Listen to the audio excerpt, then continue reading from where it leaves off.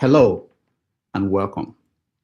Last night at the White House Correspondents Dinner, a gunman fired shots in an attempt to break through security and get into the venue.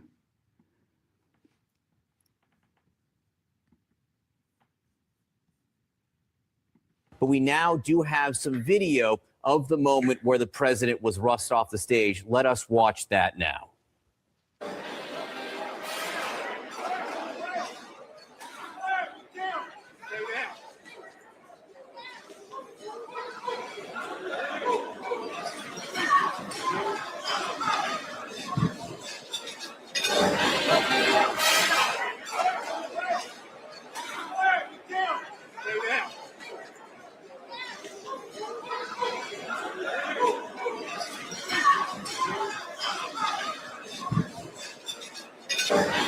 You know, what occurs to me as we're watching this as well, we just said Erica Kirk was in this room. She was. She was in this room There are reports. as well. There are reports that she was seen crying as she was leaving the room as well. People who did see her there made that note. Obviously, this had to be very, very traumatic. We have Caitlin Collins on the line for some more insight. Caitlin Collins, we're listening. What's happening?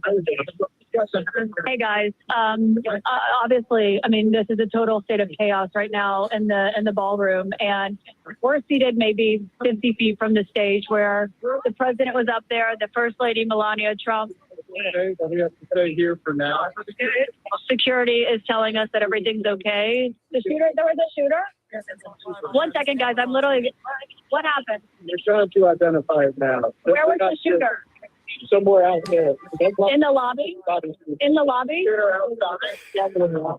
All right, control. All right, guys. I just want you to know this is not verified. We're just listening to what's happening right now. But we have security around us, and it's Secret Service because there's a lot of members of the administration here. The Secretary of Education is seated right next to me.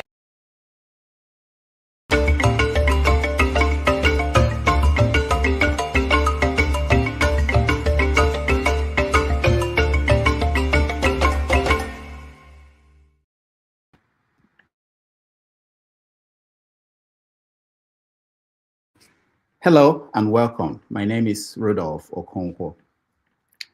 Politics and media have always been joined to the hip. That is why Thomas Jefferson once said that if forced to choose between the press and the government, he will choose the newspapers. And Arthur Miller put it this way, that a good newspaper is nothing less than a nation talking to itself. But what happens when the conversation is under threat? Just a day after a gunman attempted to attack the White House Correspondents Dinner, an event where power meets the press, what is the state of the national dialogue in America and across the world? And as Nigeria edges towards the high-stakes 2027 elections, we must ask, who is speaking, who is listening, and who has been pushed to the sidelines? How is the conversation shaping for the political elite? How is the media holding up its end? And what about the masses living with the consequences of both? On our show today, media practitioner and consultant Precious Enyi joins us to take the pulse of the nation. As the political temperature rises, she offers us insights from both sides of the divide. The people who make the news and the people whose lives are shaped by it. Please join me in welcoming to the show, Precious Enyi. Precious, welcome to the show. My own, thank you. My name is Precious Enyi, not Enyi. Oh, Enyi, please, not Enyi. Enyi. My father, when he was alive, would tell you that my name is Enyi. I'm your friend. Enyi. Okay. Enyi is better than Enyi. Okay. Yes. I didn't know it's Igbo name actually. I didn't know. It's Enyi. It's Okay. Enyi, yes. Oh, okay. Oh, that's nice. I didn't know that. And that's your last name, Enyi. Thank you. That's my last name. Wow. I like that. That's a good name to name As it. friendly as friend can be. Yeah, it's wonderful. I never thought about that as an What Igbo. is it? Yeah. All right. Welcome to the show. Thank you so much. Thank I know you are busy. You just left a show where you are moderating and I'm going back to another one and- too. So when do you rest? Anyway, we'll get to that. But Okay. let's start with what happened yesterday in Washington. I know it's maybe headlines across the world. I don't know how it is I playing. saw that late last night, and there was I don't know what. Just go ahead. Did he make it to the Nigerian papers? I think so. I saw that. I saw that all over social media. First of all, I mean, social media is the first place you get information these days, and not just our papers. So Yeah, when I say papers, that's the start. It doesn't mean like TV and all that. yes, I saw it across social media. Yeah. Okay. Yes. So what are people saying? How are people reading it? So from the Nigerian angles, very interesting reactions from Nigerians. So from the Nigerian angles, some people look at it like another stunt, Baba, nobody there after you, that kind of thing. While others look at it that some people are even saying, nobody will kill Donald Trump in Jesus' name. He's here to fulfill the word of God. God ordained him, and it's only God that can take him away. So there's just that mixed reaction from Nigerians about what's going on in the United States.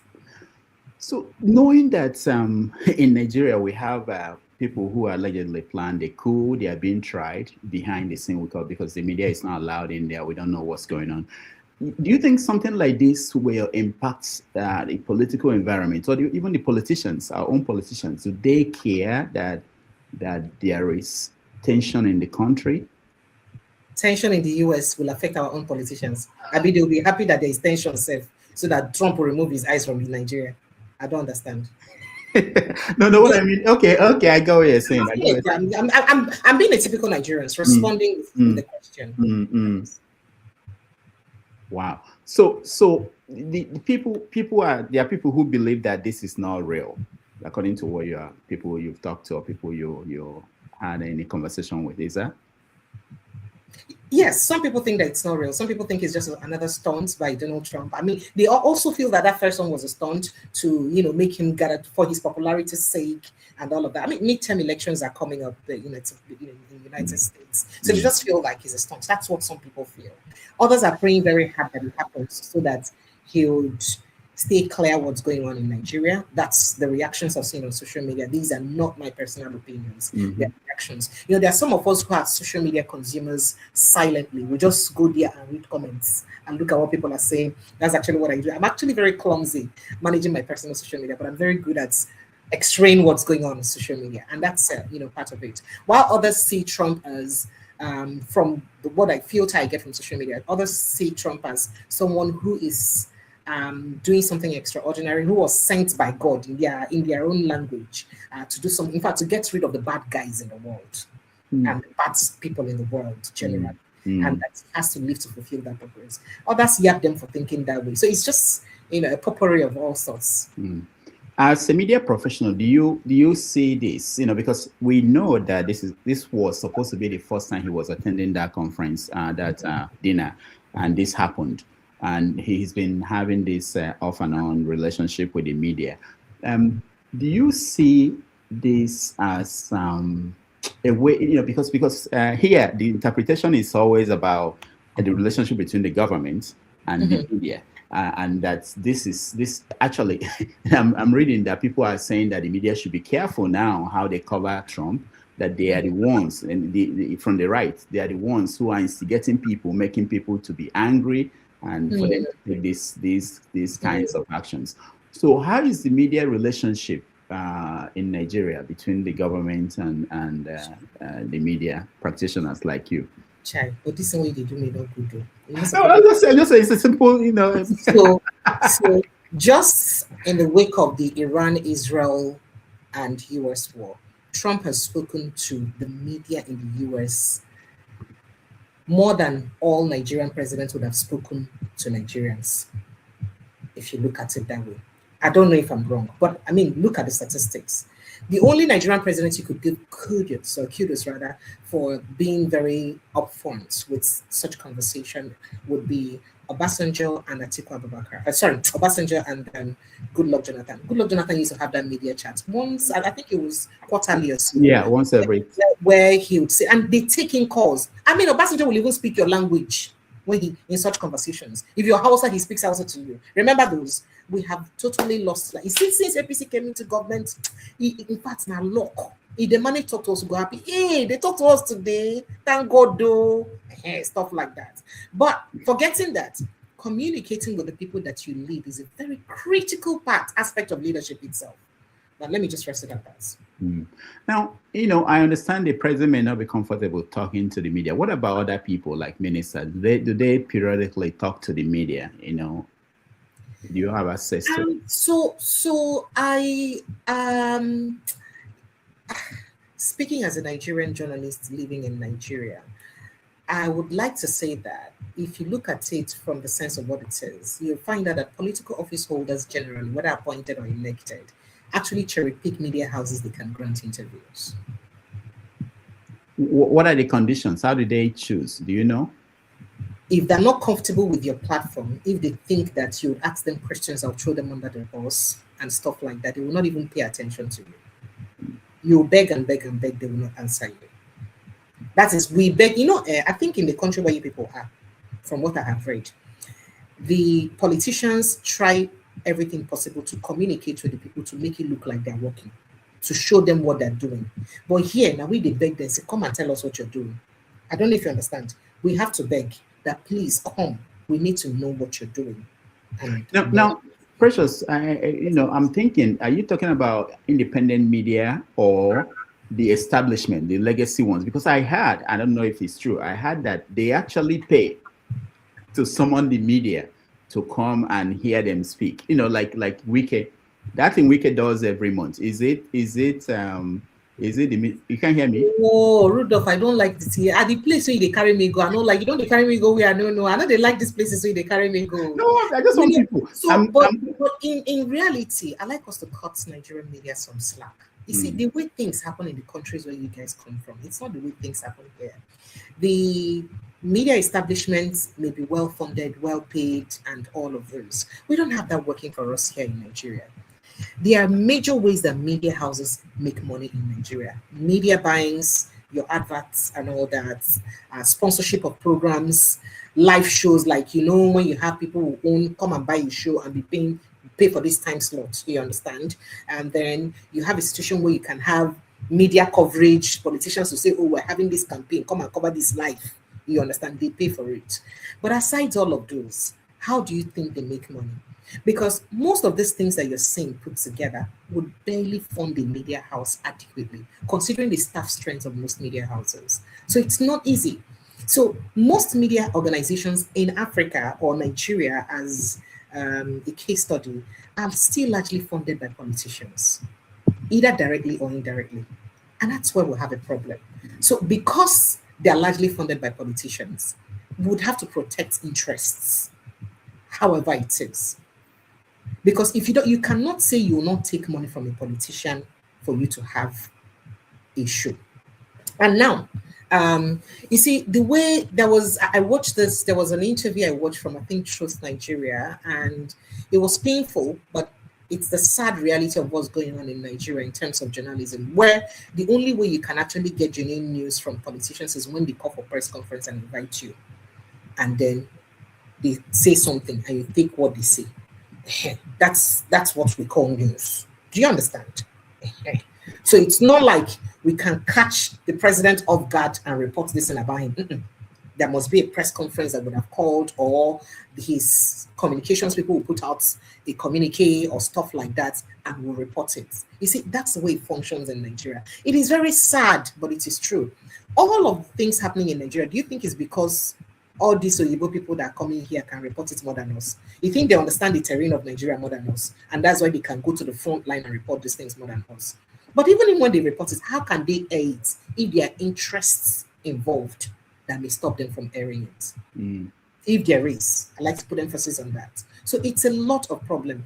And, the example you give about Wiki and all of that. So a media house, go buy airtime. Go get airtime, spend money for diesel.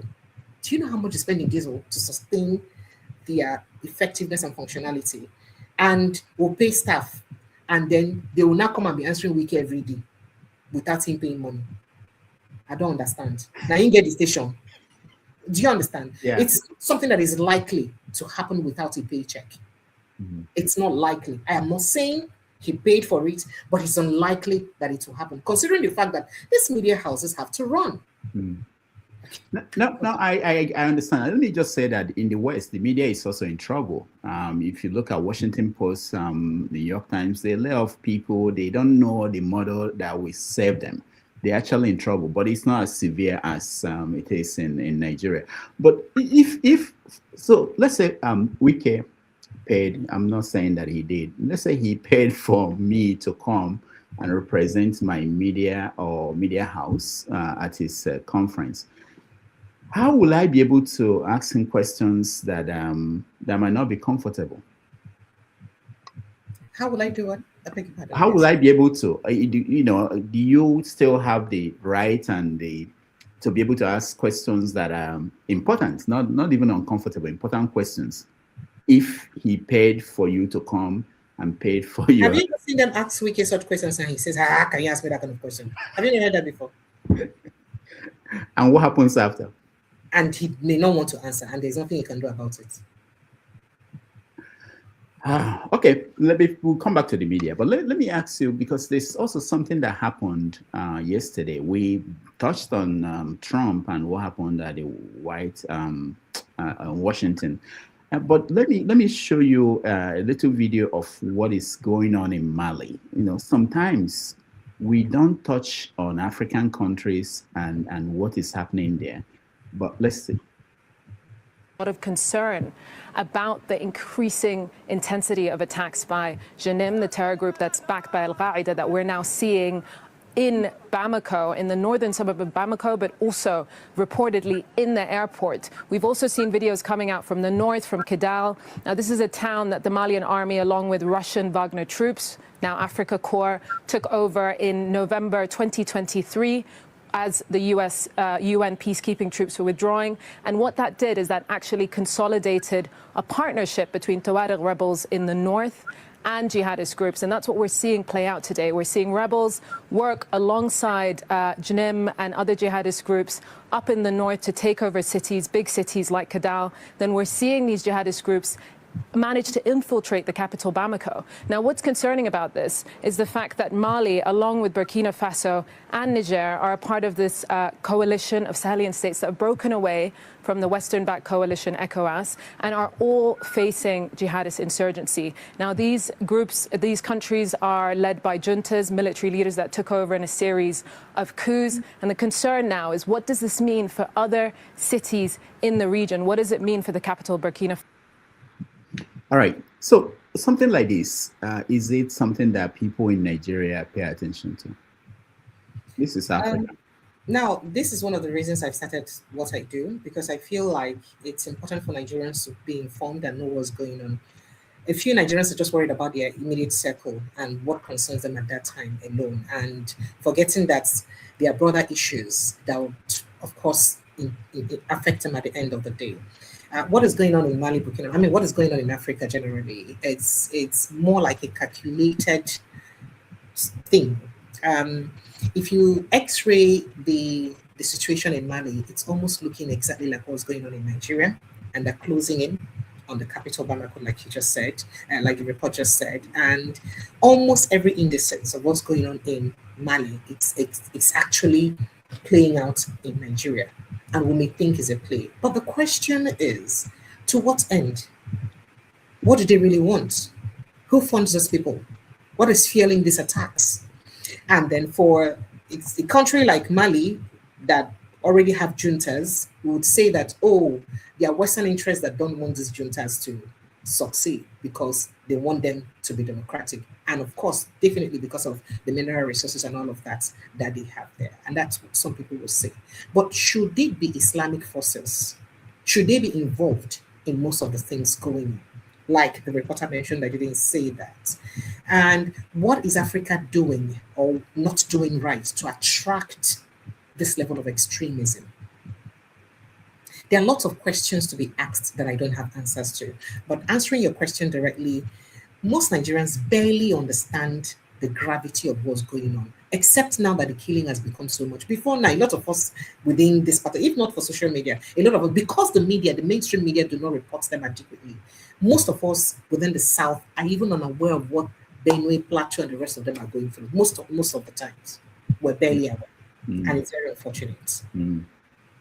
So is it because it's not being reported or that people don't care about it? I want to know, because sometimes... Because it is underreported. It's not because it's barely reported.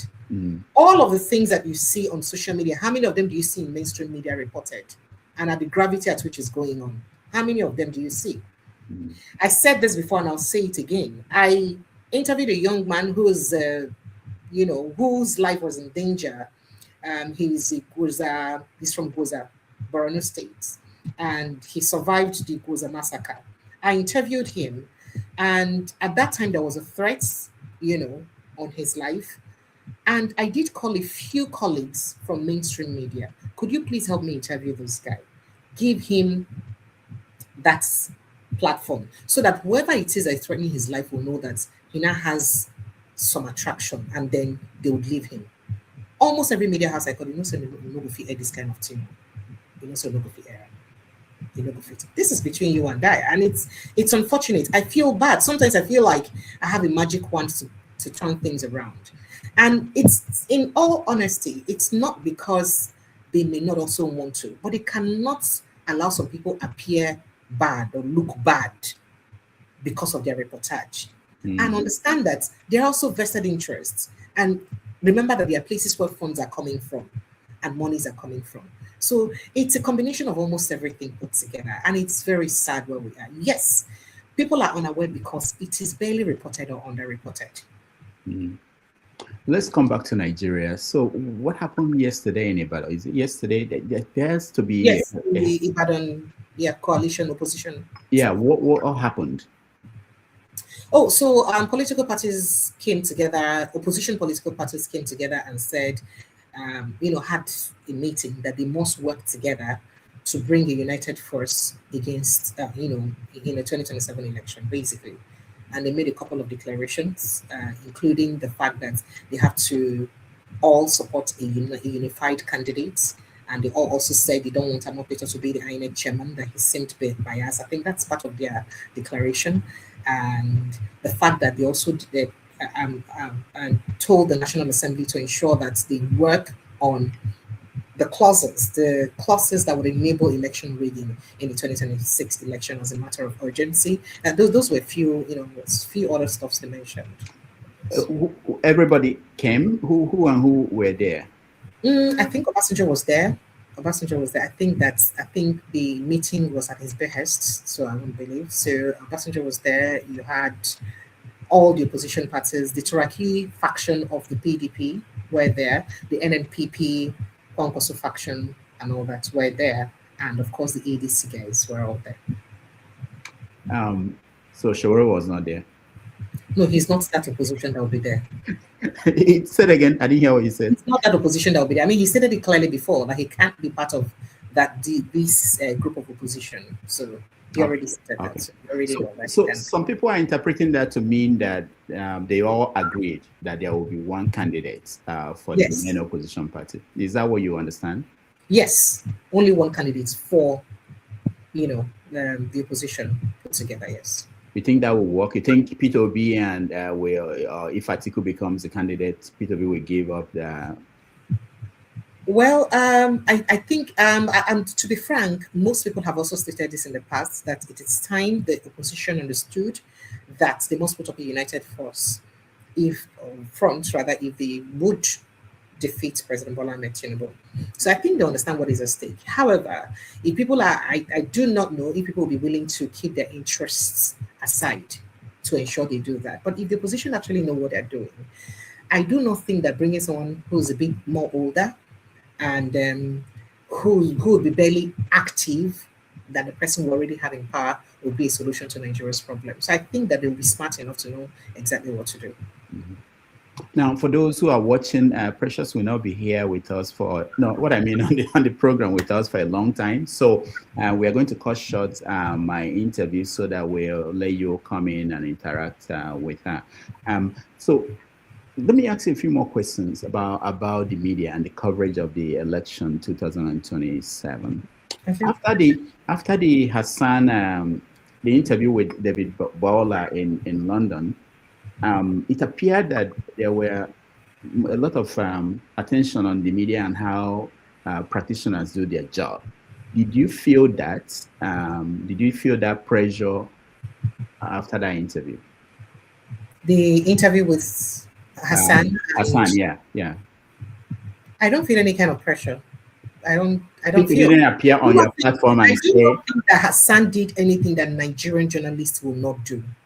So the question is, will the politicians even respond to the Nigerian journalists in that manner? It's a different thing. See, first of all, I want to believe that Bola would have gone there to market himself and his boss. That would have been the intention. But fortunately, that was a marketing, done wrong or gone wrong rather. So I don't think Hassan did anything that we wouldn't do. I don't think so. There are different ways you ask questions. For me, I do not believe that I must force my guest to believe in my opinion for me to show that he's not answering the question. If I ask you once, I go back again and ask you again, I refuse to answer. Let the guest or audience decide whether or not you've answered that question. I don't have to shove it into your throat to make you look like you're stupid for the world to know that you've been stupid for not answering that question. So people have their different approaches to interviews and conversation. But again, Hassan was fantastic. But I don't think he did anything that any Nigerian presenter or journalist wouldn't have done. No, I don't think so. Well, why did people, on several platforms, if you read comments, like you say, I also go around and read comments and see what people are saying.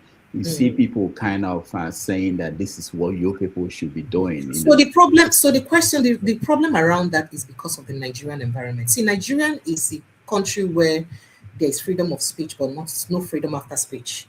You understand? So people may go ahead to ask such questions with such receipts. Do you understand?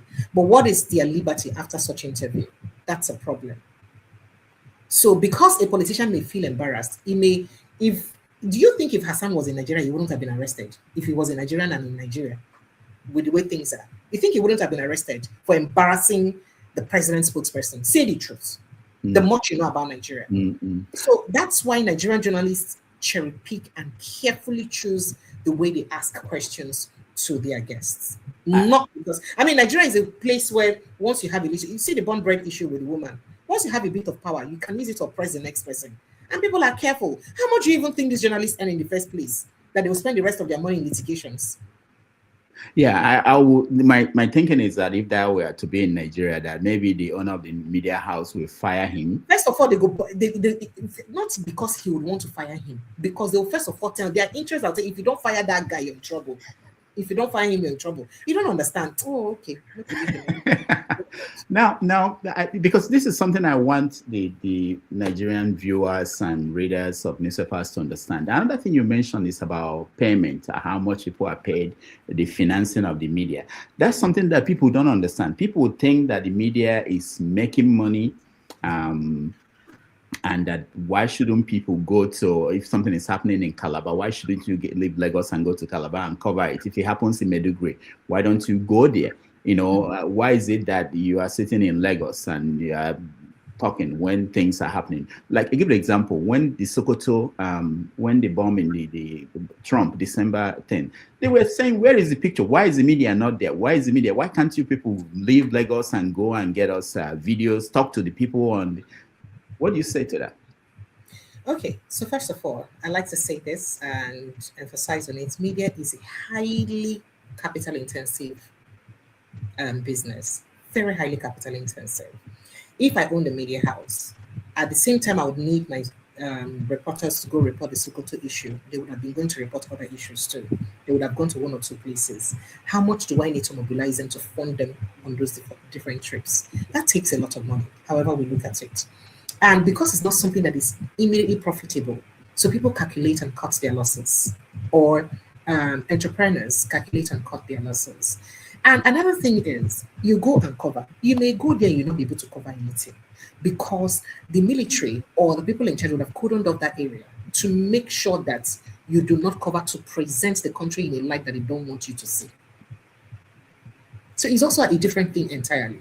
So speaking about people not going, do you know if there are people who even perhaps indicated interest to go? I think I saw News Central or so do a few work concerning that, But it takes a lot. Remember, you're going to a terrain that is highly dangerous because of the insecurity. So they will go to the security. They may, perhaps go with handful of security personnel, chartered vehicles, and all of this. It takes a lot. How much the media houses they make? They're not making money. So I don't know if I've said this before. It's easier for banks in Nigeria to fund a politician who is contesting for an election than to fund it to open a media house. Because media is not an immediately lucrative or profitable business. So it's not that easy to make money. Okay, how would they get the fund? If somebody was to send, a media house were to send someone on that report, the money they'll spend for flight from wherever they are, the nearest station, to get to that place, for flight for the cameraman and the reporter, 2 people, and then they'll hire security, they'll hire vehicles for mobilization. They may spend at least 2 to 3 million naira. Where would they get it back from? Where would they get it back from? So as much as it is their job to do, but people have to do the job within the means that they can afford at that time. That's one of the issues or constraints that media houses in Nigeria have. Mm. Now, talking about funding, I don't know how much you know about grants that is supporting. These grants are supporting media houses we have in Nigeria, so many of them. People have raised issues about that. Who is giving you grants, and how are these grants? What are the constraints? What are the conditions that you may not be free to cover what you want to cover because you have grants? Do you think that, I don't know, if you have an idea of what's going on, do you think that media houses can survive without that extra support? Because I don't think so. In fact, media houses in Nigeria are not even surviving. They are just floating. I kid you not. It takes a lot. Do you know there are media houses who owe months, years of salaries? It's hard to pay salaries. I mean, there are people who have said that they own media houses and they tell you that I've given you the platform, use it to make money, don't ask me for salary. Do you understand? It's hard for media houses to stay afloat. Very, very difficult. You want to talk about equipment. Media equipment and sustainability is very expensive. And then because there are basic things that should help businesses function in Nigeria that Nigerians still lack, like electricity, lights. If I tell you how much media houses burn in diesel to stay afloat. In fact, because of that, some have to do epileptic supply. So they'll come on in the morning, close around 4 p.m. just so that they can sustain. It's not easy. And you know that for you to be able to have, good generators, because of the kind of equipment we still use these days, you need high power generators because of the kind of equipment we still use. So it's difficult for media houses to stay afloat. So that's why sometimes, when those of you in the diaspora try to be too hard on Nigerians, and I'm like, you guys don't understand how this works. It's not easy. It's hard for any media house to function without grants. Even the ones in your United States, they must have grants. But then again, a lot of people are careful where they get their grants from. For instance, what I do, I have the desire to turn into a full-fledged media house. Albert's just online, not mainstream. But then again, I am very careful. I want to fund it by myself. When people ask me for money, I say, don't worry, I don't want money. Because I don't want tomorrow they tell me that because you're taking funds from this place now, you're now a US agent or somebody is funding you. I don't want. So I don't like anything that's got to do with me taking money from anybody for any reason. But then again, it may be impossible for me to fulfill that dream because I need funds to make it happen. Because it's a highly capital intensive business, very capital intensive. From the equipment that you have to buy to the sustainability of the business and all of that in an environment where you don't have basic necessities. Internet connectivity. There are things that would help the business move forward that we do not have. And these things are pricey. How do we afford them? But unfortunately, we're where we are. What about public funding, where you solicit funds from people, regular people, not from organizations, not from founders? Which regular people, no vex? I don't know. Maybe there's something I don't know.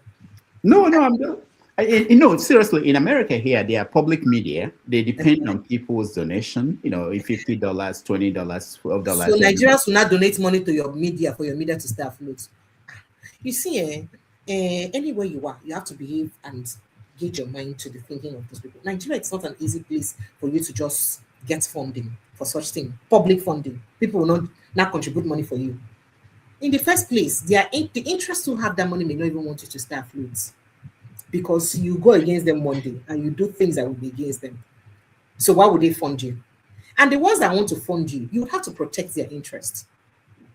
Do you understand? So you have to keep a blind eye when they do some things they do, or not to be, or you ensure that you're not too hard on them when it comes to something that they do wrong or do not do right. And then, have you been a fair media if you do that? I know an organization that set up funding from people, and what happened was some people were giving money. One guy gave $2,000 and started doing what you just said now. Call the media and say, "Look, why did you publish this? You shouldn't publish this." And the reaction of the media was to say, "You know what? If this is the way it's going to be," they said that they won't take anything more than $20 from anybody. So you don't feel that your own money, because you brought something more than other people, you have to dictate what the media should cover. But I understand that. But I wanted to come out from you, because people need to know some of the loopholes and challenges that media practitioners feel. So it's a lot of challenge. It's a lot of challenge. And I've been asked that question about how I get funded myself. I have a business. First of all, I run an outsourcing marketing customer service company that I've established since 2014, while I was still working in Federal Radio Corporation of Nigeria, because that's my background in journalism. And I'm also a media consultant, because I do a lot of, in case you do not know, in case when I get work for me, I do documentaries, I write documentaries, and I produce fantastic documentaries. I have a degree in theater arts, by the way, background in theater arts. So because I have that mixture of production and directing and all that, so it's my forte. So I produce documentaries. I've done for a couple of state governments even. I think I produced one for Adeliki's midterm last year, and it was a fantastic job. So I do those for companies and organizations. So because I have a personal thing I do for money, that's how I fund what I'm doing, and that's the interest. And it's difficult because I have staff I pay every month. For instance, I'm very clumsy with social media. Any post on my social media would have been somebody who posted it. I don't know how to keep up with the Gen Z's social media. So I don't like to focus on my weakness. I pay attention on my strengths and forget about my weakness. I can outsource my weakness. Talking is my strength. And almost everything I do takes a lot of talking. So I handle people's customer service as though it were them. You understand? That's part of what I do. So doing marketing for you, doing code calling, customer service, telemarketing and all that, it's something that is at the tip of my fingers, because it's got to do with talking. It's something I'm very comfortable with, and I'd rather spend my time dealing with that business than struggling with social media. I'm only going to social media to feed my eyes and see what's going on. So for people like us, because we're self-funded, it's very difficult to expand and to get something bigger. For instance, I have the intention to self-host someday and perhaps get to satellite, employ more staff, even presenters and all those, even get reporters. I should be able to have stringers, what we call stringers across board, that I can just be fielding me reports on things happening around their areas. But I can't afford that yet, so I'm not even doing that yet, and it's very unfortunate, right? So it's a lot. So it's a lot for somebody who wants to own or run a successful media business to succeed in Nigeria. And it's always a challenge, especially when people think that, with mainstream media. The reason why I said perhaps will not need to be mainstream, but just to remain alternative media, as it were.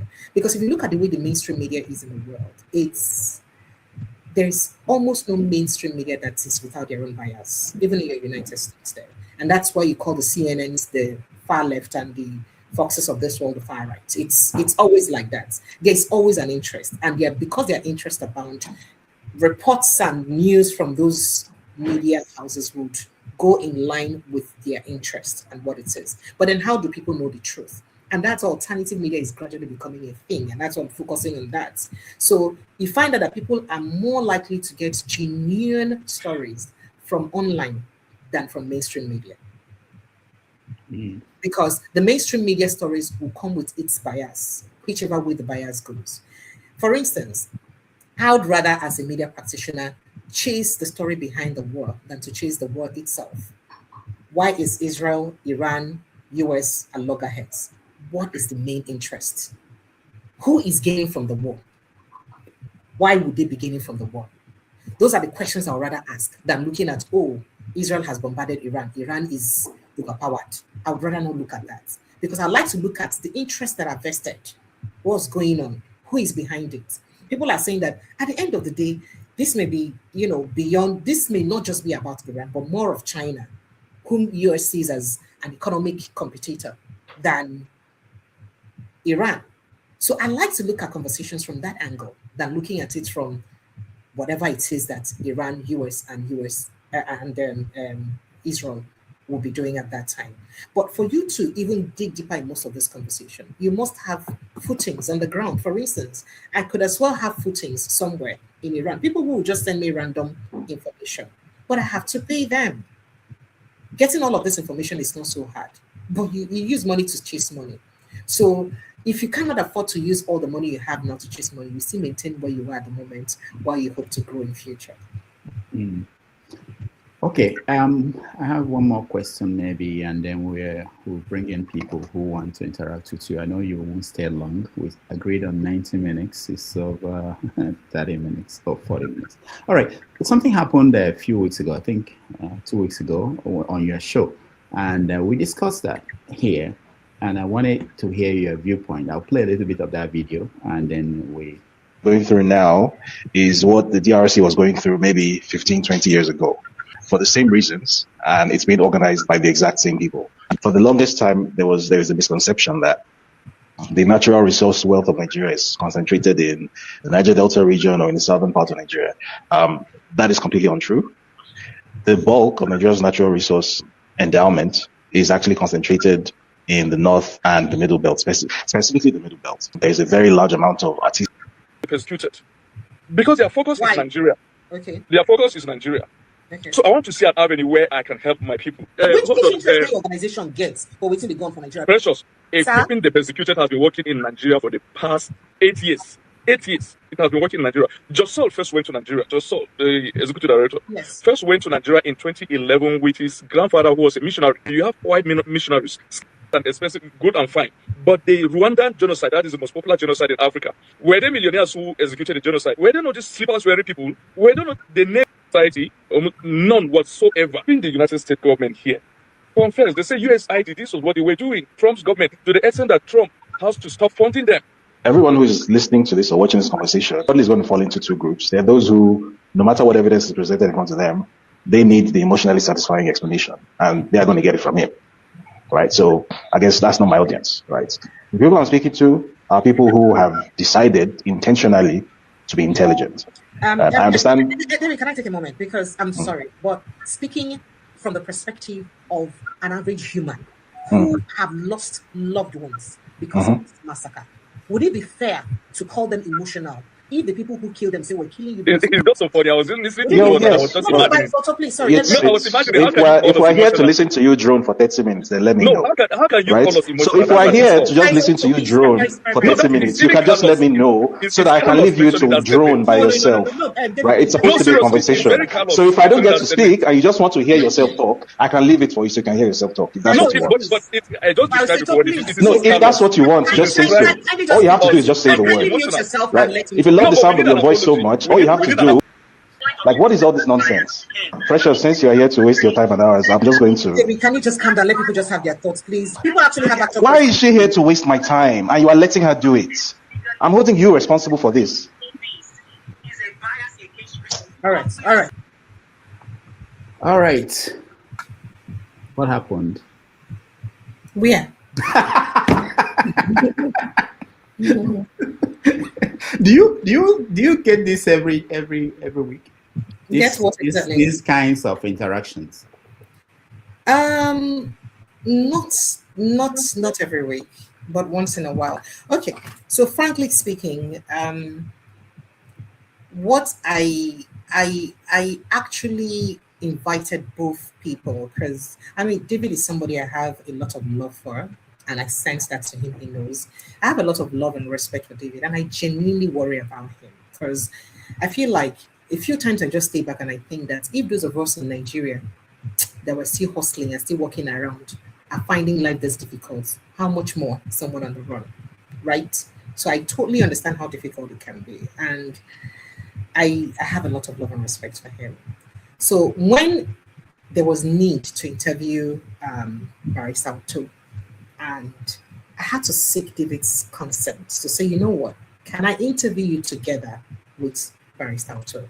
Because I wanted Nigerians, as I said earlier, what I do is to give information to Nigerians, or to break down the core of what I do is to break down these conversations around politics, governance, economy to the barest minimum. And I always make at the speech in English the grammar. So the idea not be to use grammar, because oftentimes people run away from this conversation because of the language of presentation. So I thought if I simplify it, add a touch of sarcasm and humor here and there, it could help people understand and go with the flow more. So that's why I do what I do. And then I thought that Nigerians will be more informed if they hear from both sides and decide what to pick and what not to pick.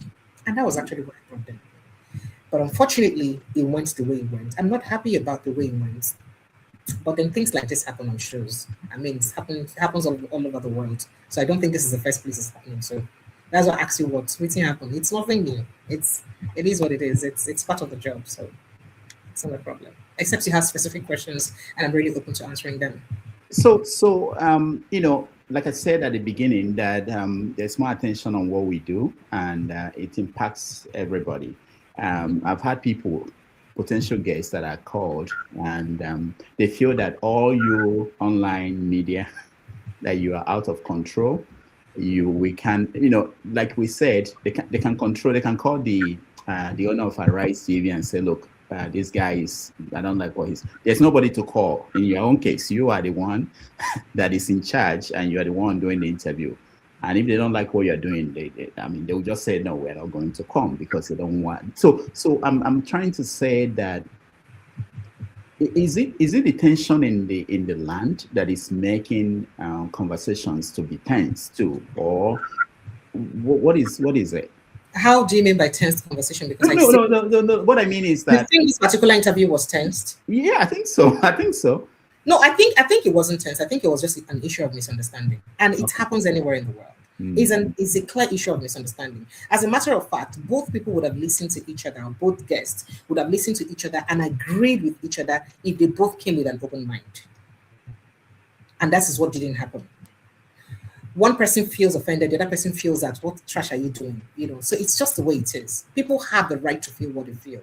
On one hand, David feels that Uto is a paid agent or a traitor for working for a Jutsol who owns a charity organization, whom perhaps benefits from the crisis in Nigeria, because the Westerners are the ones who put us in this crisis. And Barasoto, and he feels that there's something like Christian genocide. So anybody who's saying that is just looking at the surface. They're not looking beyond the surface. He may be right in his own way. While Barasoto feels that if there is something like Christian genocide, why did Othman Dafodio make the statement he made about dipping the Quran into the ocean? And why is it looking like almost everything that has been happening in Nigeria is systematically working towards achieving that purpose and all of that? Why can people not, even including areas where they do not have natural resources in their villages, why are people displaced in those villages and are not allowed to get back to their villages? Why do we have people of a particular religion living in those villages today, renaming people's villages to their own if it doesn't have a religious coloration? So you see, while Frank may be also right in his own perspective, David is also right in his own perspective. It's now how to marry these two together that became an issue, because perhaps one of them were intolerant of the other. So that's just all. It's not a big deal. It happens. But I mean, at the end of after the interview, David wrote on his social media and some things about... Oh yeah, he insulted me a lot too and called me idiot and all that, but it's fine. So you see, these kind of things happen. And I don't want to dig deeper into what played out in the conversation. As I said earlier, David is somebody I respect a lot, and I respect Barry Salto a lot too. And I'm in between two guests and two beautiful, amazing, intelligent men that I respect. I cannot give preference to one over the other. In fact, if I remember what happened that day at the backstage, Barasoto was running late for the interview. It was supposed to be, I think, 30 minutes earlier. He was running late, and he said he was running late. I could have started with David, but I said, you know what, let me reach out. And I already told him that, no, David cleared his schedule for this interview. It would be unfair for me to keep him waiting. Please, this is not fair. And he said, please, just give me 30 minutes. I had to screenshot that message I sent to David. This is what this guest is saying. What do you think? Would you rather I go on with you or you would wait? He said, no, fine, you would wait. You see, there was that communication, because I had to ensure that. And I even told him, I said, I don't want to come off as being biased over, any other person. So I had to make the communication clear with you too. So it is what it is. The part that I do not agree with David as an audience is that he insulted the audience, including you who will go and watch that video tomorrow. Because from the moment I started taking calls, he murmured and said, I cannot be here listening to this with more people. The fact that people disagree with your opinion does not make them foolish or stupid. So you may have an opinion, but you should have an open mind to also see their own aspect of argument. There may also be a possibility that your own opinion is correct and their own is correct. And maybe both things can be happening at the same time. Who knows? We can't tell. But your intolerance or ability to understand or see reasons, at least to the lightless or littlest minimum of what the other person is, the other person's perspective, is actually what got us where we are. So the only aspect I have issues with is, in fact, that was why I perhaps allowed more callers to go on, because people hearing him say, I can't be here and listen to more people, and now hear me cut off all the callers. You can even see the way I was rushing the callers. Hurry up. You need to go watch the full video. I was rushing them. I deliberately started with David because I wanted him to exhaust his opinion, and he did extensively, because I wanted people to learn. Again, the idea was not to bring them at loggerheads with each other. It was for people to learn. And that was why I started with his own perspective. Let people hear and understand him first. But you don't go calling your fellow panelists traitor because he works for a white man. Now everything where white man do us, not everything white man do us now. So even if the white people did it to us, there is a possibility that even if he's even a traitor, and even if the person he's working with is the reason why we are where we are, there's a possibility that he may not even know. He may just have, in his opinion, be doing an honest work. He doesn't know. So there are different ways to this conversation, and I think it's just one of those things that happen. And then again, of course, that's why we keep saying that the Nigerian security issue is multifaceted. It's diverse. In fact, it's hydra-headed. We know that, but our ability to calm down and see reasons with each other matters a lot. Again, I repeat, why we know that they are vested interest. I mean, who are the people mining our mineral resources today? Even the mineral resources we have, I keep asking that question even in my show. Almost all the mineral resources we have in the north, why are they not captured in our budgets? Why do we always benchmark our budgets with crude oil? Why are the rest mineral resources not captured in our budgets? What is wrong? What is going on? And the thing is that it is not possible for white people to use you or somebody else to use you if you haven't made yourself a willing tool to be used. I don't think it's possible. I think that these people have understood that the Nigerians or Africans are actually very greedy by themselves. Who sold us to slave trade? Is it not our own selves? Who were they using to punish ourselves? Is it not our own selves? So they took advantage of our greed and our superiority against each other, and they used that against us. So if there was no loophole or agenda to do anything, the white man would not see where to take that advantage from. Where is it that, I think I had another guest here like on Monday or so ask that question. The conquered territories, why do they hoist Islamic flag there and call them Islamic caliphates? That, like you have in Gaza. Why would they call Gaza an Islamic, that they have conquered it is an Islamic caliphate? Why do they do that if there is no interest? So you now realize that there may be a possibility that more than one thing could be happening at the same time. My grounds with all of this is that genuine human beings are dying. See, I have spoken to people. I am currently in a bid to try to rebuild a house for a woman whose husband was killed by these people. She lost all her children. She was burnt. I know the pain in that woman's eyes when I spoke to her. It hurts me. I don't have a house of my own. I haven't built. But I want to see how I can reincorporate and build a house for her to start a life again. It is demonic what people go through in Nigeria. And the fact that it looks like we're helpless with the insecurity issue, it's what makes it even more annoying. The easiest way is stolen, or you catch somebody who steals a property, is when you see that stolen property in the person's underbelly. So how come we have people who are living in those places that are occupied by other people? In the displaced communities, there are people staying there. There are people who can access those displaced communities, but the owners of the communities cannot access them. There are people who have renamed other people's villages. Do you know what that means? That your father's house in your village, you can no longer go back to it again. you don't have a home again. Do you know what that means? And we have a government, and the number one priority of government cannot be to reclaim those land for those people, but rather we're reintegrating the people who put them in that condition. Doesn't even make sense. And then we blame the whites for that too. All right, at this point, thank you, Precious. Let me mention that I reached out to David. I'm still trying to get him to come, not about this particular issue, but I always like him to give us his viewpoint, which is unique.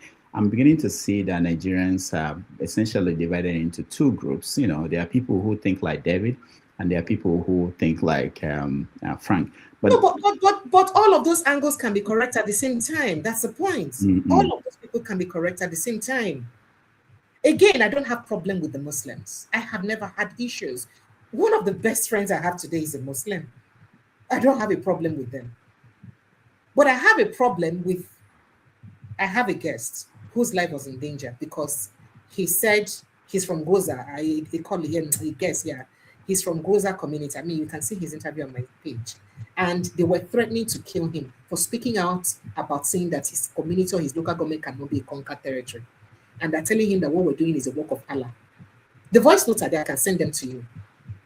So tell me, will you tell that guy tomorrow that this is not religiously motivated? Is it easy to tell him if somebody is threatening his life for speaking out about his village, and the person who is threatening him is telling him that you cannot tell us that your place is not conquered, we're doing the work of Allah, and we know no rest until everywhere is conquered. And the person says that to him, and you can convince him tomorrow that it's the white man that told the person to say that, and not the people who want to conquer him. Is it easy to convince people of that? I don't know. All right. Thank you, Precious. We take a mini break or two, and then we will be back and get you guys involved in the conversation.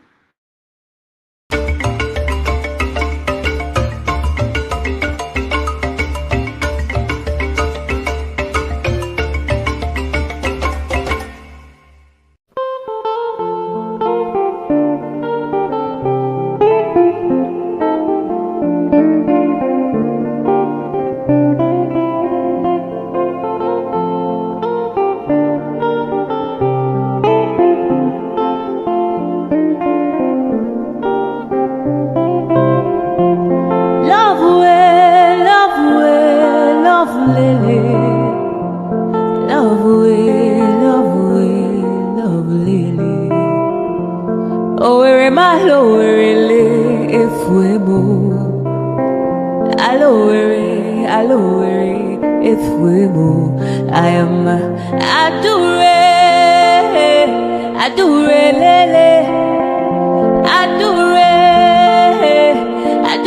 lele, idu kwa samaka onyoma odiga powder, idu kwa samupu onyoma odiga fomu, idu kwa samishi onyoma odiga pilo.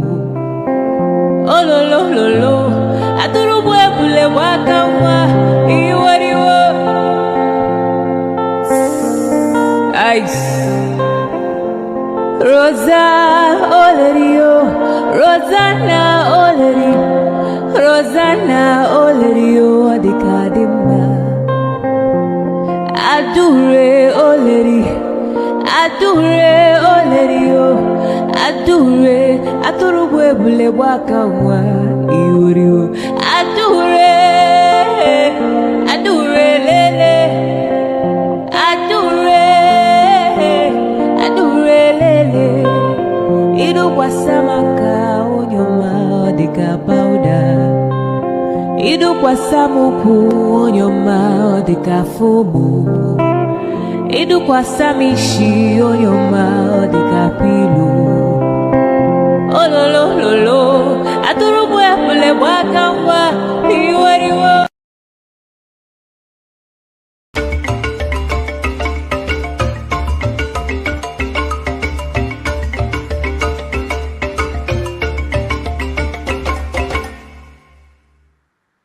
All right, welcome back to our conversation with Precious Enyi, and she's been helping us understand the politics, the media space in Nigeria as we approach 2027. 7 elections. So let me bring in people. We have only 30 minutes with her. She came out from a show that she was moderating to be part of this conversation. So we appreciate that. All right, Precious, I have my people here. I will give them chance to ask you one question each. Hopefully you have to be. They can ask me, yo. I'm fine, no. I'm not the fear. No, not about fear. It's about your time that I'm worried. All right. It's okay. I'm just concerned about your time. I know you can take any question.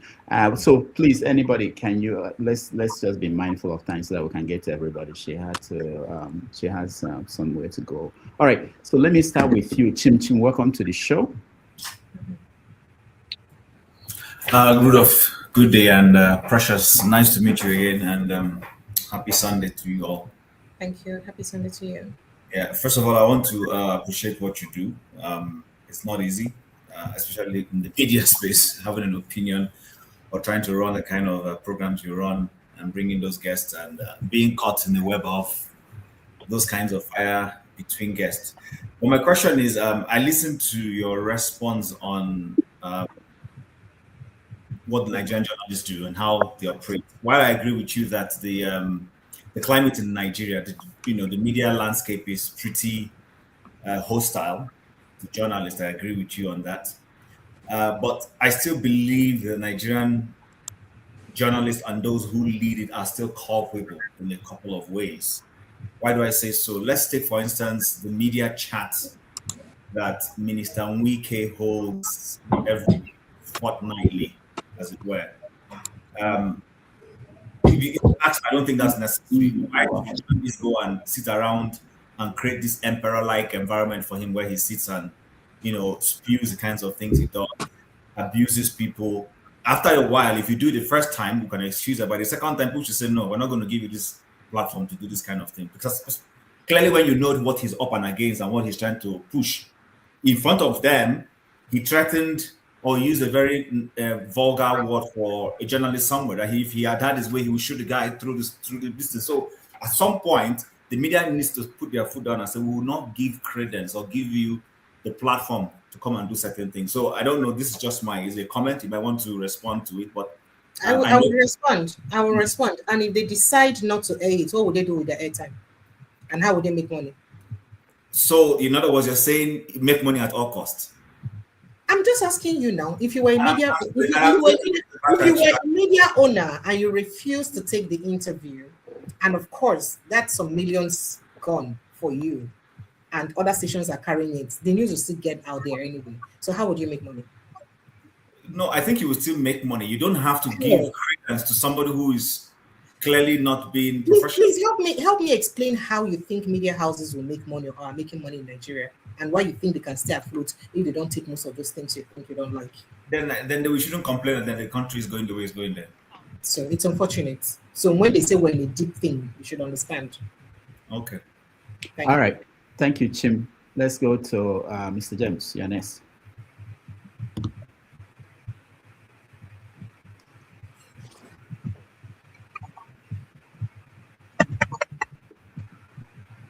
All right, Mr. James is having technical problems. Let's go to Tony. Tony, you're next.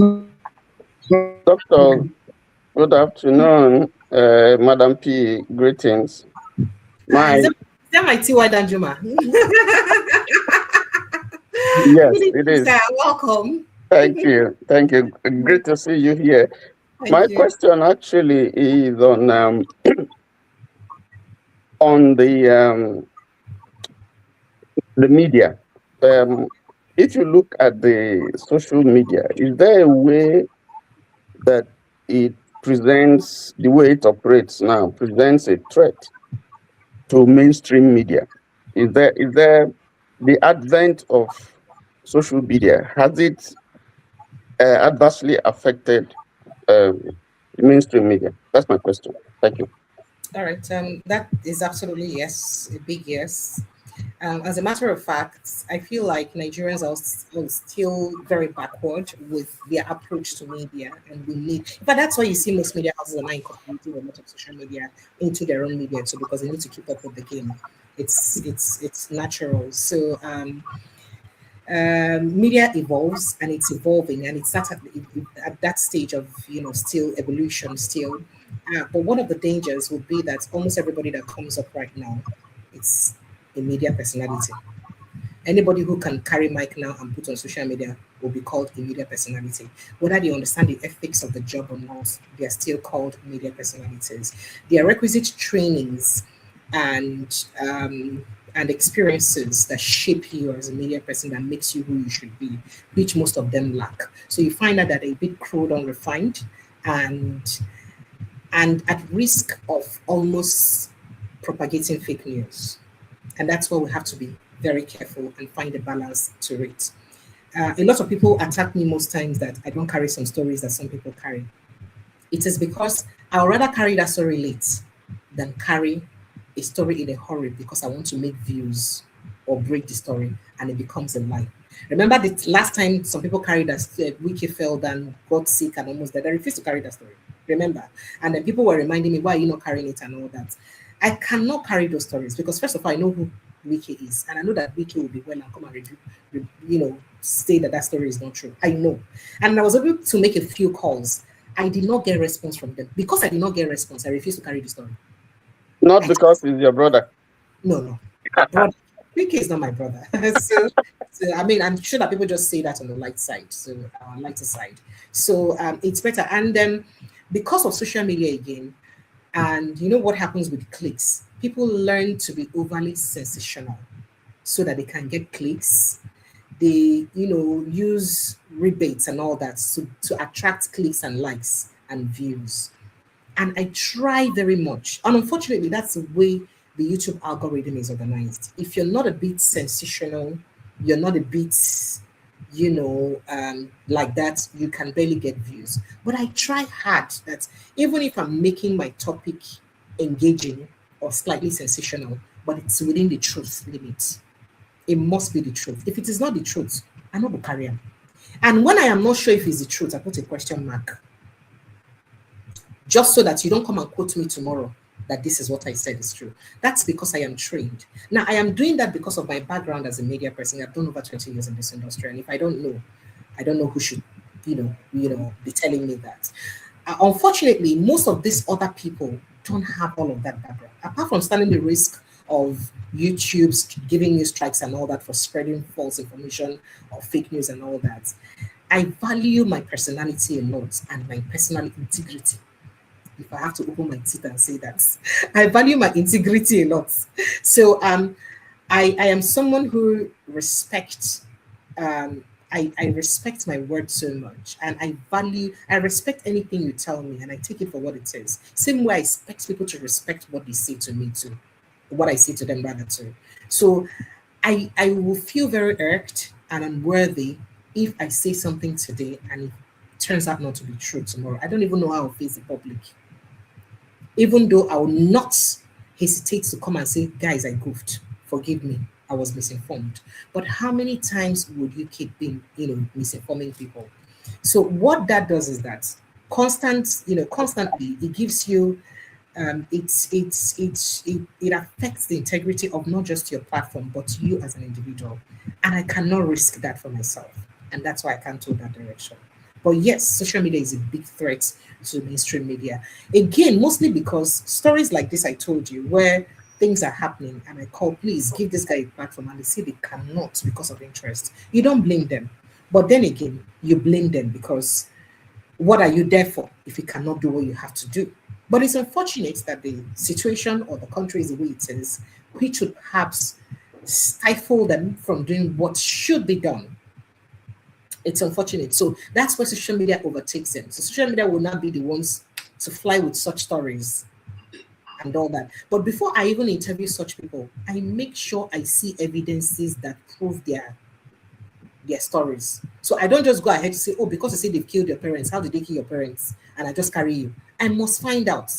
I must see, so that tomorrow, if I'm held against or there is a litigation, I can present it that these are the evidences I saw that made me take up the story. So. All right, thank you, Tony. Let me go to someone in Nigeria. OBE, welcome.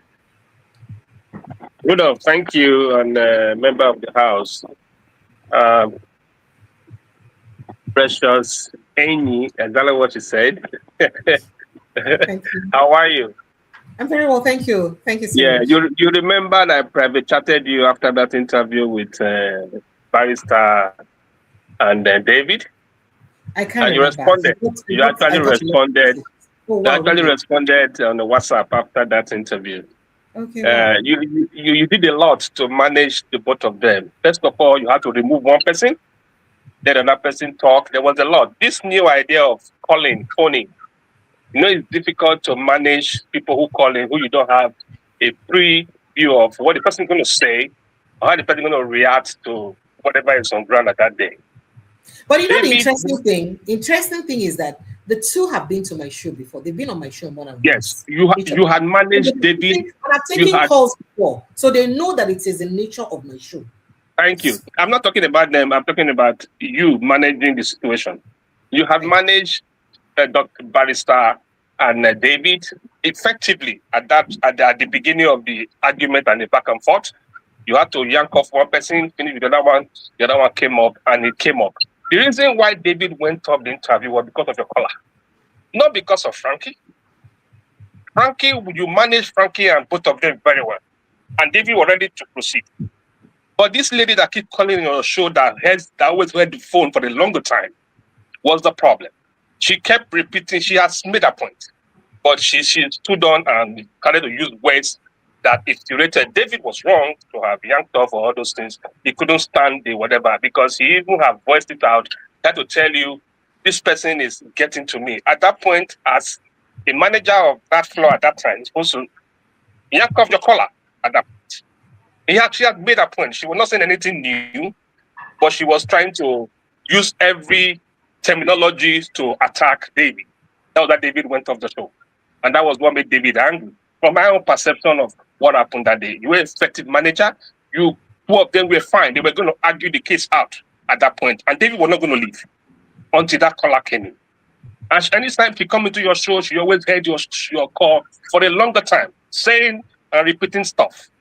That was what happened. So at the end of the day, it's not easy because you as a person, you're going to manage, you are managing the audience, you are managing two guests, you are thinking of your questions, you are rephrasing, you are reframing. It was a lot. Obi, but you did your best. Thank you. Thank you. Obi, I'm trying to manage the time. It's okay. It's okay. I can give you extra 10-20 minutes. Oh, so okay. It's okay. While I appreciate the kind words that you have used so far, however, the core reason why I established the platform, I started doing this, is for the sake of the audience. If there was no audience, there won't be a David or a Frank to be in the show. They'll just be talking to me and it wouldn't make sense. So the audience is an integral part of any platform, including a television station, a mainstream media television station. The audience is very important. And so most of them, or two of them, as I said earlier, have been on my show before, and they understand that the callers, in fact, a lot of them know that I have quite a form of very enlightened audience who dig deep, who probe conversations in depthly and not just on the surface. So they understand that. If you would also recall, from the first call I took, David was already cranky. If you want to be sincere to yourself, if you listen to that interview. So it wasn't just, I don't know, I think that was Laura. It wasn't just Laura's call that infuriated him. He was already cranky. And I think that the reason Laura's call infuriated him the most was mostly because she did not agree with him. Again, if a guest has an open mind, you should understand that there are people who have the right to agree or disagree with your opinion. It is up to you to, after their call, meet them with a superior argument that will rubbish them.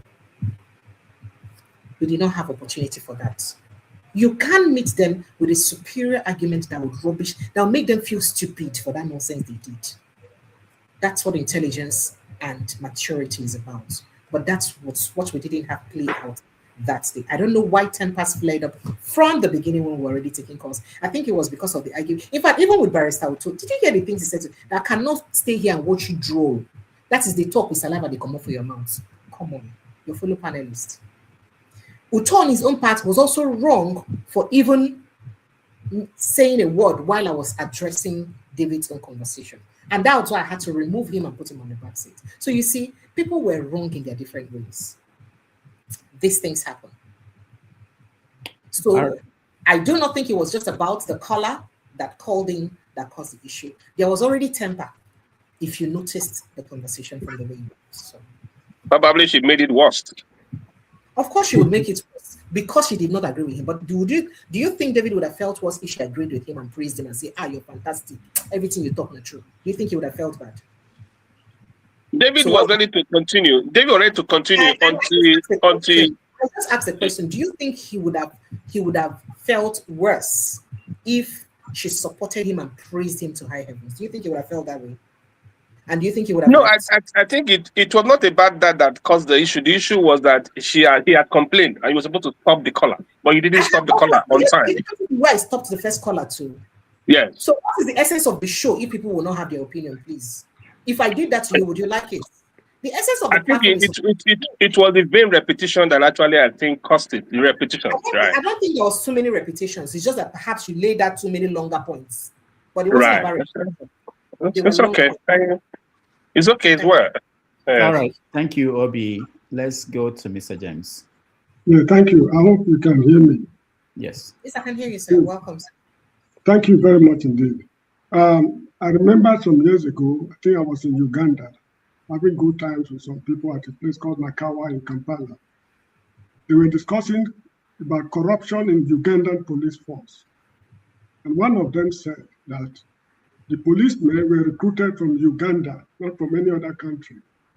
A rotting society cannot produce a clean police force. The policemen were drawn from a rotting society. That is why they are corrupt. That habit, they imbibed it from the Ugandan community into the police force. The same thing is applicable to Nigeria. A rotting society cannot produce a clean workforce. All the segments, all the establishments in Nigeria, they have one form of problem or the other because the country is morally barren and bankrupt. We've attained a very high degree of moral bankruptcy, and there's nothing we can do about it. So I find it a bit surprising that we are criticizing the press. Mention one organization or establishment in Nigeria that is clean. Is it the medical doctors? Or is it the professors in the universities going to bed with school girls? Or is it the market woman? Right from the state house to family level, the entire country is in tatters because we are unable to govern ourselves. That is how I see it. And as for this David doing something, I believe truth is relative. They are both looking at a particular point from two different perspectives. I cannot fault any of them. And for you too, I cannot fault you because I remember when my father was alive, he told me that at your place of work, if everybody is telling you, Precious is a good woman, Precious is a good woman, you better watch your back. This is the problem I think you are running into right now. People are criticizing you for not taking sides in this matter between David and the gentleman. Anyway, that's all I have to say. Thank you very much for coming, and we hope to see you some other time. Thank you so much. Thank you so much. I appreciate you, sir. Thank you. I guess I don't know what to say. Thank you. And about the corruption you mentioned, it is inside our bloodstream. And the corruption is just not just about public servants alone or public officers. It's in every way, including the homes. So I think we need to go back to rebuilding our homes and going back to teaching our children the morals that they need to go. Madam, it starts with us as parents. The country is beyond redemption. Let's call it state of state. Nigeria is beyond redemption. All right. Thank you, Mr. James. Let's hear from KJ. KJ, you're next. Okay. Can you hear me? Yes, we can. Okay. If you can hear me, I just want to thank you. I followed your broadcast right from the beginning, and I was calculating everybody's face, especially yours. At one time, I started praying for you that God will give you more patience because at that point I lost my own patience, and but you managed yourself. So I want to praise you. Can you hear me still? Yes, I can hear you. I may have to take like 5 seconds. My inverter is running down, so I need to power the generator. But just quickly land your thought. This is Nigeria. Unless you run out, we can wait for you. We can wait for you. You are very important.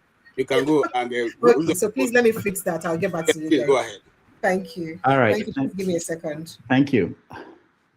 All right. So part of our reality media space, especially if you could be in an office. I remember when I was a reporter in Nigeria at the Daily Mail. We'll be ready to print the newspaper, and there was no lights, and the generator of the newspaper house broke down. And what do? You have to now it's easy to do, but then do you take all the materials to another newspaper house to print for the day, or you leave it? Sometimes we end up not printing, and this is a newspaper that tens of people went out to find stories and edit and put together. Dr. Rudolph, I want to say something. You know, some people tell you journalists are supposed to be courageous. Are we supposed to be courageous to sacrifice our life, on the platter of whatever because we're journalists? I don't think any journalist goes out of his or her house and hoping not to come back that day. We forget sometimes that the journalists themselves have families, and you already know the terrain you are operating. I tell you something. A friend of mine was picked out after broadcasting ASO Radio FM. He was picked up on Friday. Nobody knew where he was. It was the grace of God that saved him, because he had already got into Asokoro extent, part of Abuja. Okay, that's how these things operate. It's not as if even people know that you have been picked up. He was picked up, and for 3 days he was locked in the dungeon. Okay, for having said something on air that didn't go down well with somebody who is in government. So it's not as easy as we make it look. We are all some form of law and order. I'm sorry, Rudolph, I disagree with you. I disagree with you 100%. Today we celebrate that some journalists in the US revealed an information about the American president Nixon, who resigned. Delegawa died. I'm not asking you to go and die, but if, like somebody rightly typed here, if you don't want to do the job, step aside. No, I refuse. I refuse. No, sorry. That's every job. Hold on. Refuse. You jumped into me also jumping. I've listened to you. Let me jump in. But I listened to you. No, let me finish, because you didn't wait me for me to finish. All right, go ahead. Yes. Go on. You see, listen, let's take example. You are a soldier man. You signed. You know that when you signed, when you were signing up, they gave you 2 forms. They say you can die in the process. It's good. But do you go now because you have already signed, and then you go and stand before a machine gun so that you be killed, and so you go? That's what it is. We must, despite the fact that we have signed for this, we still have to practice with some form of sense. Okay. That's what it is. I've heard you. So, here's my point again. That's a bunch of malarkey, like Biden would say. It's all hypocritical. Every job comes with occupational hazards. The military man you've mentioned knows that critical to his job is that he can die. He could be bite. He's not going to go and stand in front of a machine. Nobody says that. Nobody says a journalist should go and no. But I'm going to I will put more of my reasons later on at the post, because I want to respect the guests we have. But the point I want to make is today some of us sit down here and we celebrate Western journalists when they reveal things, bring out information, take risks that eventually help society. I'm of the view that if Nigerian journalists have been doing their job very well, by this time they'll have played that job as the fourth. Fourth estate of the so well that we won't be having people like the man we have in Aso Rock and his clique. It is because the journalists are not doing their job. They are taking this brown envelope that we're talking about. That is why we're where we are today. So you can sit down here and gloss over it all you care. Oh, Jim, as far as I'm concerned, the journalists we had back in the days, the Azikiwes, even the Awolos, the kind of journalism they did that put them in trouble with the colonial elites. Many of our journalists of today don't want to tread in that particular realm anymore. They don't want to. Because I see the reason why we should be giving Enrique a platform every quarterly to come and be saying all the kind of things he's saying. So the journalist is Chim, you guys are not listening to what she said. And I'm just going to take what she said. Don't bring her in. Don't bring her in. No, don't bring her in. Please leave her out. Hold on. And I'm using that to make my point. Not because I'm bringing her in. The media in Nigeria are owned by mostly politicians. Are you going to report against the person who owns the house that is paying you? Are you going to do that? And if peradventure, like, I want to put a point straight to you. There's a guy who used to be called Benga Roroba, who used to present the Face the Nation in AIT. Where is he now? How many Nigerians are bothered to find out where he was and what happened to him? Look, let's not. This is not a. It's not a. This is real life situation. It's not a. We're not writing a fiction. We can make as much excuses as we want. What I'm simply telling you is that even if you have the guts to report the way you want, there is going to be a price for it. That price is two. You may be taken off. That's one. Or you may not be even able to find yourself and your family don't know where you are. I'll give another example.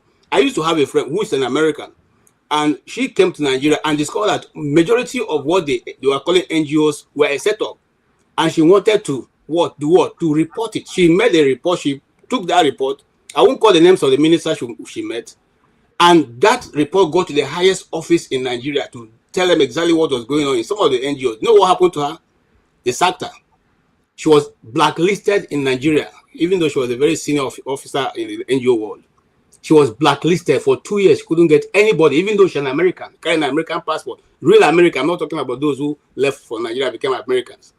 She had to come back to America to start job. Even when she got back to America, the NGO world will not employ her. Let's not do this. We sometimes overstate these things the way they are. This is real life situation. Not be movie. Okay, I'll leave it at that. All right, thank you guys. Someone wrote on the comment section. Let me see if I can catch it now. The person said, I was trained as a journalist. I found out that it was risky. I took a bow. That Jim is right. So what he's saying is that if you can't do the job the way it should be done, you should leave. Which is what, but the point is that, we can call Delegate and call whoever we think did well, but there are different aspects of journalism. That's something that we, first of all, forget. There are people who are just editors. They don't go and find news. Their job is to edit the story when it comes in, fashion it, and make sure it's published. There are people, different aspects of journalism. So sometimes when we put it all together, we expect everybody to be a delegate or to be any outlet, to be Sahara reporters, to be Premium Times. No, there are people whose job is to process ordinary information and publish it. It's also important. The most important thing for us who are consumers is to say, without these people, if they are not professional, there's something that Precious was talking about. She didn't expand on that, about what you learn, even if you don't go to school and you get into journalism, because that's what happens most of the time. People don't really study that. There are things you learn by being in a proper professional setting. But what we are now seeing is that people just, like she said, get a camera, start a blog, and you're a journalist. You go out there without that training.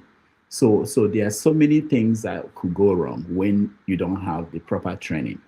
And then the online media, they take risk every day.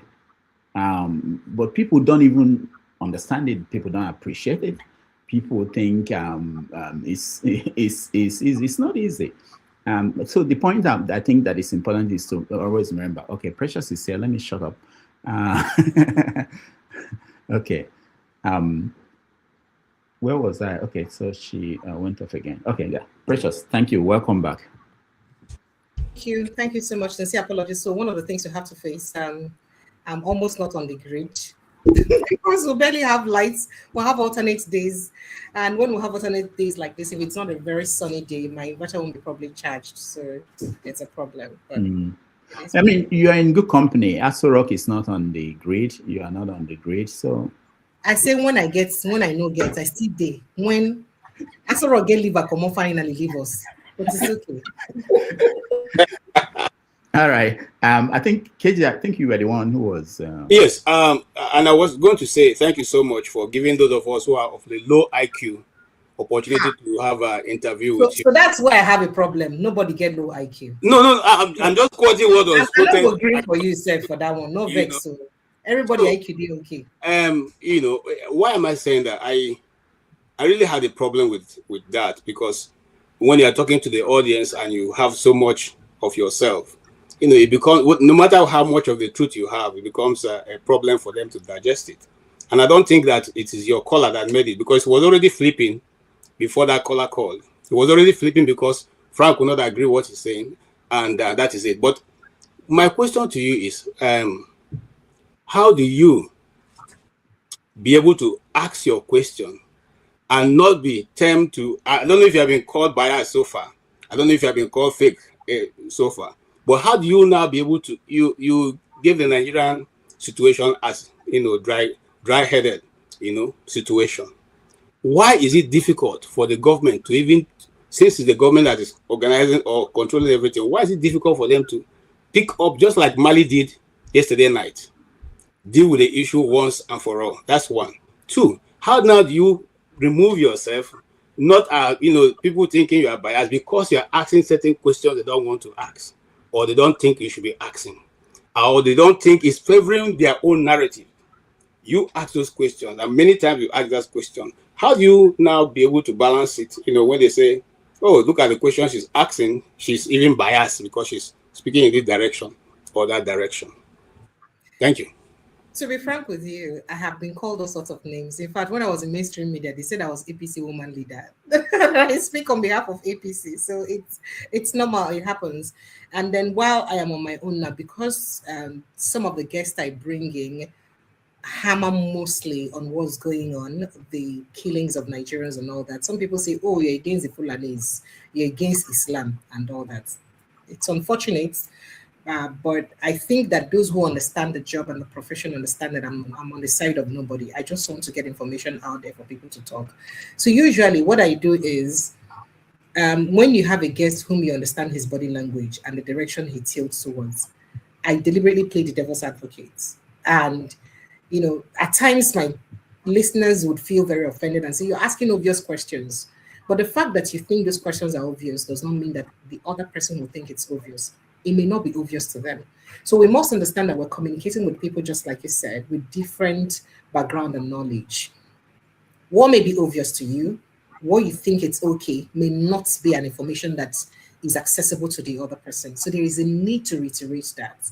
And most times when I ask those questions, of course, it's not because I'm bereft of the answers or I'm not aware of what's going on. I'm aware, but there is a need to re-echo them. So most times I ask either for sarcasm, for need for emphasis, or for clarification. It is very important so that I cannot let somebody, I cannot allow somebody to come here and say, oh, I know so person is a drug addict. How?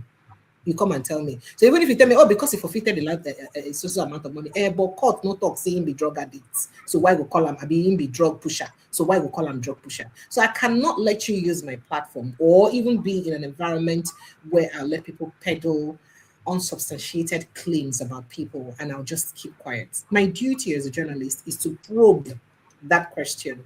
And it is fine if people think that, oh, you're supporting the status quo, you're supporting the government because I'm probing that. It is what it is. But what people do not understand is that daring to even have the conversation on its own is a risk. And it's even a great job. Truth is that in the media, I think I said this a couple of times, I'll say it again, that in the media, what we call the news is what we bring out to present the news to be. Do you understand? That is to say that if I decide to play down on a particular story and not carry that story, you go call our news. You know, we'll call our news. Now, the one we amplify, we will bring for front. Now you go call news. A typical example is people are dying, killings are happening. How many times will the people with the authority to respond to them? Because they feel like if they respond to it, they give flesh to that news and it's against them like they're not working. So they play the other way. They keep quiet. They don't talk. So how many times do you see mainstream media talk about the killings that's going on in Nigeria as much as I talk about them? Me, I am just human. I feel bad because I feel like at the where we are in Nigeria now is a place where it can be anybody at any time. And that's the truth. It could be anyone at any time. So if I fail to talk about it, God forbid, it becomes my turn. What happens? The little part I will play or role I'll play by at least calling attention to what's happening, maybe so that will ginger the government enough to do their work. It's something. But the fact that I bring you to talk about it and you not say, no, it is government, it's their ineptitude, and I ask you how, and you tell me I'm supporting the government. it is my duty to ask you, even though I'm having that conversation. So presenting that conversation on its own, it's doing the job. Because if I didn't want that conversation, I wouldn't even bring it up. And that's what a lot of people fail to understand. The fact that you carry a particular conversation on its own is in fact is a job that you're doing already. It shows that you want clarity, you want attention on that thing you're bringing that job for. So I cannot be bringing up a conversation where I think I'm already in support of a particular party. No, the fact that I bring up that conversation, it's that I'm willing to throw attention to that particular conversation. It's already a job on its own. So I don't have to open my mouth and say, okay, I support it. I think, and again, maybe because I'm from the olden days background of Radio Nigeria, and that's still working in my mind. So every time I work or practice journalism, I still remember, see what NBC just did the other day, that presenters must not show that they have an opinion and making the opinion look like a fact, even though that opinion represents the facts out there. I don't know if you saw the circular. Yeah, and that's like threat to media. Follow up to you. Yes, so this is what a lot of people do not understand about media practicing in Nigeria, practicing media in Nigeria. By practicing media in Nigeria, first of all, I am not, it's against the NBC rule for me to have an opinion. As a presenter, I'm supposed to be, neutral in any conversation. That's what I am expected, or is expected of me. And apart from that, I am not supposed to allow you talk down on a particular group of people or entity. So you cannot come here and say APC are thieves and allow you go free. No, it's against the NBC rule. I don't know if you get my point. It is not my duty to do so. So people are not, I say again, that's the risk of social media. So because social media allows that and all that, we make it look like it's a norm. The fact that I'm not in social media does not mean that I will not still practice journalism in the best way it should be practiced, while still getting the right information out there to people. All right, thank you, KJ. Let's move on to John Abba. Rudy, good to see you. You look glass on your AI glasses. It's a good look. Thank you. It's nice to see you, Precious. My question is this. When you see that two people in your show or anywhere else, and you have an idea of the superior argument, what do you do with it? When there are two people in my show and I think that my idea is a superior argument. Now, let me reframe it again. When you listen to someone or two people or people have argument before you, and you have understanding of the person that have a superior argument over the other one, and what do you do with it? I'll further question the person with a less inferior, an inferior argument, to make him see reasons and to find out if he sees reason with the person with the superior argument. Thank you. All right, thank you. Let me get a question from the comments. This is from Pansat. He said, how is Rufai able to do it? So I think he's referring to what you just described in the NBC's rule. How is Rufai able to do that? Okay, so my name is Precious Enyi. You understand? That's my name. And then we should understand that there is a way Nigeria is. What Sunday Igboho did and got away with is not what Nnamdi Kanu is getting away with. That is the way Nigeria. It is the bitter truth, but it stares us in the face. And that is what a sad reality is in Nigeria. Because Mr. A is doing it does not mean that me, Precious Enyi, will do it. Rufai is an amazing guy. And of course, he says it the way it is. It does not mean that I do not say it the way it is. But somehow I say it in a way that you may not understand, because I add a bit of sarcasm, I add a bit of, playing the devil's advocate and all that. But if you choose not to understand, and your mind does not gauge you in that way to understand my own aspect, because I haven't spoken it out like that, it's okay with your understanding. It's fine. Everybody should have the right to practice what they have to practice. But again, speaking about this, Nigeria is a place where, because especially in fact, I've never seen Nigerians as divided as this administration, as they've been in this administration. It's never been that way. It is very bad. Very, very bad. See what is happening in South Africa. I talked about it yesterday. Ghana is already taking it up with the South African government on how they're treating their people. Nigerian government is still mute. over what's going on in South Africa. People are saying it's because it's only a particular group of people that are dominant Nigerian citizens in South Africa. So you want me to go and talk, and then what happens to me when my name is not Precious Lagbaja? No. And then for people who are saying, look, people have died, and if we mention likes of Delegiwa and the rest of them, you want me to die like Delegiwa? I will not die now. I don't know if you understand. So when you people try to push people to do things that would endanger their lives, that the Yati today is gone. Nobody knows where he is. Nobody is feeding his children he left behind. Nobody is taking care of his wife. The world will push you to the extreme, and if anything happens to you, they will leave you. In fact, they will move to the next available platform and leave you alone. But they're the ones who pushed you to it. I'm not going to let anybody push me to that level. I know exactly what I'm doing. And I'll do it at the best, to the best of my ability and best industrial practices without hurting anyone. And that's what I am about to do. Thank you. Let's go to Michael. You're next. Good afternoon. Can you guys hear me? Yes. Thank you, sir. All right. Okay. All right, Rudolph. Good afternoon. Precious. I was just watching one of your shows just now and before you came in. The story of Ekpo and Mayowa. I said, you have some guests over there at that show. Those women are they're very good, and they say the truth of the mind. So and I follow you a lot on the internet, and you've been very good, and I enjoy your show very much. My question to you about it is the way situation of the political situation in Nigeria today, looking forward to 2027. It seems that APC is trying to absorb other political entity. Are we going into one-party nation? Or do you think with this other group of people collaborating and they can come up with a solidified candidate to stand against Tinubu? What is your opinion on that? And they hold that aside. And the question this is that with the situation, I really appreciate you for following the killing in Nigeria, which is very bad. But that we grew up in the North, that we were born over there, we grew up, we never thought that country is going to be like this. Because when we are in the North, we are the same. That's how we thought it to be. But growing up as a young man, I see this problem brewing up. Because especially in the certain area where I grew up, where you have religious organizations that only worried about giving their set of just religion aspects. And that's why the concept of Boko Haram came to life. That's Western education, because I see that we see the Al-Majiri.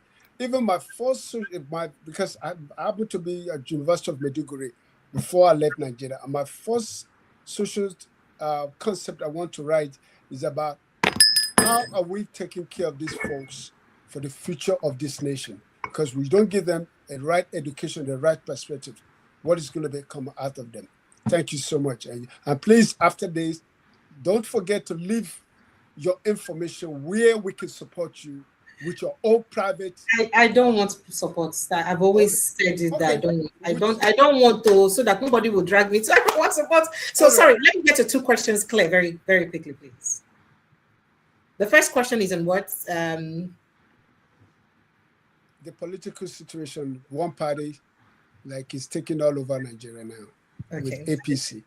All right. And the second question is about the background of this religious Boko Haram, all these religious things coming, even though we know about they're coming from North Africa, which the ground already in Nigeria is absorbing. It allows that to festicize. So that's what I mean.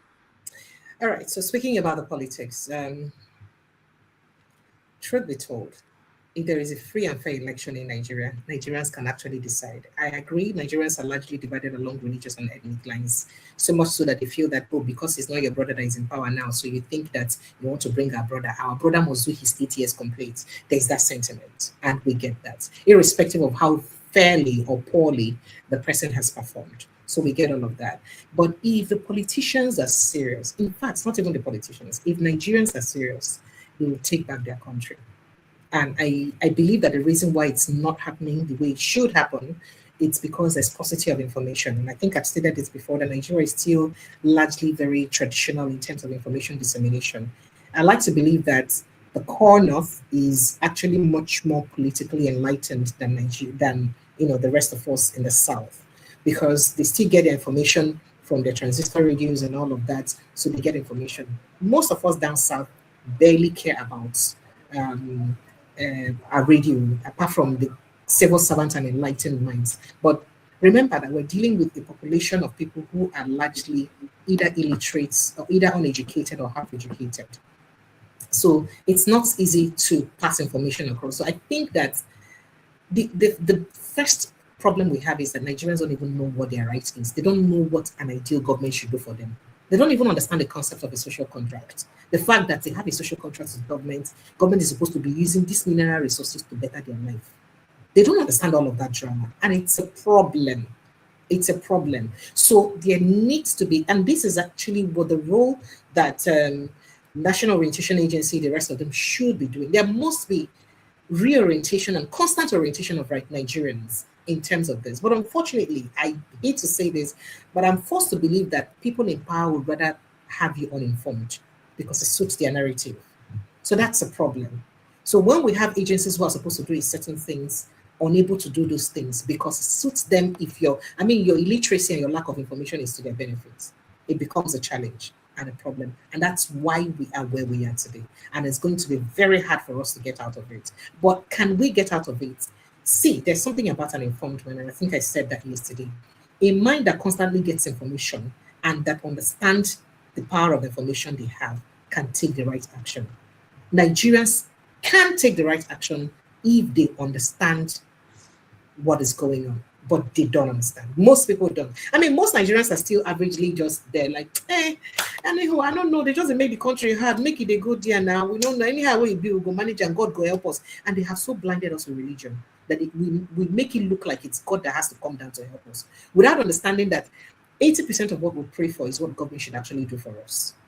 But we expect a supreme being to do it for us. That's why most Nigerians, once they travel abroad, their prayer points is cut by more than half, because there's actually nothing to pray about. The government over there is doing exactly the things or answering their prayers, and we think it's magic. It's not magic. The worst part is that most of those countries don't even have half of the resources that Nigeria has. And then we're still where we are today. It's unfortunate. But again, I say, with the right set of mind, with the information, with equipping their minds rightly, it can happen. But how do we pass that information? That's where the problem is, because we're still very challenged in terms of information dissemination. That's where the problem really lies. All right. Thank you, Precious. Let's go back to Nigeria, to Masca. Masca, welcome to the show. Thank you, Mr. Rudolph. I don't like the fact. Are you putting me forward because I'm in Nigeria? Or no. What I'm trying to do is give preference to people in Nigeria because of electricity, internet, and I appreciate the fact that you are paying. We're not paying you. That is an insult. That is an insult on us. I cannot take that sitting. I have to stand up. Rudolph, I will go to the queue. I think my internet is stable, and I think my electricity will still be there. So let me be like any other person. Like Nigeria is. Okay, I understand. This I will take my place in the queue. But you came before the rest of them, and you. Okay, thank you. Yeah, no, well, actually, I had to go and pray. But anyway, so let me just quickly, for the benefit of time, Madam Precious. Sir, I have to be upfront with you. I'm not a fan of yours. You don't have to be, sir.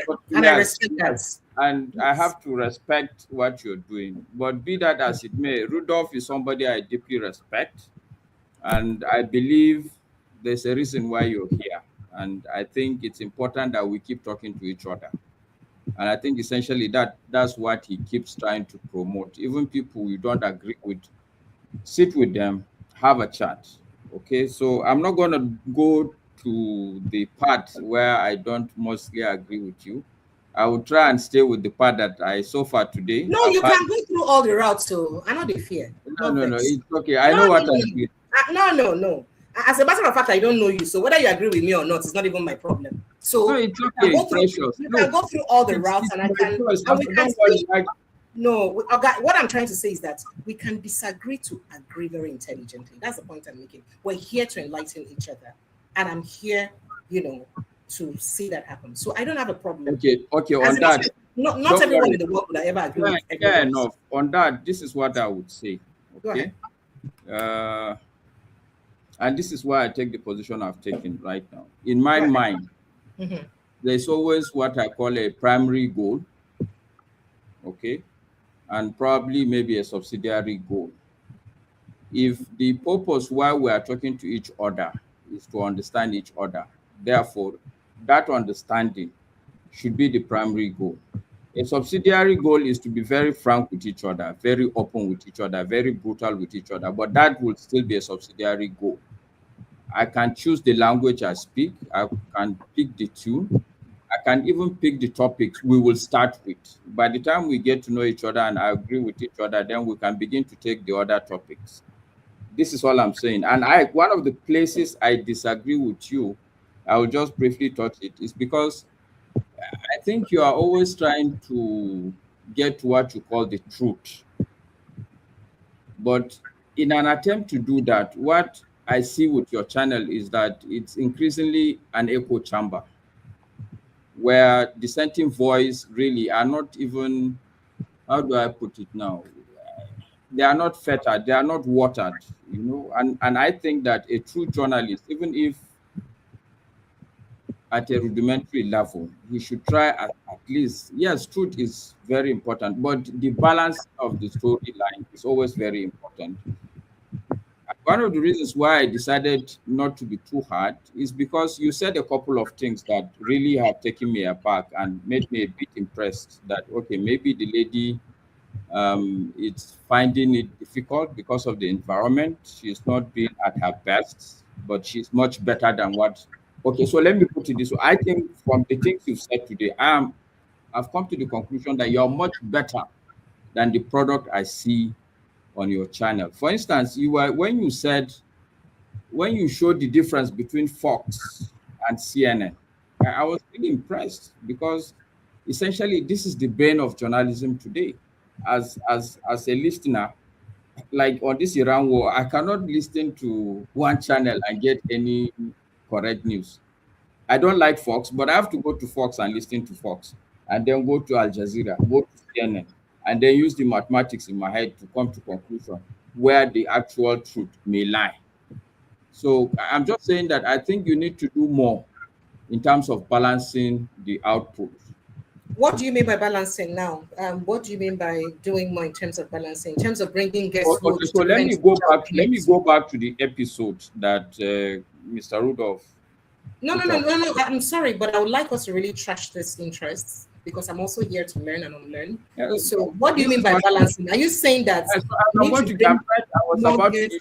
about to give you an example. Okay, that all right. I relate to. All right, go ahead. So I'm going back to the episode Mr. Rudolph put up. Okay.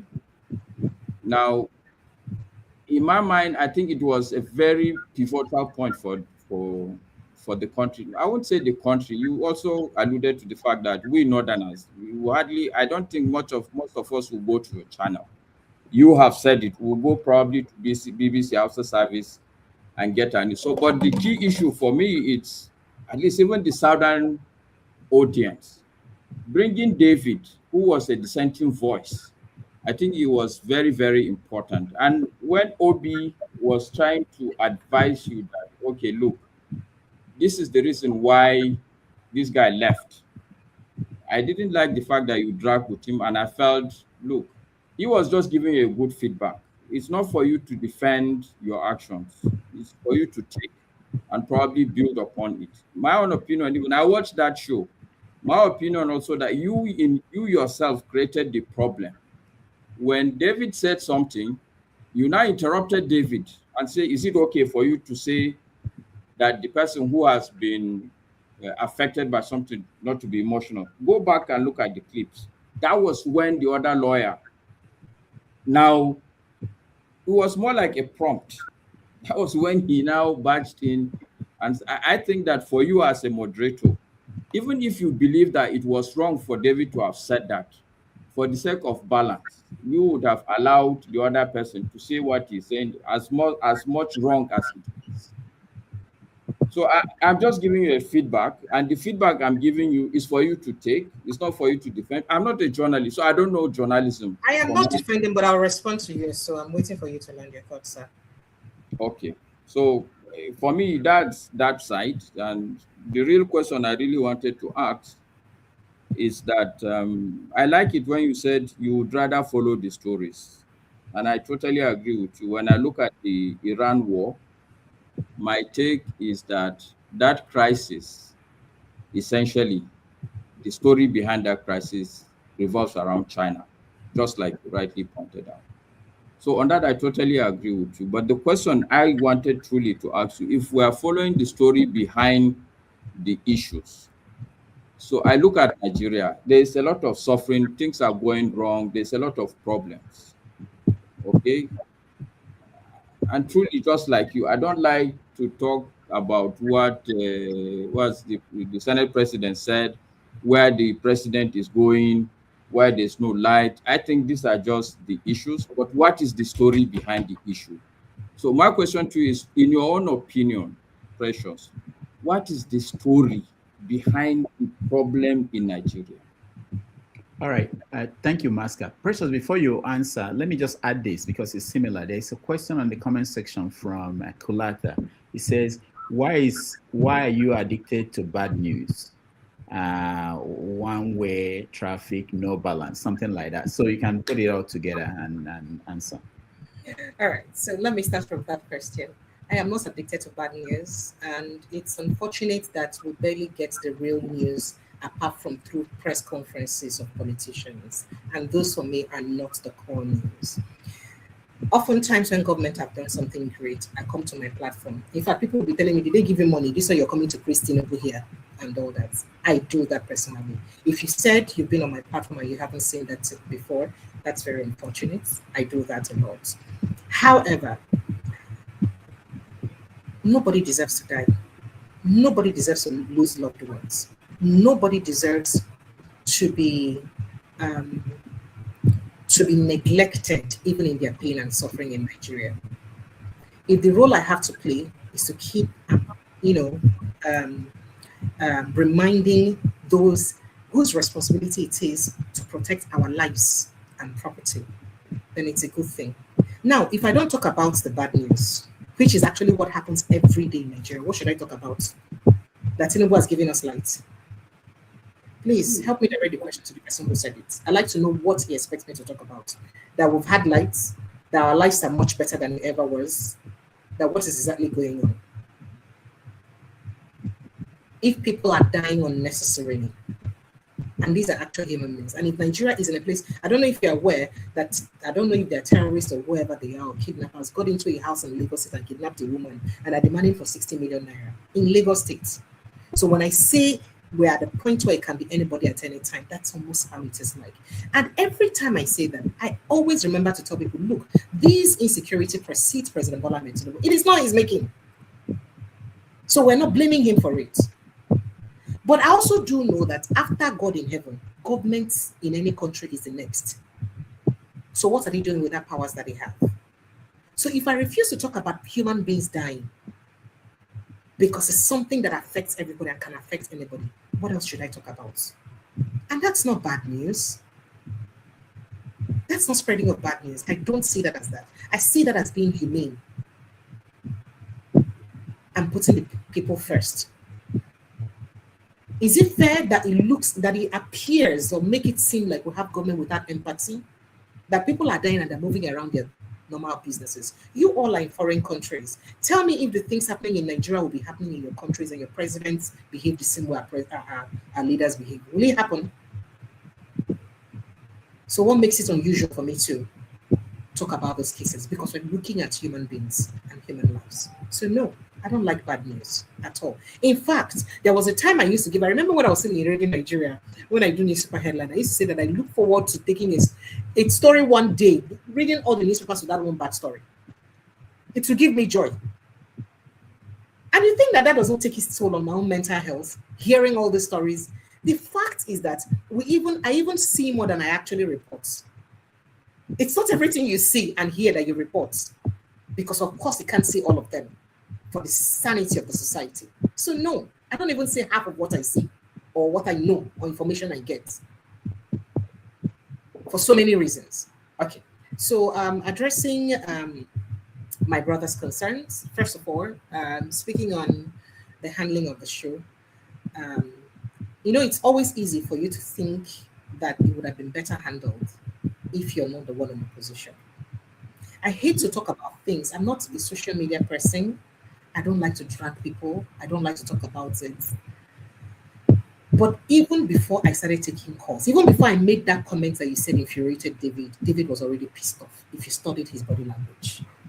But it's okay for you not to believe that. From the first time I put them up in the conversation at the backstage, Oto joined me first before David. Oto had to greet David 3 times before he answered. So I could sense the energy already, and I'll be very stupid if I wasn't discerning enough to sense that there was a certain energy. I hate to have to be the one to say this, but I have to say it here. I sensed that there was an energy already that was unfit, that was improper. I already sensed that. And that's why I tried my best to calm them down as much as I could.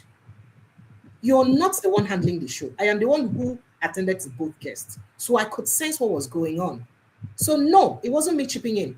And what was wrong with me asking, having a follow-up question, asking a follow-up question? It's called follow-up question. The question I asked David on what he said, it was a follow-up question. I said something, he responded, and I said, is it fair for you to say what you said? I shouldn't have asked him so that I don't make him angry and then I'll become an ass leaker. Then how am I supposed to hold government accountable tomorrow if he was a government agent that was talking to me? But you'll be fine if it was Tinubu and asked a follow-up question. You'll not be fine if it was a David. Why?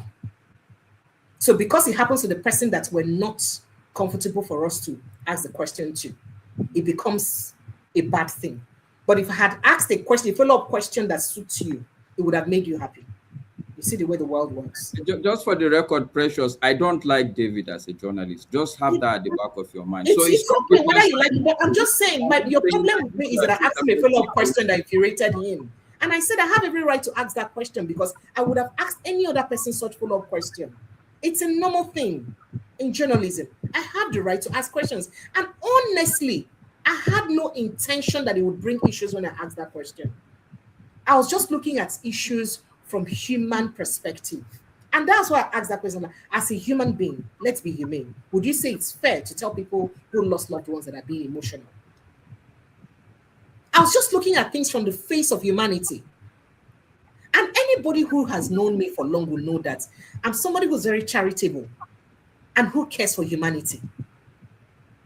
And that's, something, anything that benefits, the larger world, I pay attention to it. So it wasn't about that. And I've forgotten the other question you asked me so that I don't... Okay, I look, let me repeat. When you were talking, you said you don't follow more like the event. You follow the story. Behind the story. It's a good example story, yes. that you don't follow what Israel has done today or what Iran has done yesterday. You are you are more like a person that's interested in why is this thing happening? And you gave your opinion that you think all this episode, the real genesis is China. So my question to you is that there are a lot of such events. Today, Senate President will say this. Tomorrow, President will go there. Today, there is no light. Tomorrow, there is insecurity. These are all events. In your own opinion, Precious, sir, what is the story behind this place we found ourselves, that these stories every day are coming out? What really is the story behind Nigeria's predicament? Why is Nigeria why it is? What is the story behind that? Fantastic question that you have asked. Very great question you asked. And the story is in the hands of our politician. There is no single leader today that has taken up the mantle of leadership in Nigeria that does not know the truth about what's going on in Nigeria. So let's go back and ask them that story, because nobody will tell you. All of us know. They know what is going on. And it's painful that And because it's hard for me to believe that a politician will aspire to take up power as a president or as a senator without understanding the core of Nigeria's issue. It's not possible. So I want to believe that they know what is going on, the real core of our problem. And that is why it is more painful that they know and they are not addressing it. Why are we shying away from addressing that issue that is the core of our problem? And that's why it becomes painful. And that's why it looks like there is inaction from government. Because no government will tell you that. I mean, if somebody comes here to say that, David comes to say that it is the Western world, and Frank says that is an idea. Yesterday, I played a video of a Yoruba former senator saying that is a Fulanization agenda. Frank says that is an Islamization agenda. We have these three perspectives. And you're telling me that the person who took the mantle of leadership in this country is unaware of all of these three perspectives and hasn't done investigation about them. It's not possible. So the answer lies in our politicians. The day they are ready to tell themselves the truth, they will address the situation. Or Nigerians will make them address it. That's all I have to say about that. Thank you. All right. Thank you, Maska. Let's go to Chris. We have two more people after Chris. Chris, go ahead. Thank you. Good evening. Thank you, sir. Good evening, sir. Mine is just a comic one. I want to report to Precious, to Rudolph. Precious Bualarized one of your anchors. In her program. So one thing with this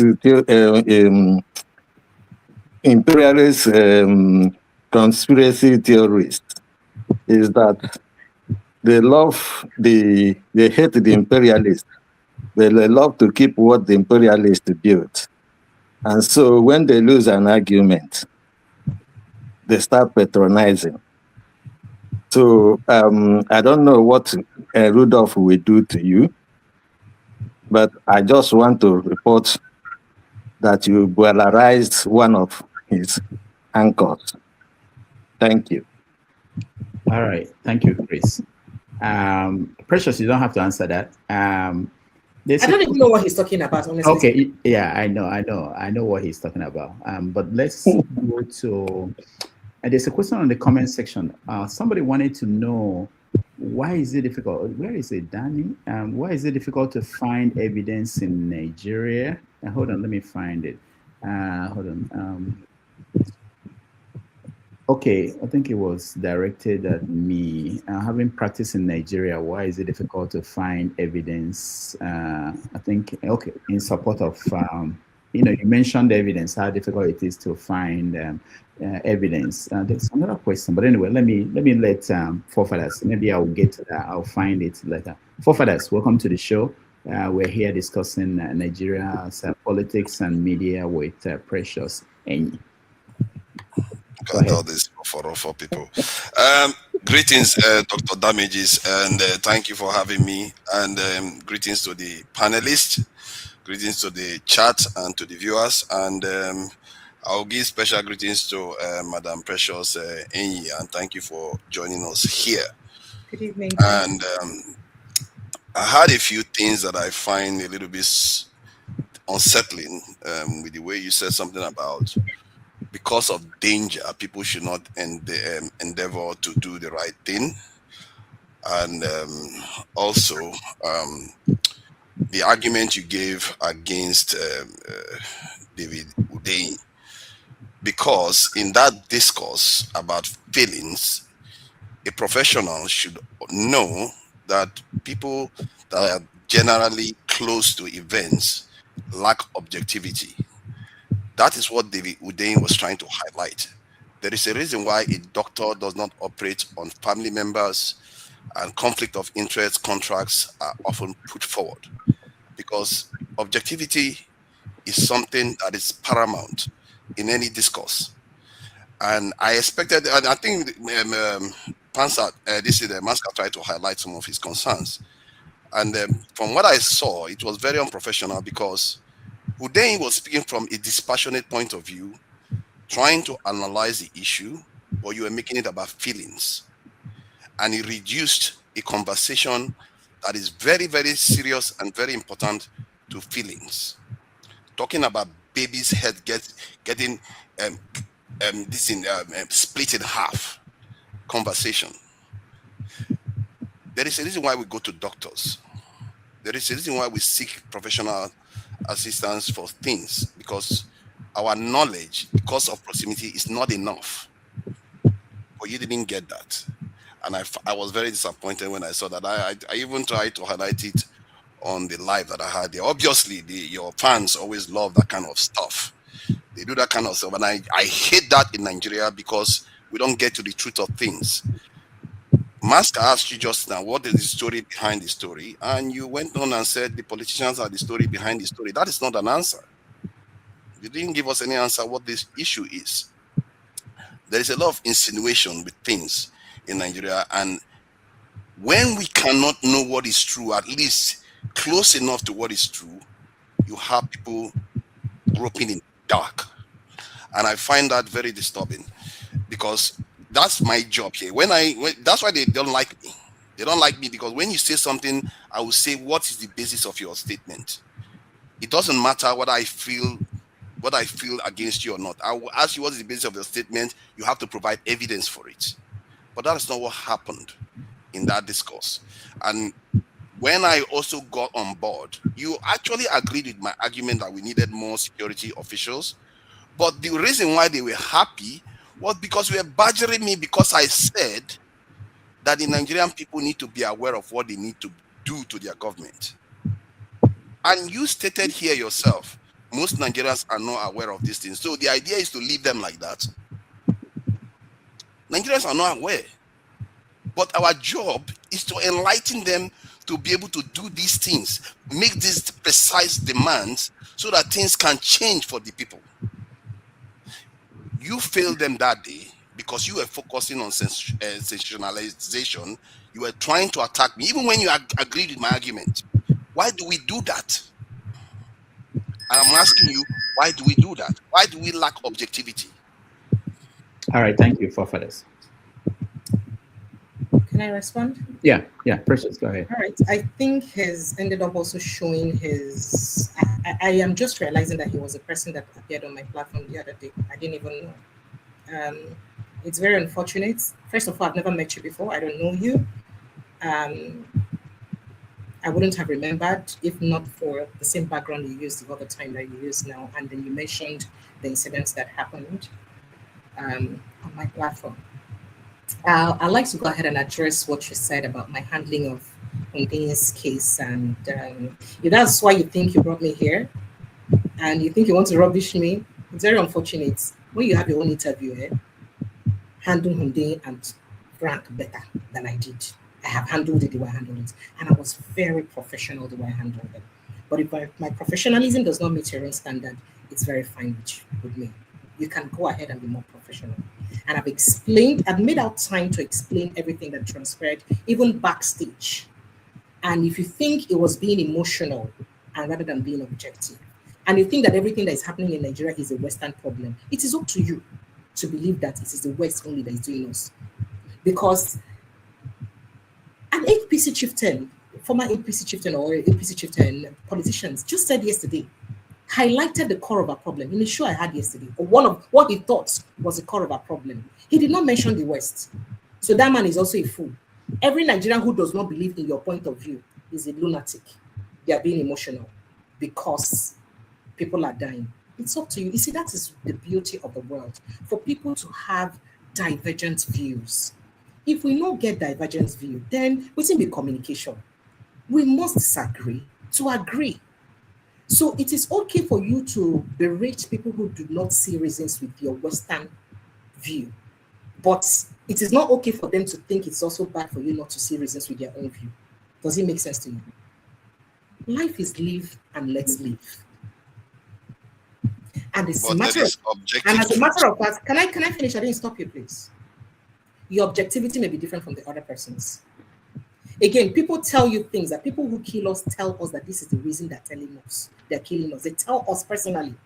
I have interviewed first-hand people who felt this, and they say the reasons. Now, I have also had to, I've interviewed David, and of course I read, even before David said what he said. I read, I'm not lame, I'm not dumb. I read. And there is a possibility to marry both stories together. And let's ask ourselves questions. Where do we go forward with these evidences? But if you choose to blame the white man, the West, for your problem, and I guess it is the white man that made your forefathers sell themselves for slavery too, because they should be absorbed of blames. It is okay. If somebody did not take advantage of an existing loophole from a personal character defect or a personal need, then why would what is happening to us happen to us? People took advantage, but if you don't think that anybody took advantage of what's happening to undo us, and it is just the white man that must be blamed because that's your objectivity, it is fine with you. It is your opinion. But I cannot stand here to say that one person's opinion is superior to the other, if that's what you want me to do. It is not even my duty, my responsibility. But you agree both can be true at the same time. Both can be true at the same time. I've never disagreed with this from the onset. So if you're trying to make this as a point, then it's just rubbish. Because no, I'm not making that was not my point. My point was about I have never disagreed that both things can be true. I mean, from the beginning of this conversation, even from my platform, the intent from the beginning, ab initio, was for me to educate Nigerians to see reasons from all the perspectives. If I didn't want that, I would have brought in only one guest at a time. The idea was to balance conversation for Nigerians. That was why I did that. And that's why I invited both of them. I pleaded with both of them to come together the same day. There are days I don't have guests. I think the next day after that interview, I did not have a guest. I would have as well just said, David, please, can you come on Monday? Barrister Frank, come on Tuesday. I feel relaxed style. No, the idea was to see what I do in my platform is not for the reason of sensationalism. And if your IQ thinks that it is for sensationalism, it's a pity. Because I don't go about sensational headlines. I don't go about clickbait for views. I don't do that. I don't do that. People carry all sorts of fake headlines because they want to make views. Please show me one fake headline I've carried in my platform to make views. In fact, people flag people, strike people's platform, give them warnings for using their content. You, yourself, I just heard that you've used my content before on your platform. I have never and I would never strike you.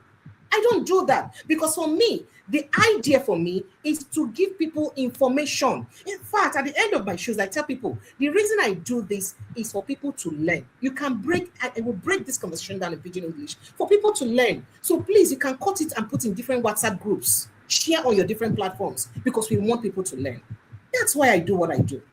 So no, the idea is not for sensationalism. If you're here and you're coming to tell me that I was sensational and I didn't handle it professionally because you think you want to get back at me, please, you're speaking to the fingers because I don't get it. I handled that the best possible way I could handle it.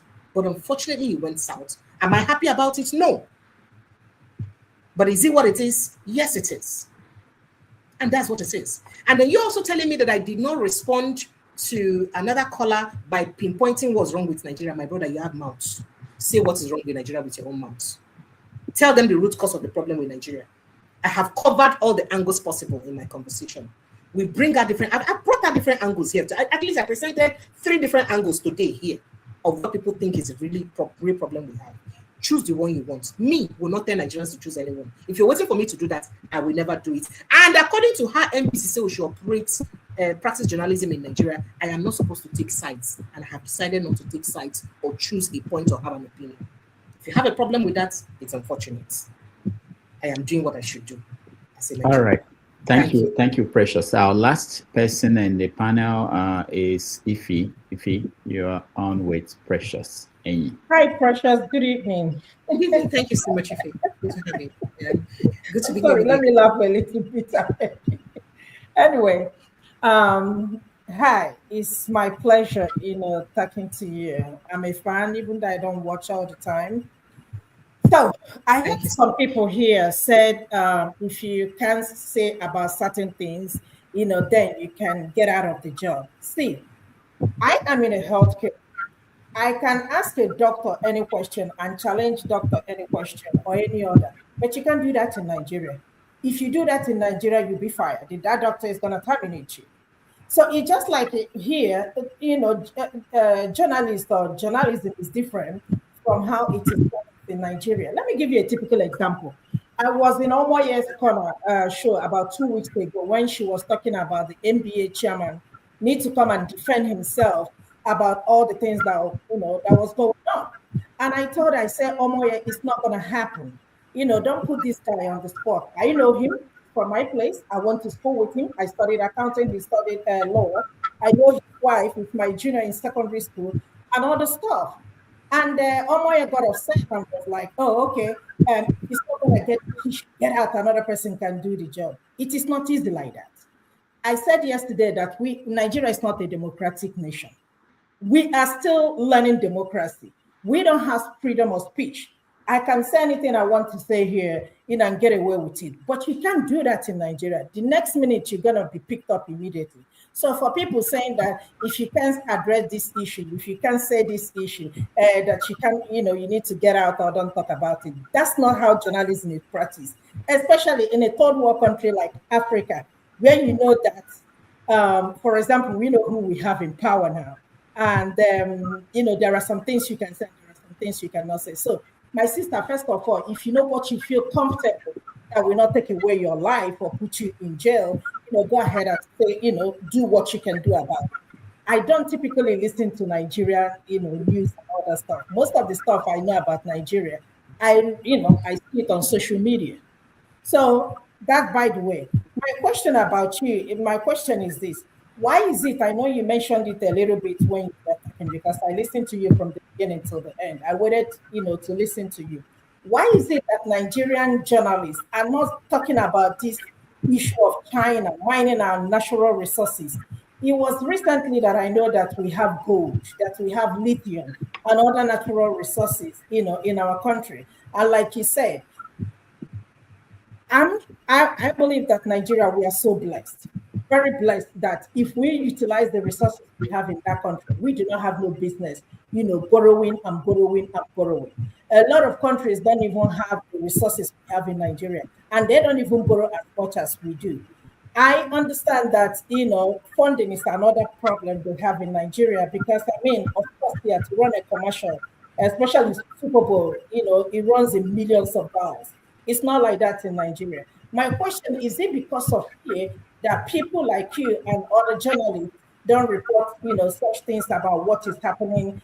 I heard at some point that they have in Zamfara, flights will come in and zoom out, they steal our resources for mining and nobody knows about it.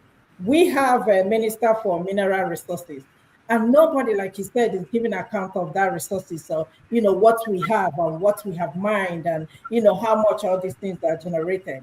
Is it because you people don't want to talk about it, or just the government?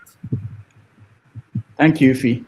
Precious. Go ahead. All right. So responding to your question, trying to see there is a data. Let me quickly get that. We have over 1, 2, 3, 4, 5, 6, 7, 8, 9, 10, 11, 12, 13, 14, 15, about 15 states in Nigeria with commercial deposit of gold, including Osun and Ondo states. And if you notice, remember that Osun state has been, Ondo state has been at loggerheads with these one southwestern states that have been having issues with terrorists recently too, or terrorism recently, insurgency, as it were. So I do not know. I cannot tell why they don't report it. It's not because they don't know. You see, I don't know how to explain how journalism is in Nigeria. I, for one, cannot cover all of that, because for me to report this, it means that I have to not just employ staff, mobilize their transportation and means to go to those places to do those coverage. First of all, Nigerian security agencies are the ones guarding those people, the China people that you say that are mining the sites. They will not even let you cover it. They may not let you cover it. So there is a possibility that you can actually mobilize resources and go to sites and you may not cover anything. There may be that possibility. Except maybe, you do the Nigerian way, things exchange and all that, you find your way in and you'll be able to get a report from it. Or you use other means that you may hide the cameras and all of those and you're able to get it. But every media house in Nigeria is aware that we have different states with, good gold deposits in Nigeria. But why they're not covering it, I cannot answer for them. I am not their owners. So I don't know why they're not covering it. And is it only China that is mining a gold in Nigeria? I do not think so. It's not only China. But why government is quite, in fact, there was a video I played the other time, I come across the other time about a particular community in southern Kaduna that said that China has told them to leave, that their village, they call them that they should evacuate their village, that they have bought the land, their village. That video is out there on social media, you can see it, that they told them to evacuate their land, that they bought their land, their ancestral homes. You don't understand. So again, that brings us back to the issue of leadership. Did all of this begin before President Tinubu's regime? Yes, it is true. So I don't blame him entirely. I can't blame him. And as I said before, if you blame me for saying that this is not Tinubu's fault, of course it's not his fault. Should I not say the truth? Or you don't want me to say the truth? The insecurity precedes President Tinubu's administration. But as a government, he has the power, every power in this world apart from God, to handle it. Why is he not handling it? I do not know. And I cannot know why it is not curbed, why it is not under control. So there are lots of things that we do not have answers to that is happening in Nigeria. And while people in power may have answers and have reasons as to why it's happening, it's unfortunate that even if some of us may know, or some people may have hint of what may be going on, you cannot say it because where is your fact? And how would you say that? Or what's the freedom of information or after information? So there's a lot going on that I don't have access to. Yes, we have difference. Let me see if I can get the names of the states where we have good large deposit of. We have Borno State with very large, percentage of mineable commercial deposit of gold. We have Zamfara. I think Borno is the highest, followed by Zamfara, Katsina, Niger, Kaduna, Kwara, Kebbi, Adamawa, I think Kano, Edo, the FCT. Cross River, Ondo, and then lastly, Osun State. You need to go to Osun State. I think it was when I went to do a documentary for the government in Osun State. If you see their water in Osun State, their river in Osun State, brown, they don't have good water. And you'll be imagining what will become of the aquatic life in that water. I had to ask the governor when I was there, because I was there on a documentary on his behest. And I did ask, and they said, the mining licenses are coming from federal government. It is not in their hand. They cannot stop it. At least I did ask that question. And I'm only going to tell you this because I did ask the government at that time. It's as if they don't have river in Osun State. All their river is brown in color because of mining activities. And you'll be imagining what's going to happen to the fish and the entire aquatic life. And some of these people within riverine areas, remember that they're substantially farmers, either fishing and all of that. All those things are damaged because of the mining. Does government have the power to control this so that it doesn't further destroy our environment? Of course they do have the power. Why are they not doing it? I don't know, because I'm not government. Thank you. All right, Ife, thank you so much. And Precious, thank you so much for your time. We always appreciate when real journalists on the ground come up here to talk to our people. I'll give you a chance to your final thoughts on the topics we've talked about and the perception of people, especially those of us who are abroad and looking into Nigeria, things we don't typically understand very well. Okay, so I think that we need a lot of the diaspora, a lot to come in to help us with information. Nigerians do not understand that the government will be saying they give excuses for their life and their death, they for the hands of government. They need information. I am not saying you should open your own media house, but if you can tax your family members, be sharing information to them about how things are meant to be done or ought to be done. Share to them. Let them share in their own different WhatsApp groups. Let information go around. Let them know what they deserve as human beings, first of all. Let them understand the concept of social contracts with their government. Let them get those proper information. Because once they're informed, they'll stand the opportunity to take the best decision that would help their lives. So giving information to them, it's very, very important.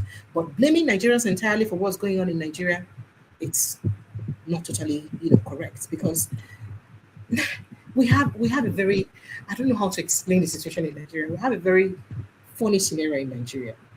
But I do believe that if Nigerians are more informed, they will take the right decision. So let's learn to give them the right information and do our best to pass that information to them. With the proper information, we can spark the right action and we can take the right action. They do not know, and that's why maybe they're not taking the right action. Tomorrow you tell them to go and protest, the government is not doing this. They'll tell you, because it's not your brother is in power. Why do you want us to go and protest against our brother? Allah make it finish the way the other person finished in 8 years. You see? So we need to also learn to teach our people that we should see ourselves in Nigeria beyond ethnicity and religion. That's one thing that is eating us up. Most of the times we'll say our government will tell us pray. Let's continue to pray. President Tinubu made a statement the other day after he blamed Iran for what's going on. And he said, let's pray that we pray. We put prayer. Government officials will talk and tell you prayer. But now prayer, now fix the country on a day inside. The country said that they go receive medical care. Now prayer, they fix their medical care. Now prayer, they pray when they be sick. No. So you see, these are the information you have to start telling your people.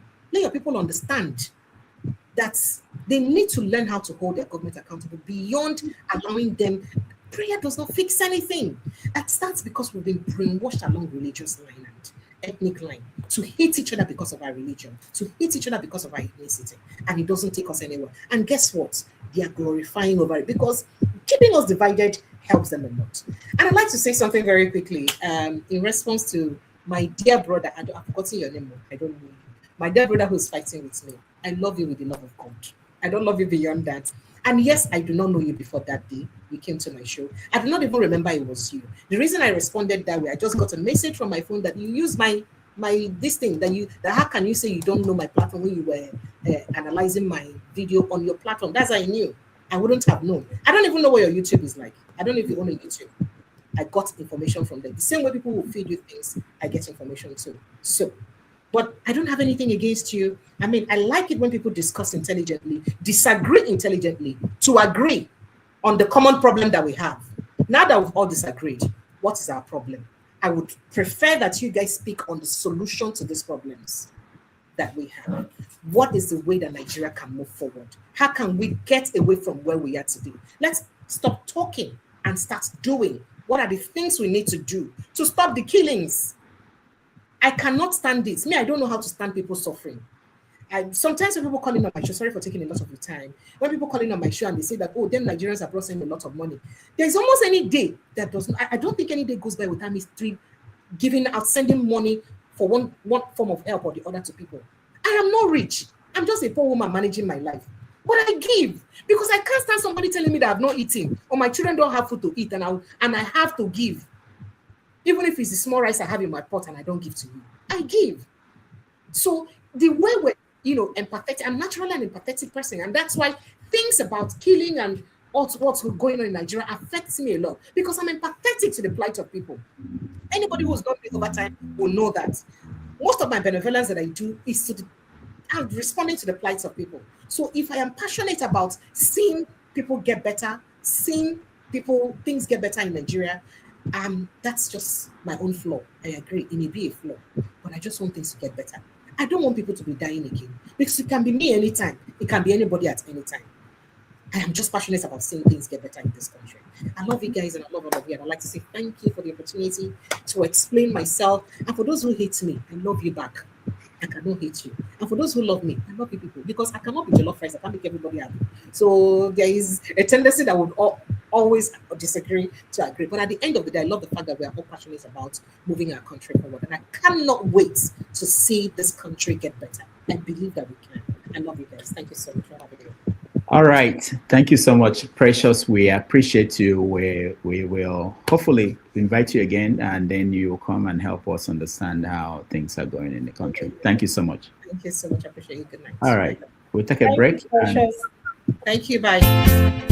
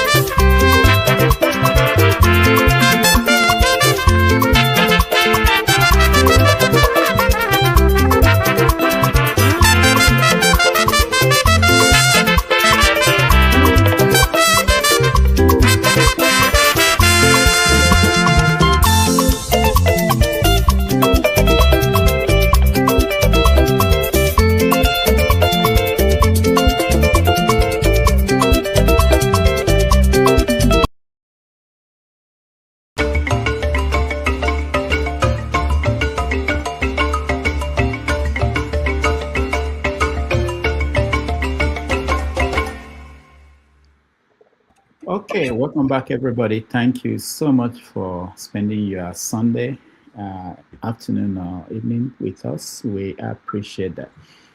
I hope you enjoyed the show, the interaction with Precious. Next week, we are going to bring another interesting guest who will be here on 90 Minutes Africa. We have about 20 minutes or less to play around with. So maybe we should use it and get quick feedback from everybody before KJ's show. KJ will have a show after this, which will be reaction to what happened here. Let me start with Mr. James. Yes, thank you. I don't think I have much to say. I'm a little bit surprised why people do not believe that truth is relative. Maybe anybody can address the question. Please kindly assign the question to anybody. Why is it that people do not believe that truth is relative? There's nothing like absolute truth. Chim can answer it, or anybody. All right, you called Chim. What do you think about truth? Well, certain truths are relative, not all truths are relative. There is the truth about what happens to your grass if you pour a chemical on it. There's a truth about if I put a sword to your heart, definitely you're going to die. If you're lucky to survive, maybe if you go for surgery, you survive. But when it comes to certain social order issues, like, let me take an example of the issue that caused controversy on our guest's platform between her two guests. And that's what she was trying to say, that what each of them was trying to proffer as reasons might actually be true. There could be a fact to the fact that there could be truth to the fact that certain imperial, as some of us refer to them as imperial lords, might be skewing things at the back to impact our sovereignty as a nation. But it's also true that the fact that we don't have hospitals in Nigeria, functional hospitals in Nigeria, it has nothing to do with the Queen of England or King Charles or any of the prime ministers that have run England or Britain. It's likely to mismanagement of our resources. So yes, to that extent, truth is relative. But the truth about whether what goes up will come down, that's the truth. If you like, fall from a 7-story building, you will splatter on the floor. There will be no law of what's that law? Law of gravity. You are going to fall down. You will splatter, and we'll go and pick up your bones and bury you. So that's the way I look at it. All right. Thank you, James. Chim, now it's your turn. Quickly, so that we can get everybody before the time runs out. Well, as usual, it was a good outing. I have my areas of. First of all, the young woman is doing a good job. She has already defined what she wants to do. I can't fault her on that. I wish her all the best. She's doing her own little bit in terms of national discourse and national development. But where I agree with her is and this is symptomatic about Nigerians. We don't want to take responsibility. We always want to so she's guilty of that also, pointing finger at, I've seen people trolling. The fact remains, every occupation comes with its hazards. Those hazards are there, and you have to look for a way to go around those hazards. I still believe, and I will use my example that I'm using, I see no reason why grown men who run media houses every quarterly will go and sit down in Port Harcourt or wherever he does that, and then create this emperor-like situation for Wike, and then he'll be spewing bullshit. So it is that thing going on is on the journalists who are doing it. They can choose not to go there. If they don't go there, their bread will not suddenly dry up for one particular person. So all this excuse about, if we don't do it, where would they get their money from? Is excuse, the typical excuse all of us as Nigerians always give why we must do certain things or not do certain things. Dry up that particular thing he's getting, that attention he's giving. I'm serious, dry it up. He can't come to the air and be killing us. So in my own view, that's where I disagree with her, asking me where would they get their next bread. They should go and be creative. I can't give you the answer. Go and be creative and look for how to make it. So let me know. So go ahead. Chim, let's play this. I'm Ndoka, owner of Arise TV. Okay. Yes. You are my reporter. I say to you go and cover Wike's Wike's press conference. You say you are not going to go. I fire you. I'll get somebody else who is willing to go, and that person will go. You are gone. Okay. So Rudolph, hold on. Let's not further. You're going besides my. So when I say journalist, I'm not necessarily talking about the reporter. I'm talking about that person you mentioned. Okay. So me, I'm a Andoka.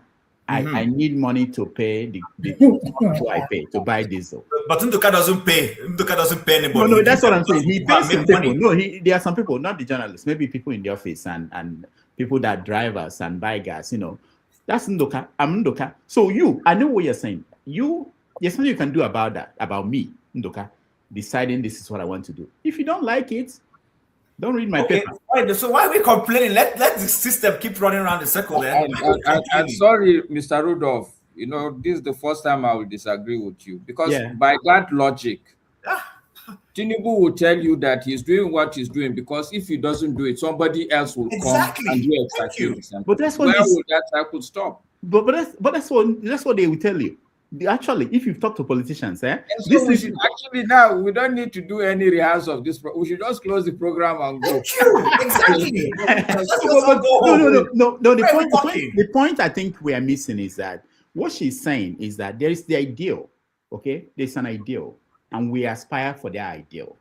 And then there is the only way you move from the ideal to make your ideal reality is sacrifice. Yes. Anybody who doesn't want to take any risk. Let me reclaim my time, please. No, wait. Your time is up. We have other people. You took my time. You took my time to talk. Chim, the point I'm making is this, okay? While there are people like Ndoka, okay, there are other people who are trying to do it the right way. So we tend to always point out the people who are not doing it. There are people who are making sacrifice. Let me push back. Sorry. We're having a conversation, and when we're having conversations, I cannot explore that's why sometimes when I read certain comments of people thinking I'm daft, the daftness is on them actually, because they are thinking in a linear way. I don't think linear. I think broadly. The point I'm trying to make, you don't have to like my views, and I'm not here to be the most popular person in the classroom. I'm not interested in that. So for those who think liking my views or not liking my views, it doesn't take a penny out of my pocket. All I'm simply saying is this. I know there are people paying the ultimate prices every day in Nigeria to get things done. We know this is happening. But on a larger scale, we also know that our society is known for not pushing the frontiers enough. All of us are guilty of it. And it's because we're not pushing that frontiers enough. That's why the society is in the level of decay it is. There are people in America, there are brown envelope journalists in America. They exist. But the people who are pushing to make sure news comes out properly outnumber them. There is a general attitude of the American to want to push the truth. That's not the case with us. We are called Nigerians. We give in easily. And we need to start changing that mindset. Yours truly also affected. If we don't change it, we will keep having the set of people who are showing up in Aso Rock with their cliques day in, day out, year in, year out, election in, election out.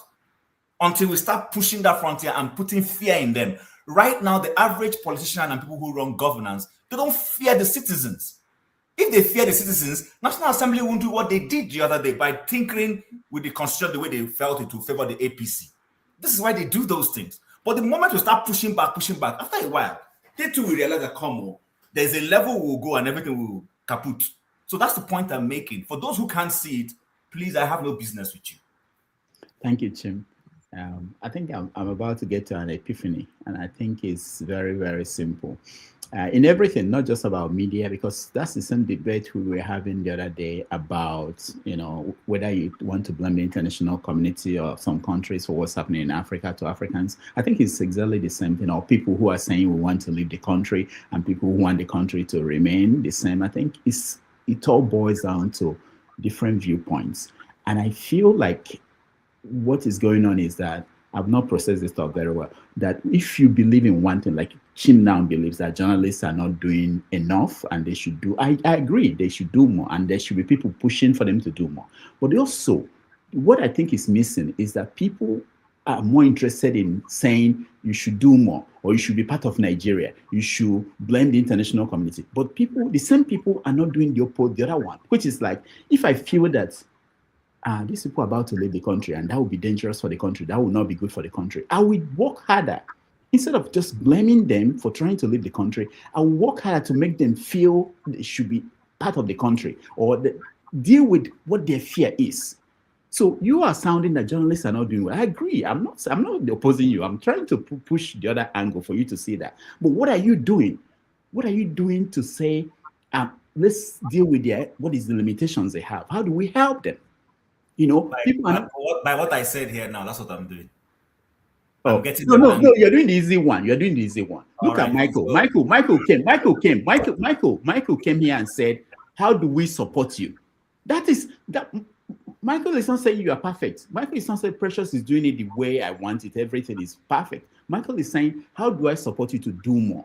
So that's what I want to see people from the other side. So people who are saying that Nigeria should be one, Nigeria should do well as one country, big nation. Okay, I agree with you. But what are you doing to make people? Let me so that we end and you pass to the next person. Listen, simple analogy. If all of us take this whole, people are, and Masca stops coming here, I stop coming here, you will come here and you will stand every day and nobody's going to say anything. So the fact that I am not necessarily on the field, I have been on that field doing my own little pit, but I have moved on to something else. But I am here because I'm interested. It's not because I don't have anything to do with my Sunday that I am showing up here to come and talk. I have a lot of things I could have even picked up a shift at work somewhere and stayed away from this.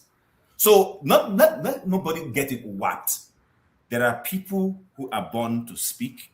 There are people who get the courage to go to the frontiers. And listen, that's why, for instance, we show as an example, with everything they troll him, at least he has his nuisance value to society. If you want to use it from a nuisance perspective, he has his impact.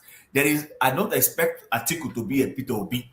Everybody has their value. But we'll come back and hold each other accountable where we need to do that. This is what fuels society and makes things move. Philosophers might not necessarily be the best of politicians. So let nobody come here. I'm not knocking anyone. I'm simply saying, from sitting outside of there, this is what I'm observing. People take brown envelopes and find the easy way. When they go and you keep giving somebody, we know that this person clearly, so is it enough for him because he can pay the media house? That's why we should go and give him audience and give him media time. Absolutely not. So I'll leave it at that. All right. Thank you. Let's move on. We can talk about this forever. Masca, go ahead. All right. Thank you, Mr. Rudolph. Once again, look, I cannot find the words to express my respect for you, sincerely speaking. At many levels, but I mean, you've constricted time, so I won't even go into that. But I would just want to hover around the topic that you just raised. My position consistently has been, I totally agree with you. I mean, if a journalist decides to go and take brown envelope, that's fine. That's okay. Not all of us are strong at a certain level. Okay, if I can resist it, you may not resist it. But what I will not like, I will not take, I will not accept, is to even have the idea that there will be a justification. The idea that somebody will come in public and begin to say, this is, Look, if you go and you're a weakling, you're doing whatever shit you're doing, sorry, forgive my friend, but don't come to public with it. Know that that is wrong. I do wrong things, but I will hate the day it will become public. I wouldn't want to come and be talking about it. I'm not the strongest of people, but it's not for me to come and show my weakness. I think for me, and I think that for me is what I find as a major weakness. And I don't like people being defensive. In life, if you really want to move forward, when people show you, there's no money you're going to pay these people. Somebody said, this call, you took it for too long. What does it take to argue with the person? Take it. Even if you don't believe him, it's okay. You go, it's your show, you run it. So I think that honestly, that is the fundamental problem. You've raised a very important problem. We have things that are substandard, and we are trying to make it now the standard that, if I have a media house, because I need money to run it, so I should be entertaining Wiki. I think it's bunker. We shouldn't, as a non-journalist, I know that is wrong, not to talk of a journalist of more than 30 years actually saying that, what do you expect the person to do? The simple answer is what's the word now? Be innovative. Like you now, who is sponsoring you? You find a way of of democratizing it. Thank you, Mascal.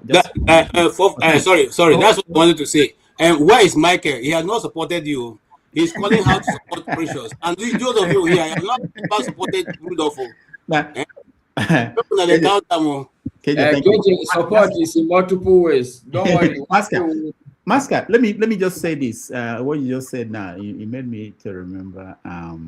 So when Sahara started, and Premium Times and People's Gazette, the new media, the online media. Remember, most people forget, most people don't know that some of them actually started from the traditional media.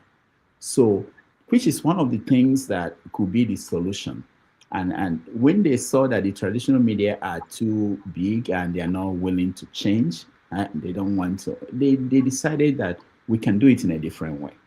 And they've contributed. It's not yet documented. People don't know the extent of the contribution of the online media to the strength. In fact, when I went to, I think I probably said this on the show, when I was at Sahara, sometimes you see that stories that they can't publish in the traditional media, they send it to Sahara, to the online media.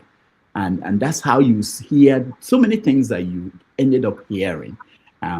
So the same way, so it's important to know that these changes are happening. It's actually good that we are discussing it. And that's why I always like to bring in reporters. And sometimes I ask them questions that I know the answers to, but I want it to come from them so that people will hear from the people who are on the ground about what is going on and the challenges. So I agree with you. It's important what we are doing, the conversation, people learn from it and people decide this is how we can deal with these problems and new ideas will come out of it. So I'm not dismissing what we are doing ever. I don't do that. I'm even very sure she's the one who will benefit from this coming. I know that she will go home and think of some of the things that people have said, and she would take note. Thank you. Thank you so much. Forefathers, we have about just like 5 minutes, but anyway, go ahead, Forefathers. We'll get to everybody. Yeah, thank you, Dr. Dameji, for hosting this show. And from my findings, I'm a bit taken aback how people are weird. They like drama too much. See, my own focus was about the conversation she had with David Udeyi and the conversation she had with me, which is, I have to give her credit because, I've been on this platform for going how many years now, and I still have people that disagree with my security stance, but she agreed with me on that point. Shocking. She agreed on that point, but she went on to say, why would I require Nigerians to know this? And I find that ironic because she went on to describe the same problem in the Nigerian people don't know what is going on. But that is why we are saying we should give them that information so that they know what they need to demand from their leaders. Democracy, and she also made a comment that I find interesting, and it's not only her, to be fair, many Nigerians do this, and I find that disturbing a little bit because we're in a democracy, and even if it's an autocracy or monarchy, we are still, the citizens and the subjects still have a kind of impact and say in what goes on. Like when she says, after God, the leaders are they have all the power, they are next. Yeah, but in a democracy, the people too also have input. They are stimuli to their leadership, and hence why the people also have to play a role. And I really think that aspect was missed, and because she repeated it often, and I really think that people should also keep that in mind when they talk about politics and leadership in Nigeria. We have this thing where we were like, oh, because he's a leader, we should just defer everything to him and he has all the power to decide everything. No, you have to push them. You have to force them. And I've seen Nigerians force the government to change their mind on quite a lot of issues. When Nigerians didn't like the tax bill, they yanked it and they came back and changed it. When Nigerians didn't like the student loan, they yanked it and changed it again. So there are things that they do and Nigerians don't like it, they will yank it. Because they know they can't, if Nigerians get cross with our politicians, they are done. They can't. No tax law was changed. Tax law is still there. Don't come and misinform us. That's not true. I just want to correct that, please. Nobody yanked any tax law. Jim, you started now. You started now. Don't start. So I don't want to start. Otherwise, we'll start pulling out tax law, whether it changed or not. It's not So, changed. They're waiting for election to come and pass. It's not changed. Another one. See that the people that disagree with me on my security stance, But now it's she truth agreed now. with me on It's the truth. whatever. You refuse to learn. So All let right. me just say something about objective truth, because I like what Chim said about that, because he seems to understand the concept of objective truth. And because there are certain things that are just obvious, everybody has agreed that it is true. And you have to remember context matters. If you are talking in areas of, theoretical physics and certain areas, something can go up and not come down. Or you can even walk through walls. So context matters when you're discussing things. So I will leave it at that. Thank you. All right. Thank you for that. KJ, you're next. Thank you so much, Dr. Rudolph. And I just want to, I don't really have, my position is not too different from that of Precious. I stand firmly, like Gidigba behind her answers and her comments. Because she is not just, as we say in my language, she will know what I'm talking about. She has been in journalism for long. She has seen the good, the bad, and the ugly. And I said that to say, look, some of us take these things, we kind of a bit trivialize it. Who amongst you want to die? Have you seen somebody who went to heaven before and came back? Nnamdi Azikiwe at 86 said he's not in a hurry to leave this continent where he knows. Is it me who I'm not even half of it that I want to leave because I'm practicing journalism? So we must understand this thing. One, just like Chim has said, Rudolph has said, if your guy gives you this thing to go, if you decide not to go for this thing. No. Sorry. No, don't interrupt me. Don't interrupt me. When it gets to your time, you talk. Are you actually trying to say that people should not be brave? Don't interrupt me. Sorry. Come on. No. Rudolph, I reclaim my time. This guy, look at leave make I talk. Okay? Now, some of us say, what I was among the first journalists who went to Liberia to do documentary when dead bodies were still in the streets and it was still dangerous to be in Liberia. Some of us have paid our dues, whether I like it or not. But we're not going to go and stand before a situation when you know that they will take you. At least that time I wasn't married, Rudolph, you understand what I'm saying? I didn't have any responsibility. So I could as well be, I was everywhere. So, but eventually, responsibility is telling on you. That's one. Two, you are not going to get paid. I work for an international organization, so I could be able to be everywhere I wanted to, and they take the cost. But for the local people who were working in local organizations, majority of them fear to pick professionals like Rudolph because they will not be able to sustain them and they will not want to go out and beg for brown envelopes. So what they do is they get somebody who can write good English and somebody who can be able to stand in that and then use them. And those are the people they say to them, this your ID card is your meal ticket. Go out there and help yourself. If you are a journalist and your Oga has told you this one, and then you go and they're dividing brown envelope, are you not going to collect it? And I'm talking about big media because I did train most of these people, some of them in the studios. Okay? Now, having said that, I want also to say this thing. I'm narrowing down to the Wike example. Wike's program is bringing millions to that channel and to all the channels that are working there. Are you going to say that you will not take it? Because not only you now, who is the reporter or the cameraman or the producer, there are other people who are working, there are floor managers, light people and all that, audio and every other thing that are hoping, hold on, and paint a picture because I was in this industry. When you go to your time, you talk. Now, they are hoping that you, who is the field man, will go out and come back with something for them that may be the thing that will transport them back to their house. I'm talking about people's experience in Nigeria. They're still there. They have no way to do otherwise. Okay, having said that, listen, it is not easy whether we like them or don't like them. And I'm not in any way saying people should not just say the truth. But you say the truth with being able to go home and come back and tell the story again. He who fights and run away lives to fight another day. We can't always blame the Nigerian journalists because even when you decide to take the bullet on their behalf, once you are put 6 feet down, all of them continue their life. They all continue their life.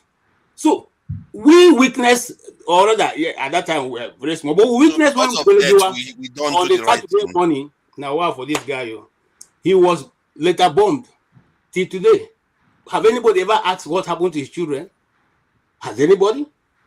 So I'm not holding brief for Nigerian journalists, but I think in the situation where they are doing the best that they can.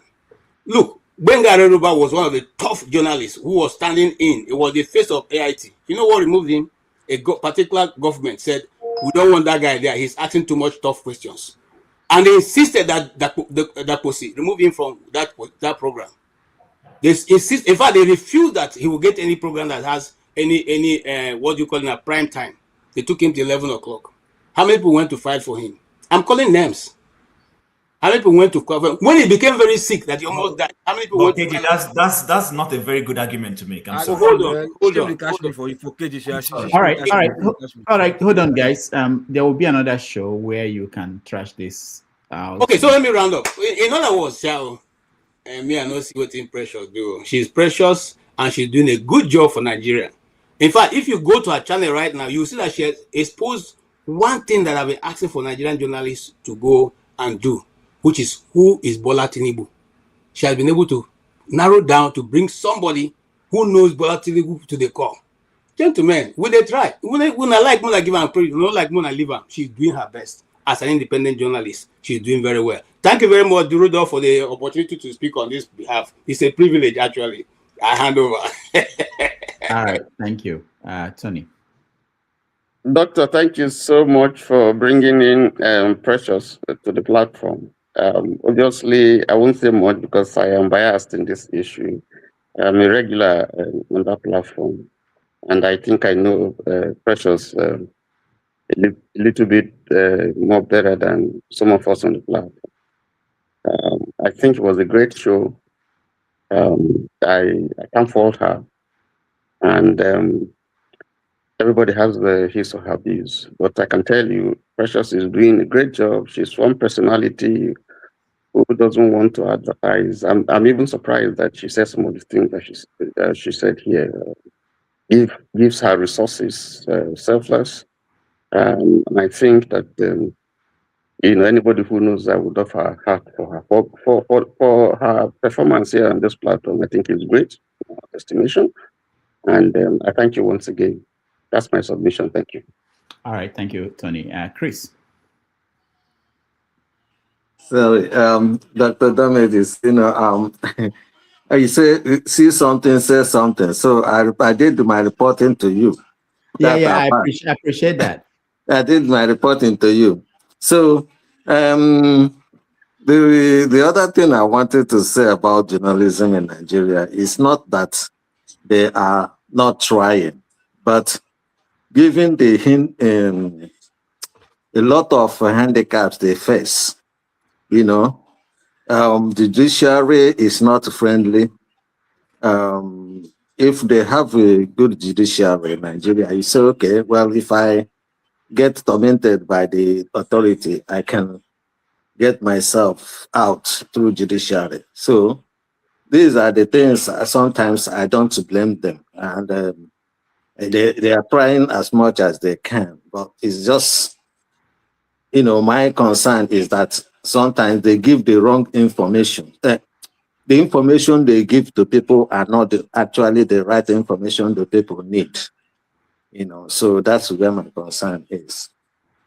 Thank you so much. But as an independent producer, she's doing very well because I listen to her programs all the time. She's doing very well. Thank you, Chris. Thank you. The founder of CNN was decided one day to start a network. I hope that more people will just get pissed off by what the journalists we have today are doing to get into the profession. Shore was studied geography, but today he's the owner of Sahara Reporters. So that's a good thing about journalism. The door is not locked on anybody. Anybody can just knock it open and say, look, I think people are not doing the right thing. I want to do the right thing, and you do it. All right. Local P. There are questions for you and forefathers. I think it's Mark. wanted to know how did the protests go? The one that happened in the UK against INEC. Did you guys go? He wasn't there. None of them showed up. They no go. They talk of journalists when go say, you know if it goes, you know if it come out for speech. Look at you that say people should not protest. What are you going on about? See, let me tell you something about protest here. You know go answer the question. Were you there? I know if people go protest will not get heard. You don't qualify now. You don't get heard. First, hold on. Wait, you are don't get heard. Now so they talk. Wait now. But you won't make a person go die for you. That's why don't get heard. See, you attack the law. There's a law that says the head of the president will be the one to appoint INEC chairman. You get my point? So, you remove Amokwitan. There's 1 million Amokwitan behind waiting to replace this President Amokwitan. I don't understand you. So, if you remove this guy, it doesn't change anything. It's still going to bring somebody that is trust that will defend him too. So, except you change the law to say no, INEC should be independent. They should be able to bring in their own, without relying on any, even self-funded. That is the kind of protest that we can. Don't you get? I'm not going to waste my time saying remove Amokwitan. I don't understand. Did you know that the Amokwitan used to exist? No. But they removed the one we did before. Now you can't bring somebody really close to them. So if you remove this guy, tell me the chances that he's not going to bring somebody that is even close to him. Maybe district that you guys cannot even have a clue about his relationship with Tinubu. Come on. Did you go there to give them this idea? The crowd was gathered there. Why didn't you go and address them? Go and forefather. Wait, ask your question now. Make your comment. Leave this thing where they talk. You go there. That's the question what I asked you. People go to streets, no fit. Open men are protesting. They are wearing Kokwasia cap. Like, I don't understand. You just threw yourself under the bus. Like, oh, that means what you are saying is not even your own thoughts. That is Kwankwaso that is sponsoring what you are doing. You've already shot yourself in the foot. In fact, no worry. No type of Nigerians still there somewhere. No worry. Rudolph, I have a question, please, if you may, please. Okay, so go ahead. This is please just indulge me. Have I knocked you on this show before or not? Have I disagreed with you? Me? Yes. I think so. Of course. Okay. So why do we find it difficult? Because listen, Nigerians are too beholden. So I'll come here now and I'll support everything Rudolph does. So if Nigerians cannot be if you cannot be objective about something because you feel you are going to be biased, then don't talk. My idea, the way I see life is, if this platform is doing what is good, I will praise it. If I think Rudolph is not doing what is right, if it's a matter I think I can take behind the scene with him, I'll go behind the scene and take it with him. But if it's something that concerns all of us here, I'll say it openly here. But I will still come back here next week because I believe in what the platform is doing. What I find strange is that people do not know, and that is why we have a decay back home. Because everybody thinks that, oh, I need to cozy up and, pardon my use of language, I have no other choice. My grammar right now is limited. Lick Rudolph's ass. So that I will be nice to him. So that like somebody said, and feed your family. And feed your family. When we are ready, we'll be telling ourselves the truth. And feed your family. All right. Thank you. So, Lokopi, are you done? I'm not now. You don't be yet. I won't start. You can't give me riots, Mago riot. I don't understand. No, but see, in a nutshell, look, Rudolph, look, the danger of what you guys are saying. You guys don't know the danger. You said something because I didn't watch the interview with Precious, whatever, anyway. But it was your statement that you said, like, oh, I'm Ake Bagbina. I'm sending Chim as a journalist. Chim will say no. Why would Chim will not say no? Chim will say yes, let me go. But the thing is that you will not control what the kind of question or interrogation Chim will have with Wike. You will not do that. Because if you do that, that is where, if journalism is dead in Nigeria. It's not even the brand envelope anymore.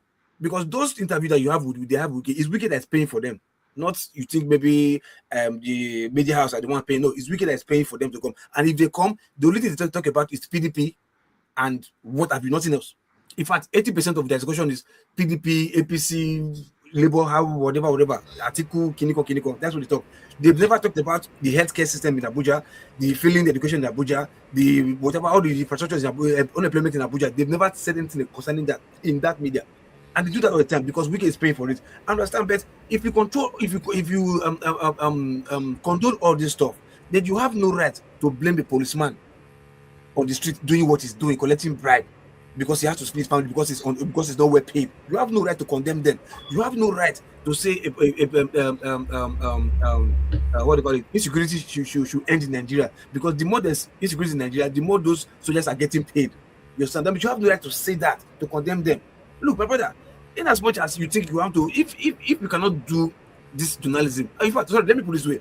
You see, words, this word that we do here every day, there's a way, if you understand television or programming a lot, there's a way they'll put advert to you over and over and over and over and over, even if you don't like that advert before. Subconsciously, you start, okay, let me try this advert. You understand? So what journalism does is, you're supposed to be putting the right information out there. You understand? Because the people who consume, it shapes their opinion, it shapes their mentality, it shapes even their growth, it shapes their state of mind. So by the time I come, I see nonsense journalism, and I watch you all the time. Before you know, I start behaving like you're thinking the same nonsense that the women pushers are thinking. But if I say, okay, just imagine the interview with Boala and Asamendi. We have journalists in Nigeria who can even do better. They chose not to. But you can see the way Nigerians are applauding Asamendi. Thank God for doing this kind of, and even bashing Nigerian journalists. But you are now saying no because of brand envelope. They should not do what is there to ask the right question. Even if the guy don't want to come to your show anymore, don't let him come. By the time these journalists in China do that, the journalists in AIT do that, the one in Arise do that, the one in Zimbabwe do that, and this politicians don't have anywhere to go and get interview, they'll start changing their mentality. But all the time they go there and you leave after Shehu do his interview, Shehu hold this small envelope. Hey, thank you, sir. Thank you, sir. And to do that on the same platform, how do we move from there when we know that whatever these people consume is what shapes Nigeria? That is the danger of social media. Look at what social media is in Nigeria right now. Everybody's doing what is trending because they consume this all over again. So by the time we apply that same analogy in journalism, if this guy put out the best journalism out there and we consume it every day, before you know, subconsciously we will start practicing what they are saying or behaving like them. But every day you open your TV and you see nonsense interview, nonsense journalism putting out there that you are saying no, it's not their fault that they are scared, or who is threatening them for asking the right question? Nobody's telling you to go and do investigation, like maybe like what you say now, go and do investigation to leak out the secret of Wiki. Nobody's asking you to do that because that you are enjoying your life. We are talking about when these politicians, when they come to your station and just grant interview one-on-one with you, nobody's there. Okay, if at all there's anybody behind, just ask the right question. That's Sorry, all we ask. I tell them how this works. Can I tell local people how this thing work? See, the program that they go to cover for Wiki is a commercial program. It's been paid for, and what you are going to say is already been detailed down. Hold on now. I'm talking about the ones coming to your studio. The media chat is audio. The media chat is once in a while. The media chat is not every day. Okay, not every day. Hold on. The media chat is not every day. I'm talking about them coming to your. Can you just hold on? Now, if Rudolph is presenting a program in the studio and he invites you, then you come into his studio. You have the right to ask him any question you want because he invited you and you accept the okay. But when you now, hold on, sir, I want to clarify something. When you now tell them, I'm going to be having a media interview, I want a press release, I want this, you determine, you are going to pay for the time. That payment they are going to pay to the media is what they use to run the generator, run their transmitters. Hold on. Now, KJ, let me ask you a question. KJ, let me ask you a question. Tell me the ratio. KJ, let me ask you one question. Tell me the ratio. Ratio of having a media chat vis-a-vis the ratio of them politicians going to the studio to grant interview, whether AIT channels or Arise. Okay, so KJ, don't answer that. We don't have time for that. We have hold on, Local P. We have after show, and you guys can trash this out there. I can come in and say what I know, a little bit of what I know, but I want to hear from everybody before we round up. We have a lot of people who are still yet to talk. Ovie, you are next. Thank you, Dr. Dameji. I must say I'm disappointed and I'm sad. Why? Because we talk about journalism as if it's special than every other job out there. It's not going to the moon or operating on your ant's brain. As a journalist, what is required of you is to go to a place or report on what you see as it is. Just say it. Allow the people to make up their mind and decide what they're going to do with the information you're providing. When you decide to take a step further and trying to tell people what they should hear from your own expertise or expectation, that's not journalism. That you are becoming a pundit now. It's different. Then anything you see in that field, you can take it. That's not expensive for anybody. In today's world, it's not expensive to report events or issue. It's free. That's what technology has done. Now, before we be say access no for everybody, so only special people who are able to afford to go and study some kind of things, train some kind of way, 9 BD. But today it's no longer like that. As a journalist, if I'm coming to this platform to report on this platform, which I need, what am I going to say here that will sound as a threat to Rudolph? Unless I am not saying what I am seeing, I'm trying to now impute my own idea, on what I believe, then that's when you become dangerous. Because I will expect the person I'm reporting on to react, because I am not reporting what exactly I'm saying. In other words, I'm trying to induce the people who are listening to me on how they should behave. Journalism is very simple. Report what you see and leave it to the people. Every other thing after that you are doing is something else. What we do in studio, all those that are bad, even depression, it is not journalism. They are mere pundits, they are analysts. They are using their expertise nobody asks for. So they are allowed to say whatever the fuck they want. And whatever that come after what they say is on them. Because if I come here, I say, on Dr. Jami's show today, there were 10 people, this one said this one said this, and I don't add anything. I don't think that would be risky on my own part. So we they describe this job as if no, it's not a rocket science, for God's sake. Only when you are trying to make it to, and nobody asks for it. So if in a country we cannot have a conversation without somebody else paying for it, I don't understand how that is. If we cannot talk, that's what we have. If we cannot talk to us, because that's what journalism is all about. Somebody report the events the way you see it. Let me and the audience have a conversation about it. We are not stupid. We can make up our mind. We are rational. We treat people as if they are deaf and dumb because they will be journalists. No. So Moku know how to actually present issue. What Rudolph is doing here is not journalism. That's not his profession. He is presenting. He's imputing his own experience. That doesn't mean it's his own. He's presenting. He's trying to convince the people the way you understand it. I am not going to hold him responsible or accuse him as a journalist. No. As an analyst, yes. As a pundit, yes. As a propagandist, yes. But a journalist, no. You are not a teacher as a journalist. It doesn't mean you can't teach the audience. Come and report what you see and get the fuck off.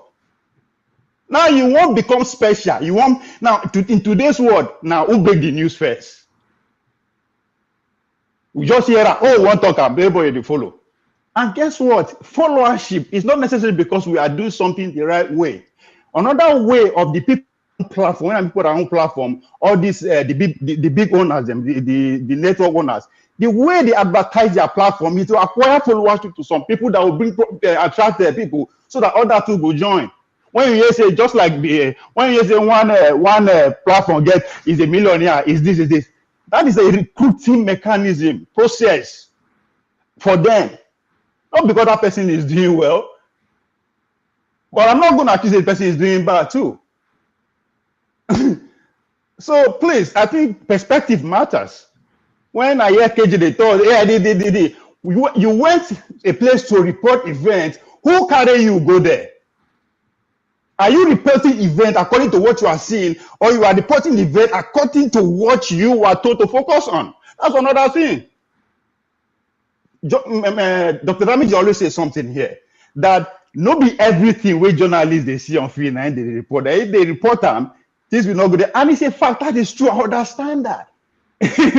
So, but how you want to twist the event now, if you twist that in a way that the person you are twisting against they come after you, that is on you. That's on you. All right. Thank you, Ovia. So perspective, I think, is what is missing here. So journalism no hard. If we know we sponsor ourselves, sorry, Dr. Damage, you started the today show by you quoted, I don't remember who that quote was attributed to, that a good newspaper is a nation talking to itself. Atomila.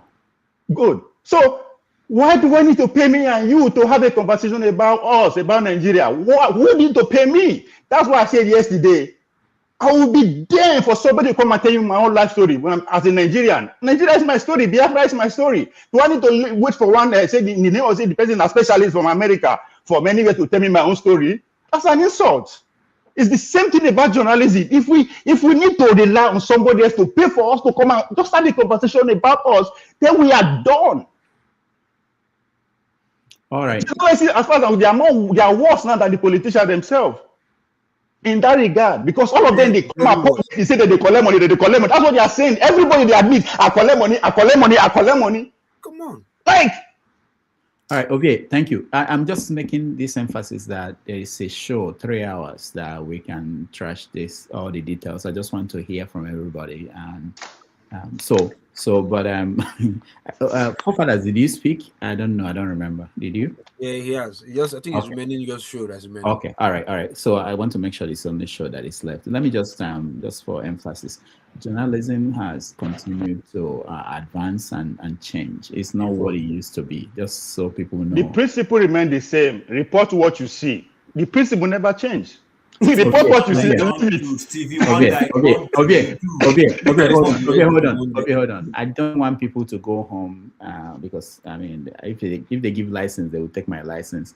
I don't want people to go home thinking that it's just that simple. So you have different aspects. You have investigative journalists. They do different job from reporters. Let me give you an example. Investigative reporter can follow a story for 6 months. You won't see their byline. They won't write any single story. There's one guy in Nigeria. He goes and he will penetrate organizations, doing it for 6 months and then come out and file his report. It's totally different from people who tell you what is happening. So I just want to point out. And there are people who work in different aspects. I've mentioned people in the editorial department. If you go to the Guardian newspaper, I think they still do that in Nigeria. Their job is simply to come there and write editorial for the newspaper. They are not there to report. They are not there. There are people in the newsroom today, all over the world. You've never seen them outside. They don't carry a microphone and speak to anybody. Their job is to edit the stories that come in. They are journalists. So there are many aspects of this thing that we do. But the one that people know more, there are people who come in front of you and say, I'm a journalist. There are some people who never said that, ever. But they are journalists. And they report. Anyway, I just want to say that. Sure, go ahead. Hello, Rudolph. Good evening, and good evening to everyone on the panel, the comment section, and to the viewers. Quite interesting topic. It was good to see Precious join us today. I listened to the whole interview. I haven't seen much of the conversation with David, but I've seen snippets. I'm very busy these days, as you know, Rudolph. So what I wanted to add to the conversation is that I'm quite, sympathetic towards the cause of our journalists back home in Nigeria. As they would say, if easy, run them. They live in Nigeria to start with. I think a lot of us have lived in the West for so long that we've forgotten what life can be in Nigeria. This is a country, it's a jungle. And like many people said, if you're gone, you're gone. The people will just move on naturally. And I've had the argument that if you can't do it, leave it. Now, if everybody, would we rather everybody leaves it or everybody leave it? Would we rather that? I think the people who are there that we feel are doing the best they can, I think we can be kinder with our words when we speak to them. Because this is it's not the highest paying job in Nigeria. And it's very dangerous. And people say every job comes with its own danger. But I always ask this question. If you run an insurance company and a journalist in Nigeria comes to you for insurance cover on life insurance, and a surgeon in Nigeria comes to you for life insurance, would you charge them the same premium? You wouldn't. And there lies your answer. So for those who say every job, there's danger. Yes, there is danger. I've seen some people in the comment section talk about, if I'm a surgeon in Nigeria, if you do your job very well as a surgeon, you get applauded, even by Nigerian government, as as mad as they are, they will probably give you an award in December as a top surgeon. But if you do your job properly as a journalist, what do you get? There lies in your answer. So don't compare. It's not even apple and oranges. This is eba and oranges. If a journalist does the job, as far as we're concerned, properly, what do you think they would get from the government? If a surgeon does their job properly, what do you think they get? They'll get praised. So it's not the same. These guys are doing a job that is quite dangerous in Nigeria and in most third world countries. Ovie. So if we take it where you're saying just report what you see, that's a different. I'm talking Nigeria, about it in the then context. will report themselves. I am not. We see Nigeria dangerous. Maybe people they live there. What do you mean Nigeria is dangerous? All you need to do just say something. You are describing a different journalist in Nigeria. Journalism, is it? What? How is it difficult in Nigeria than any other place? I want to know, please. What's the difference? How is it difficult for people to just talk? Say what you see. So I'll tell you. I'll tell you. What you should speak to, I think maybe it's investigative journalism. Investigative. I'll tell you. I'll tell you how it's difficult. I'll tell you how it's difficult. So was Dadeyata, because I'll use was, and apologies to his family if they're listening. Was he a journalist or was he? What was he? I want to understand it's an investigative journalism, which is very specific. Is it? So it's a journalist. You're qualifying it now. He was a journalist. Hold on now. I think because I think I mentioned somebody's name, KJ. He uses himself as an example. That's why I mentioned his name. He has gone to places to report. He wasn't on a secret investigative journalist, right? He was going there to report, just like every open feed out there. So, right? So if how is that dangerous? If you can use KJ, I can use Dadeyata. He's an investigative journalist. I agree with. He's an investigative journalist, which journalism you pointed out. It's different kind of journalism, which you said too. You cannot put them in one basket. You are using KJ as the example to say it's not dangerous, and I've chosen no, because he's a journalist. I'm reporting on the kind of his own journalism. He is not Dadeyata. There are two different journalism there. But most importantly, what do you need money to report event for? Why are you expecting special money for you to pay to the kind of journalism that is in Nigeria? It's not investigative journalism. It's not investigative journalism. It's not investigative journalism. What we are doing here is not journalism. You know that, right? You need to be very specific. Dadeyata is an investigative journalist, which Dr. Damage said very well, and I agree with him. That is a special kind of thing. But the way everybody is talking here, that you need money to report something, you need money to do this. No, you don't. I'm not talking about KJ. I'm not talking about KJ. You bring Dadeyata out. That's why I make that very specific claim. I'm talking about what I've heard people say about journalists. See, the expectation we set. So, okay, now maybe you would agree that the expectation a lot of us set for the sort of journalist that you've called KJ, the expectation we set is like, oh, you're not doing enough. So what do you? No. Report what you see. You are not expecting anything special. Ovie, this is not about you and I. Except you're pretending. It's about the point you are making. Except you're pretending that you don't listen to what people say, our journalists are not doing enough. I'm not talking about people. I'm talking about for myself. What I expected for you as a journalist, report events. That's what I said. It's not about you. But that's the principle of journalism. Oh my! That's not my opinion. It is another one that made it up. Let me have my say for the next 5 minutes, if you will. Go ahead. If you can. I can. Go ahead. So what I'm saying is, the theme is, the journalists in Nigeria are not doing enough. That's a common saying. You need to do more. You're a brown envelope journalist. You're not doing enough. So if it's to report what they've seen, I think they do more than enough. So what people are expecting is almost for everybody to go and do what Fisayo Shoyombo was doing. That's what everybody expects. They want everybody to be a David Udayin. If you don't do that, you're a fake journalist. Okay, you will allow me to finish. And I appreciate that. Please. Who is speaking? I thought I muted everybody. At this point, because I don't want to get agitated and annoyed, because people are now trying to walk back what you've been saying. They say, our journalists don't do enough. They are brand envelope. So what I'm saying is, especially with the Wiki, in fact, what I came in to say was the Wiki thing. Somebody, like Rudolph rightly said, somebody employs the people who go and sit down with Wiki. And I'm surprised, because Uvia will say it all the time. These people who own these channels, they are not running charity. And let's separate two things. I am not in agreement. I'm not defending them. But the owners of this broadcasting channel, of these channels, they are private investors. They have vested interest. In fact, some of them, if they even appear to be in opposition, you'll be surprised that they are closer to Wiki. They have a lot more with Wiki than you and I. As much as the owner of Arise, it might be seen as opposition figure, but he would rather sit down with Wiki than sit down with the likes of you and I. So that guy who owns Arise, who owns whatever other channels, they would rather pander to people like Wiki, as wrong as it is to you and I. If we want to compete, this is where they say you pay up or you shut up.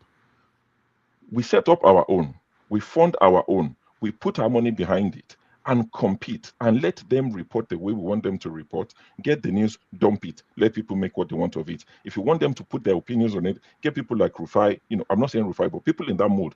A lot of people like Rufai because of the way he speaks. But guess what? Rufai might be kept there because he brings a sense of balance, or whatever you want to call it. And for people like Precious, she's lost that covering since she went independent. If they want to come for Rufai, for instance, they might. NBC in 2023, they issued a final warning to Arise TV. It was something that Delivery to me and one other guy said on one of their morning shows. Because of Delivery, not even the journalist, you had a guest on your TV who said something that we disagreed with, and they gave Arise a final warning. NBC, that is Nigeria. And you are saying it's the same with the rest of the world, where somebody goes on a TV channel, says something that is against the government, and they give them a warning. Only 2 or 3 days ago, NBC also said, we are warning you people. It's a constant thing that they have to deal with. And I'm not saying they're perfect, but I'm saying the owners of these TV and radio channels are not these Lagos Ibadan X-rays, as they call it. They are private individuals. They didn't set it up for you. They didn't set it up for me. They didn't set it up to benefit us. It is an avenue for them. So if we want to compete against it, let us set up our own. Let us fund our own. Let us do our own differently, where we can control it. As long as you don't control it, you're not going to go and tell the owner of Arise how to run it. As much as I want to tell him how to run it, I have no right to do so. I have no right. How am I going to tell him how to run his channel? Do I know where he found the money to invest? Did he borrow to set it up? Does he need to pay some people back? I don't know. What does he owe the government? They can decide to shut him up and close down the thing. So they will pander to them. So if we want to compete against these things, let us do our own, like we're doing right now with this little one we have. If people want to go to Nigeria, some people did Radio Kuderat, people did things in the past. We can't just sit down and complain all the time without putting your money where your mouth is. Sorry, you are coming across as if you are. I agree with your point, but you're coming across as hold on. Hold on, forefathers. It's not okay. It's okay for the owner of the business to do whatever I want with it. See, you are making your business the way you want to run it. Sure. We have opinions too. We have reviews. People can also watch and give. Hold on, everybody. I am not saying it's wrong. Let me say this. Can we who is speaking now? Hold on. Can we allow the person who is speaking to finish? And you ask a question. The problem is I have my own comments here. I'm writing down. But if you stop the person, then it doesn't help us, so that they will finish and we can go on. Okay, go ahead, sure. So I'll finish in 2 minutes. I'll even less than that. What I'm saying is the owners of these channels, I critique them. If you've known anything about me, I don't agree with the establishment of anything. I'm a rebel. I rebel against most things. What I'm saying is, are you telling the owners of Arise to run it the way you want it to be run? You can give your opinion. Opinion is like backside. Everyone is got one. It counts for shit. They don't listen to you. All right. So show is out. Can I just clarify something? Hold on, Ovia, hold on, and forefathers, hold on, and Loco P. While show was talking, I wrote down a few things. Even from the time Ovia was talking. Ovia, you were talking about that coverage. Everything is free. So the World Cup is going to happen here in North America. When I first left Nigeria, I was in the UK, and there was a World Cup, which was 1995. I had to cover the World Cup for a newspaper in London. I had to come here. You have to get a visa, you have to buy tickets. The paper, the magazine I was writing for, it's a small magazine. I'm actually going to bring that the owner of that magazine here within the next few weeks. I had to, I approached the publisher. I said, look, I want to go and cover the World Cup. I'm not really a sport reporter, but I could cover anything. I covered energy. I said, let me go to the United States and cover it for you. There's no way the magazine I know, the small office we had in London, will give me money to buy tickets to come to London, stay in a hotel in Boston where Nigeria was playing for days. You have to fly here, they take a train from wherever you landed to go. It's complex, it's expensive, okay, to come here and do the and speak to. I was able to talk to Stephen Keshi and some of the players at that point. It's work, it's expensive, it's not easy. And of course, different from what is happening today, you have to be in touch with your editor. If I'm here to cover the World Cup, I can't say to the editor, oh, I couldn't talk to our players if we're here. You have to be guided. You send in a report, they will say to you, why didn't you do this? Why don't you do this? Go and do this. Add this to your report before it's published. So there's something involved in the process. It's not as easy as people are making reporting to be. Okay, somebody reminded me it was 1994. All right, yeah, 1994, not 95. But so you have to, there's a process. It's all expensive. It requires resources. What's the It's point? not free. Huh? What's the point? The point I'm making is Ovie was saying the way Ovie presented is very simplistic. No, let me clarify. You want to work for a small company. You want to work for America. Dr. Dameji. Ovie, let us hear him. You're working for a small company. Let him finish. He's not finished. You think, Anna? Please, Rudolph, go ahead. I'm done. You don't finish. I just want. No. I'm not saying that I'm done. I'm done now because let's hold on. I want one person to speak at a point so that we can hear the person. So, Lokopi, let Ovie speak. After that, you can speak. All right. Dr. Dameji, you see again when I thought the perspective matter. You are a journalist that work for a company, a business, right? Of course, the business that you work for, you are responsible to that business person first before the people you want to report to. In other words, waiting and say make you go report now, you go report. The person will send you there have an expectation. I don't expect the owner of the platform. I don't consider him as a journalist. I see you as a journalist, right? If you say that job is too expensive for you to do, fine. Must you not go and sleep with an enemy just because you want to preserve an information? It's not acceptable. Show is using Rufai and Co and Arise as an example. It's the same. What Rufai and Co are doing on the studio is not journalism. They are pundit. They are expressing their expert that nobody asked for. The idea that we see journalists know they do their job well, no, that is not our complaint here. I don't think Nigerians are complaining about that. We are specific on brown envelope. You people are justifying collecting brown envelope. For brown envelope. It's like politicians justifying collecting money from other people to serve them. It's like politicians justifying collecting bribe. Yeah. That's what you are saying. That's why I say journalism is not different from every other career. It is not special than every other one.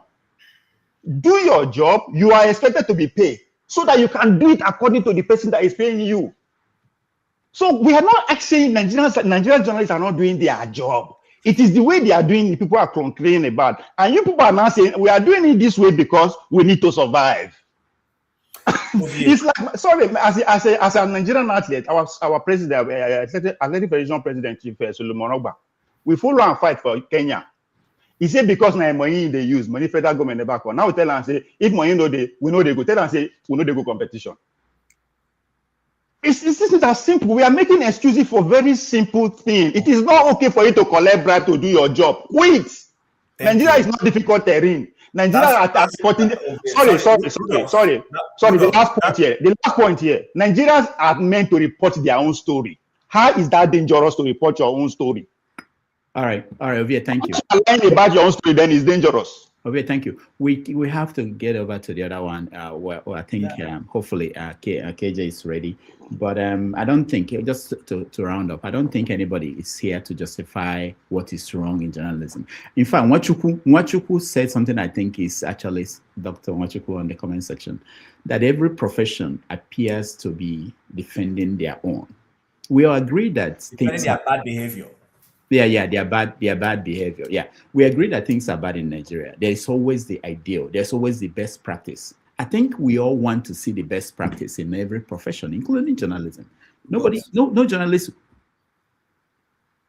No, tell me, but what You have now? to wait now. Let me finish now. You're coming in. You know, this is, I don't know how. Anyway. I want to see your reason. I want to see your You know, reason. Rudolph, when you were giving that your analogy about US, I thought you were trying to say that you needed brown envelope to go and do the report. Congo US. No. The only reason why I explained that was the way Ovie was presenting it as if there's money. It's free. And now he's trying to also make it look like you don't have to be here. You don't have to be here to cover the World Cup. So let's say you are the sports editor of the Guardian newspaper in Nigeria. Okay, all your life you've been writing about sports. You've been going to African Cups, everything. As a professional, you want to get to the peak. The peak is to cover the World Cup. Yes. I cannot be. Hold on now. No, I say yes now. Continue. I say yes now. Continue. I say yes. I'm cheering you up. I'm cheering you up. It's not you, Lokopi. No, I'm cheering you up. I'm cheering you up now. I say yes. I'm cheering you up. You go walk up, so we'll cheer you up. I'm cheering you up now. Yes. So as a journalist, you're covering sports and you are covering soccer. You want to be at the World Cup. Okay. Ideally, you want to be there. At least, even if it's once. If you don't get there, you've not reached the peak of your profession. And then, how do you get there? It's important to you. It's important to your readers. If you watch it on TV, it's not the same thing. You can write that these people won, these people lost. It's not the same thing. So I know that the chance I had to interact with our players, to see them in the place where they are kept, to see them, it's priceless. For you, yes. Okay. So how do you fund going there? Exactly. I want you that. You want to know how I did that? How are you supposed to do that? How will you not do that? No, how I did that was that I got an agreement with the publisher. I said, look, this is important to me. I want to come to the United States. I want to cover this. I've never been. I wasn't a sports reporter from the beginning, but I had interest in everything. I said, okay, what can you do for me? And what can I do? I put it together and I came and I covered the World Cup. So, but let me tell you guys a story that you may not know. I didn't understand how it works. I mean, the country and everything. I came to Boston. I said, I reached out to a friend of mine. I said, let's go. I need a hotel where I will stay. He said, all hotels are booked. In any case, I couldn't afford a hotel room in Boston at that period, because if you know where they play World Cup, a lot of people come for that. So you deal with other things that are involved, you know. So, but it's the way it is. I'm just saying that I want you guys to understand that nobody's here justifying that Nduka is not paying his reporters. Nobody's saying that reporters should collect the brown envelope. But we're saying that if you care, just like if you care about Nigeria, if you care about what is going on, the options, how do you support it? They are independent organizations supporting the media. You can form that organization so that they don't go to MacArthur Foundation if you don't want them to go there, or if you don't want them to go to Ford Foundation. You can form an organization that will fund the media. Okay, it could be that like Wole Soyinka Foundation. It could be what you do. You say, if you're going to do investigative reporting, I will give you the money. We will give you the money to go and do it. That could be your job. But if you don't do anything and you don't start your own media where you do the best practice, and you just think that the people who are there will fold up because they are not doing what you want them to do. They won't fold up. It's a business for them. That's all the point we're making. Sure. Sorry. I didn't realize I wasn't charging the laptop. So just to conclude my thought, I've missed the last maybe 5 minutes since I dropped off. What I was saying is, the owners of these media channels did not set up for you and I. What you think, your comments, your opinions, it's like backside. Everyone's got one. It doesn't count in the grand scheme of things. I don't support it. It's two different things. And I hope we can appreciate that. I don't support what they do, that they go and sit down with Wiki. But if the owner of Arise keeps agreeing and the owners of Channel keep agreeing to send their staff to go and sit down with Wiki, what do? You set up a competitor that doesn't go and sit down with Wiki. Because if Rudolph rightly said, if you say, oh, I'm not going to go and sit down with Wike, I don't want to go, sir. You get somebody else to go. Then what? You get somebody else to go. So when you keep saying, oh, they go and you said, Ovie said enemy. Whose enemy? Whose enemy are they? Or I don't know how to pronounce the name of the Arise guy. Are you saying Wike is the guy's enemy? I don't think he sees Wike as his enemy. To you and I, yes, we can. But do we own the channels? We don't. So what do we do in the meantime? Complain? I would say let's pay off. Enemies. After all, they gave him describing a one of the business. award. That's different thing, sure. But it's a business. It is a business. That's why I use Rudolph and Guardian. They are two different people. What is expected of them is different. If you open a business, I'm expecting you to make money. But if I can't work for you, my expectation is different, right? Dr. Damini talk about how to advance a career, you need to go work on, but that is your own advancement. I don't expect you to go and sit down with Wike. Nobody they send you. Hold on. Now, let me be clear on this. If you work for Arise and they send you to go to Wike, what would you do? I'm working for Arise. I am beholden to Arise. I am responsible to Arise first before Nigerians. That's what is expected of me. What's the problem here? The problem, as a Nigerian, don't come and tell me for you to do your job, you need money to do your job. Sure, let me answer you. They send me to Arise. I will go to Arise sends me to Wike. I will go. But Arise can't tell me the question to ask Arise. Exactly. That's the point we're making. I'm not. I will go. My job is protected. I will go. But you can't say when you go there, don't ask him that question. No, that's where there's a problem. Okay, so now let me take you back to what NBC said in 2023 when they didn't even go to Wike. Dele Farutimi went to Arise Studio and he spoke his mind. And I applauded Dele Farutimi, who I have a lot of time for. I bought his books. I shared it to people in Nigeria. When they banned the book, I bought 10 copies through somebody on this channel. Gave it to people I didn't know. I bought it on Amazon myself. So I have time for Dele Farutimi. He went on Arise. He spoke his mind and the mind of a lot of people like myself. NBC wrote to Arise, this is your final warning. We'll shut you down. What do you say? Okay. First of all, Dele Farutimi is not a journalist. Hold on, please. You understand? What did Arise do? They used to say that, this interviewer, the opinion of this our guest is his opinion. It's not the opinion of the channel. Are you saying NBC doesn't know that before they wrote? I'm just. But what's your point, though? What's your point in that? No, you're saying that. I'm just saying that when Chim said, I would go there and go and do what I think is right, which I want. I would do the same. But reality of our current reality and where we want to be are separate things. I think that's what we're conflating. Our current reality is what we see right now. Where we want to be and where we should all work together to be is what Tim is describing, and which is what I want. But if you go there and go and do what you want to do, what do you think will happen when you come back, Tim?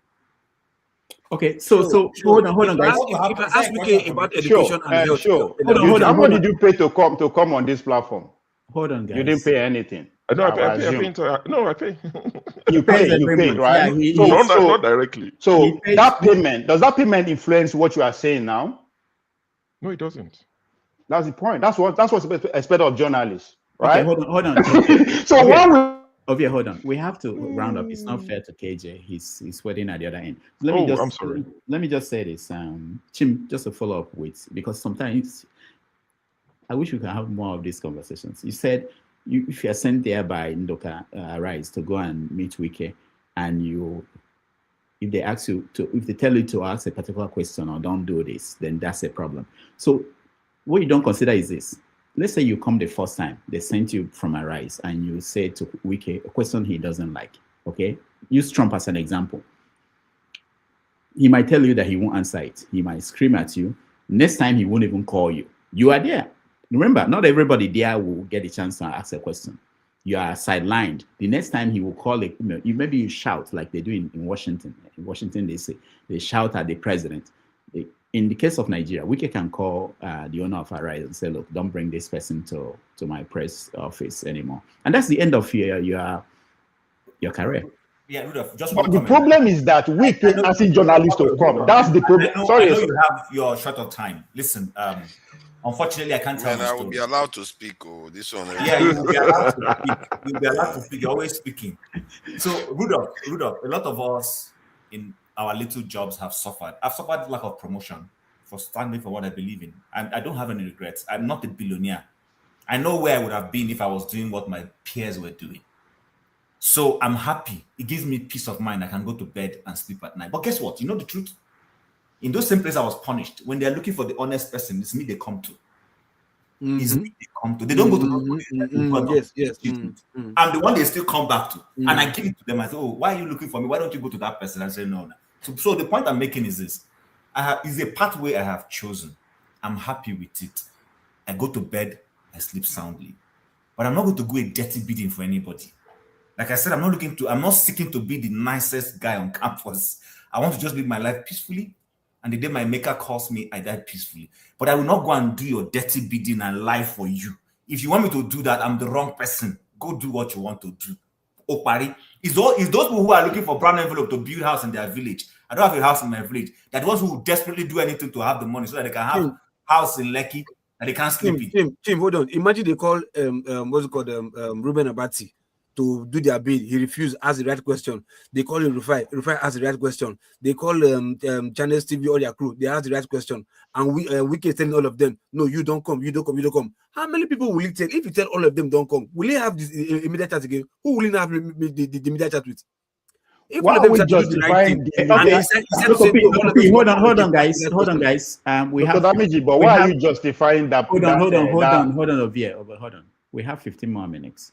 KJ is actually on the way to back home to start the show, so we can. So, but Dr. Damiji, why will you be justifying the fact that a government official, right, who is required to brief the citizen, the activities of the responsibility that was given to him, we are not justifying that some people had to go pay to get that information to house the citizen. We are actually arguing about that. No, you don't understand what it's wicked as pain. Exactly. Wiki is a public official. Why would you? Nobody's justifying anything going on in Nigeria. Okay, that's not. We're just trying to explain to you how it is happening, not justifying it. No, okay. The fact that you are saying it, that means you are accommodating it. It's abnormal. No. Hold on. Ovie. It's like rigging an election in Nigeria. You are not accommodating it. It happens. Dr. Damiji, this is a different case. Hold on, Dr. Damiji, wait now. First of all, you going there because Unduka, whatever his name, sends you. You are responsible to him first, which is the point I'm trying to push to show. Now he sent you. That's why I say this is a public official. Which is you're supposed to come to the public or go to the government broadcasting station and make the announcement. But because we want to monetize it, we want to deny the people, we want to actually brainwash the people, we decide to avail ourselves as the avatar of information paranoia. We'll go and stay there. And everything that comes from there is it's not supposed to be so. Let me surprise you. If the foundations that are supporting Vanguard, Guardian, Sahara, Premium Times, if they stop today, there won't be newspapers in Nigeria. But Nigeria will still keep talking.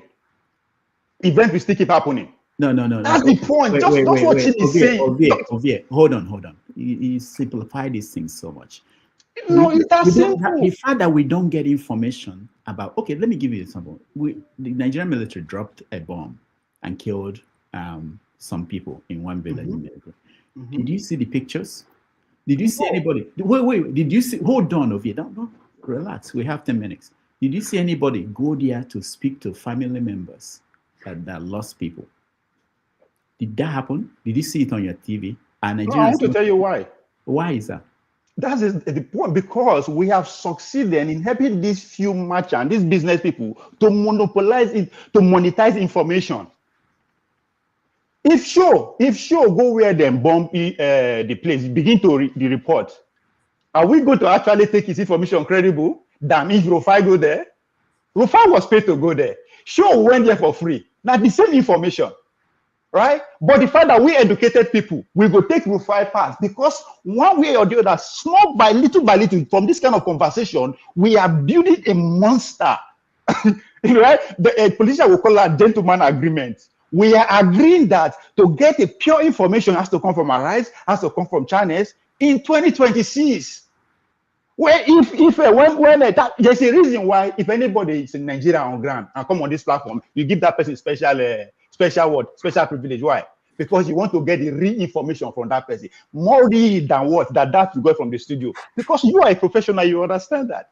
So collectively, we educated people, we have marketed the way we communicate. We put money to it, thanks to capitalism. So I hope you missed the part where I said we should do our own, like set up competition. That's community. That's if today we don't even need that. Exactly. If I want to hear something from Borno State, there are so many. Everybody is a journalist today. I want to hear their information, but because you are looking for specific one that suits into your ideology, you begin to. Ovie, hold on. I'll go to forefathers. We have to round up. Ovie, you did not. I said. We did not see those videos. We did not see those interviews. I said to you, let me land that point. It's because Ovie, wait, you just spoke now. I said to you, why didn't we? I thought you were going to explain that to me. What you Let me explain it. I'm coming. You did already. No. See, because once we monetize the process of information, what do we expect? We have to make it scarce. It's common sense. Hold on now. See, Dr. Damiji, please. I gave you common sense. The question we should be asking: how much these merchants, this media owner, how much are they paying to the authority to make sure they filter the information? If you know in 2026, if you know they get information direct from where the thing they happen, something is wrong. Somebody is paying for that information to be blocked. You know that. I know this. When you're done, when you're done, let me know, and then I will come back. I am done. The fact that we monetize information, we have to make it scarce for it to be profitable. It's as simple as that. It's capitalism. Okay. Initially, what you said was that that we would have preferred to hear from Rufai instead that if an ordinary person goes there. That the point I'm making is that we didn't get anything from either Rufai or ordinary people. I just told you why. So which. I thought you've been answering this why. And I just told you. Yeah. And the reason is what? Say that again in one sentence. We have monetized the process of getting information, so we have to make it scarce for it to be profitable. What is stopping the ordinary person from going there to get that information? You said it's easy. What is stopping them? Okay, make I give you one. You use the Sarah report an example, Showore. When Showore first they run for a presidential election, the media boycotted him. Why? Because according to you, he happened to be one of those people that say, come, this established media, they are not doing what they are supposed to do. We have to branch out, right? They decide to go their way. But still, the establishment is trying to block him. That is Showore. So what do you now expect for people like Show, Tunanja or me, who go carry camera, go where event they happen, and we think we are going to hear it. VDM is a great example. It was on ground in Jos. Did you hear the backlash? Not from ordinary Nigerians, from established people and educated people like us, because it's exposing what the media are trying to monetize. So I am not blind to the forces that are also fighting, because now two-way street. I don't expect Bola Tinubu and all the people in government to just sit down for every information to the good. They have to control it. We know this. That's where show come from London. If you go read the history of the First World War, there's a Ministry of Truth. That's where all this idea of media started. So they have to control what comes to the public in order for them to be focused. Thank you. So what we are talking about is not theory, it's not conspiracy theory or gymnastics. It's not that difficult. Journalism required to report what you see. Everybody get phone. The fact that we know they hear those information, as you said, is being controlled. Thank you, Ovie. Initially, you said that it was monetization, that we didn't see the videos or interviews of people who lost people because Nigerian Air Force dropped a bomb. I didn't say Nigerian Air Force. No, I was specific on a specific issue that happened, incident, and we didn't get videos. So, and the presentation you made was that, there was monetization of that and they stopped us. But now you talked about VDM. It's very important you mention VDM because VDM is touching on something. So VDM has the means to go to where things are happening and put himself in the story and bring up what is going on, which is what the media. I'm trying to get VDM here. It's difficult to get some of these people. I'm trying to get VDM here to explain what he's doing and why it's relevant. So this is what the media traditionally will go and do. And VDM, when he does that, for the people in the media, what they see is that because you are trained in the media, there are certain things like what Precious was talking about. There are ethics. There are certain things you don't do as a reporter. But VDM can do those things because VDM is not claiming to be a reporter. And when also hold on, okay, relax. Maybe I should come to the next one. I've not. No, because what you said is exactly where the problem is. They say they are ethics. What is that ethics? Go and report information for the people to see the way it is. You are putting ethics to guide how the information should come out. This is where we are accusing the journalism for not doing their job. we are not expecting anything from you. If VDM can have the resources to just go and report what is there, then we are come on now, Dr. Lamidi. We can do this on a midweek. There's no way you can justify. There's no way you can justify. I think we will do that. Ovie. Yes. There's a reason why a fence is up anywhere you see a fence. To control, yes. No, to save things. I agree.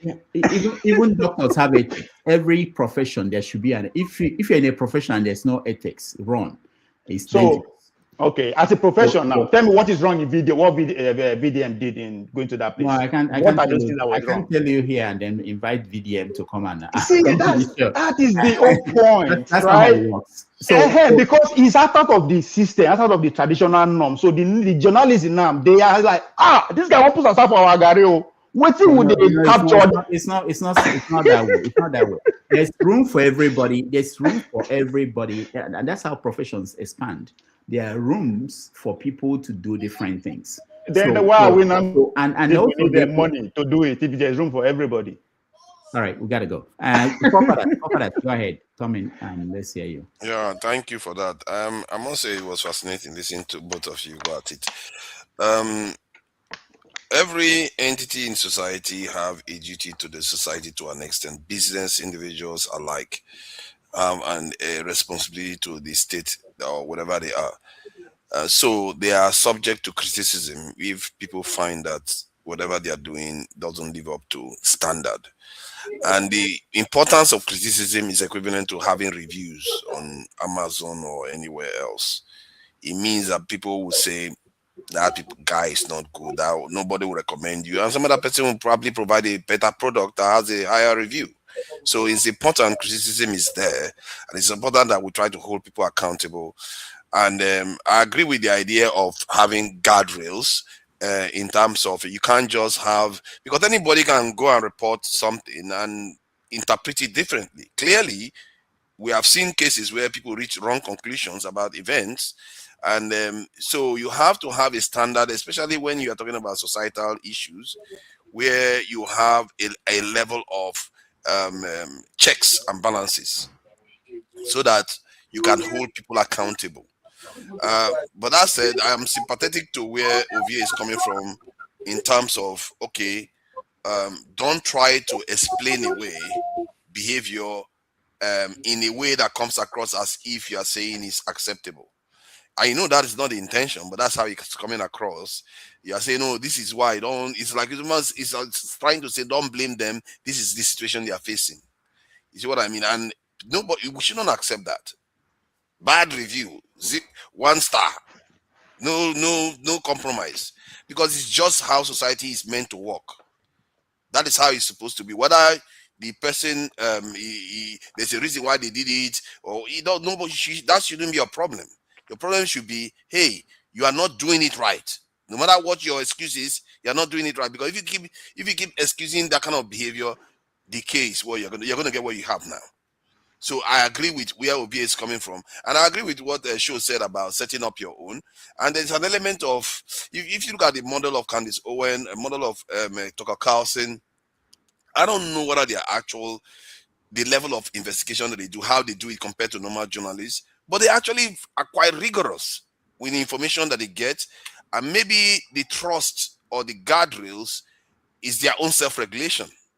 So in other words, they get higher credibility from what they say. So it's not like institution-based guardrails that they put. The guardrails is based on their credibility. Because if they go and say the wrong thing, their whole reputation is blown up. Where if they say something that is untrue. So I think there is an element of that aspect that Ovie is trying to say, that that's why everybody can be able to share information.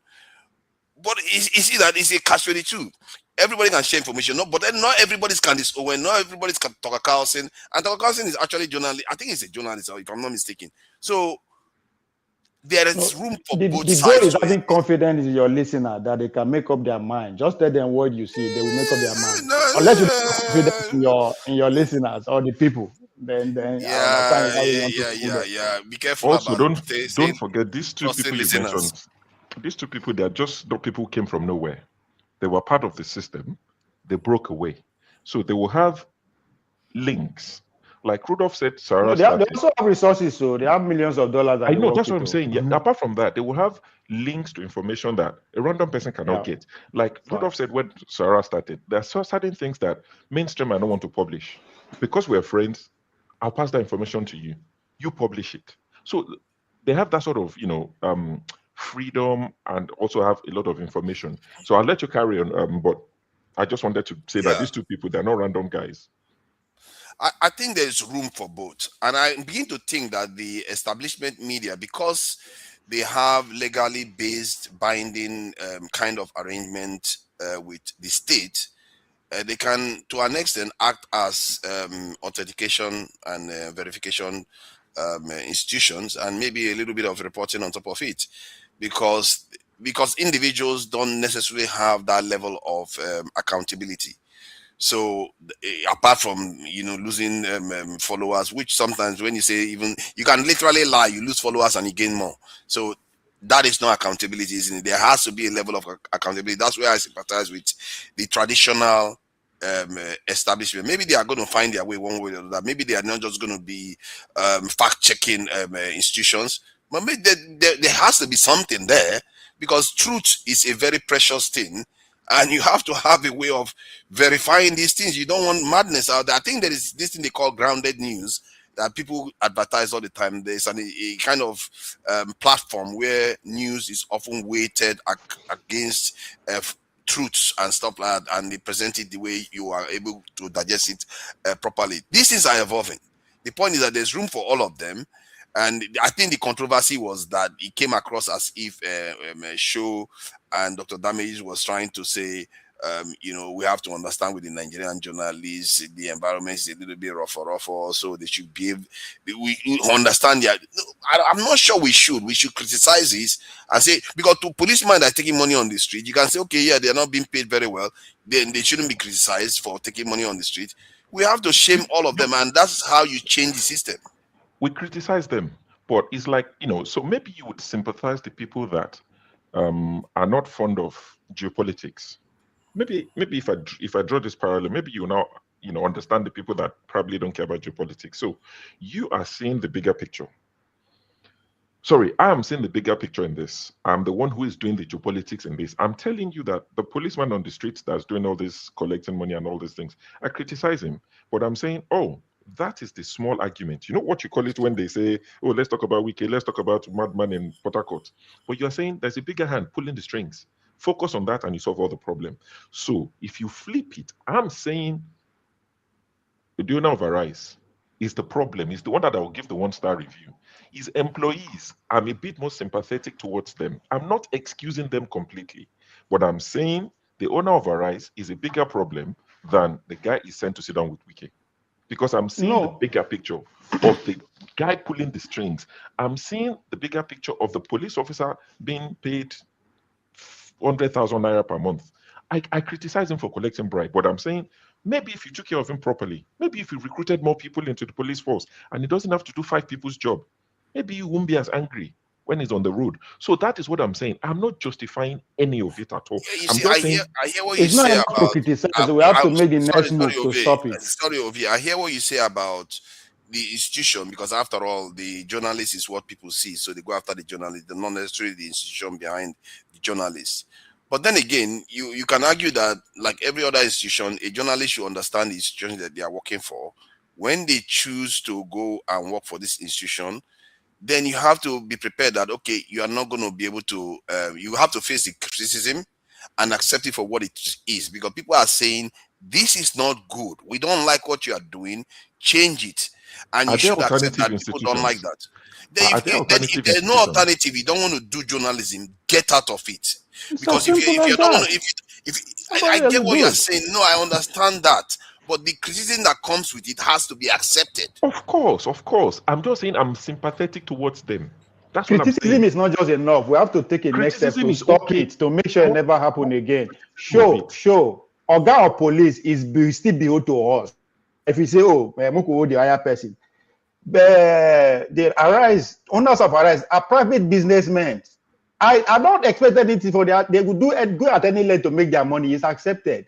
But guess what? No, We that's that not are the accepted. receiving What are you talking about? You're going out there to make money. hold on, That's not to accepted. Naija. What are we talking about? They are Hold all on. accountable. Let me when I say it's accepted, right?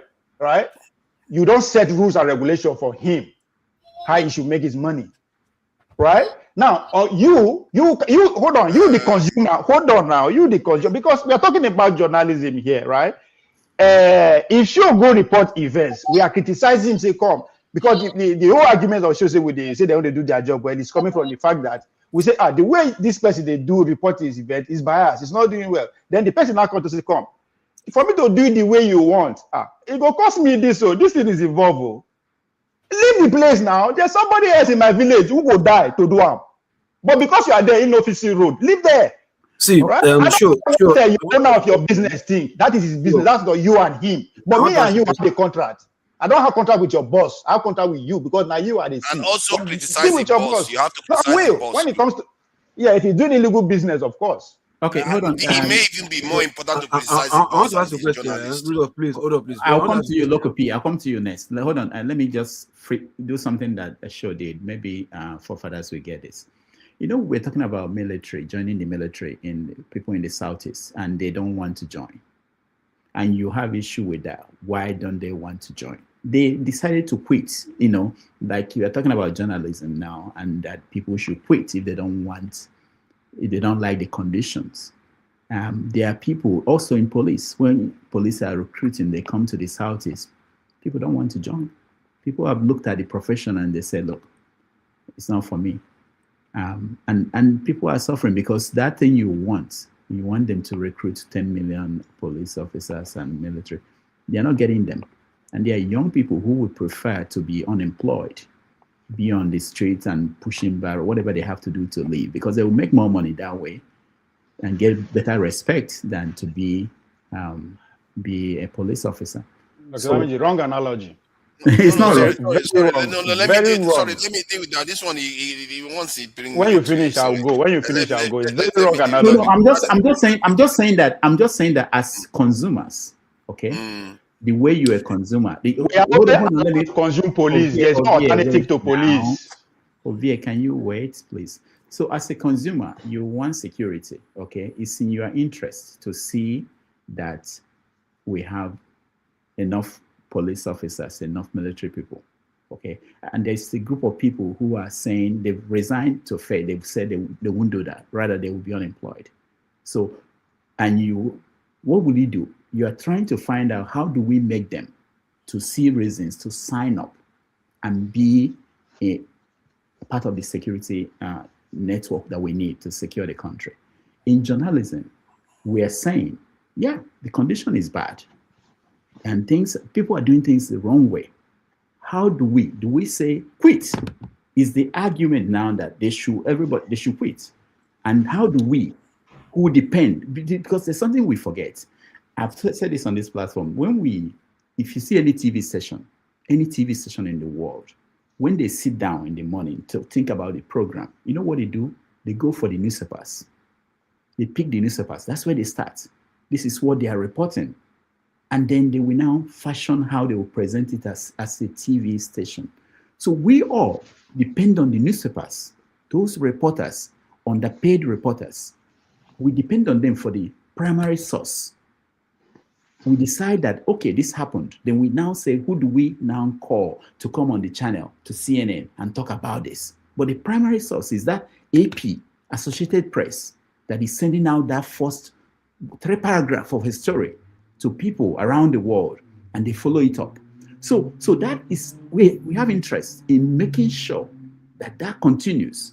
Once we cut that off, what we are going to have is VDM and Ovier with his camera moving around in California and taking pictures and sending to us. And sometimes you will ask Ovier, who did you interview? I don't know. What is the name? There is that primary source has to be protected. I'm saying to you that we acknowledge, just like we do with politicians and every other profession, the military, the medical profession, the teachers, the issues. But we have to go beyond just saying this is the issue. What are we going to do? How do we encourage them? How do we make it possible for them to do the job the best way is done in other places? That's all. I get what you're saying. Sorry, let me just respond to that. I'm not responding to the military stuff now. Can I just say something about the military stuff? You mentioned something about military. I want to use your voice. Come on, man. What do you mean you hear my voice since I just spoke once? Go ahead and talk. Okay, so we're rounding up this way. Forefathers we speak, and then Local P and Ovier, and then show we end it. Okay. Yeah, about that military one, I will just take the opportunity to say that Nigerians do apply for security, to join the security forces, including the military. The military doesn't take enough of them. That is the problem. The military is the one filtered them because they just want 6,000 at a time, then 12,000 to that day in 1 year. As a matter of fact, I shared the data that showed that almost 2 million applied into our security forces, and they don't employ them, because Nigerians are in serious poverty, and most of our security forces pay more than the poverty that the security forces that most Nigerians are facing. Millions of Nigerians, tens of millions of Nigerians live below the salary and the welfare of security forces in Nigeria. They do apply, they don't just get employed. That is the problem. And I really think that people need to pay attention to that. Yes, in the Southeast, they're underrepresented.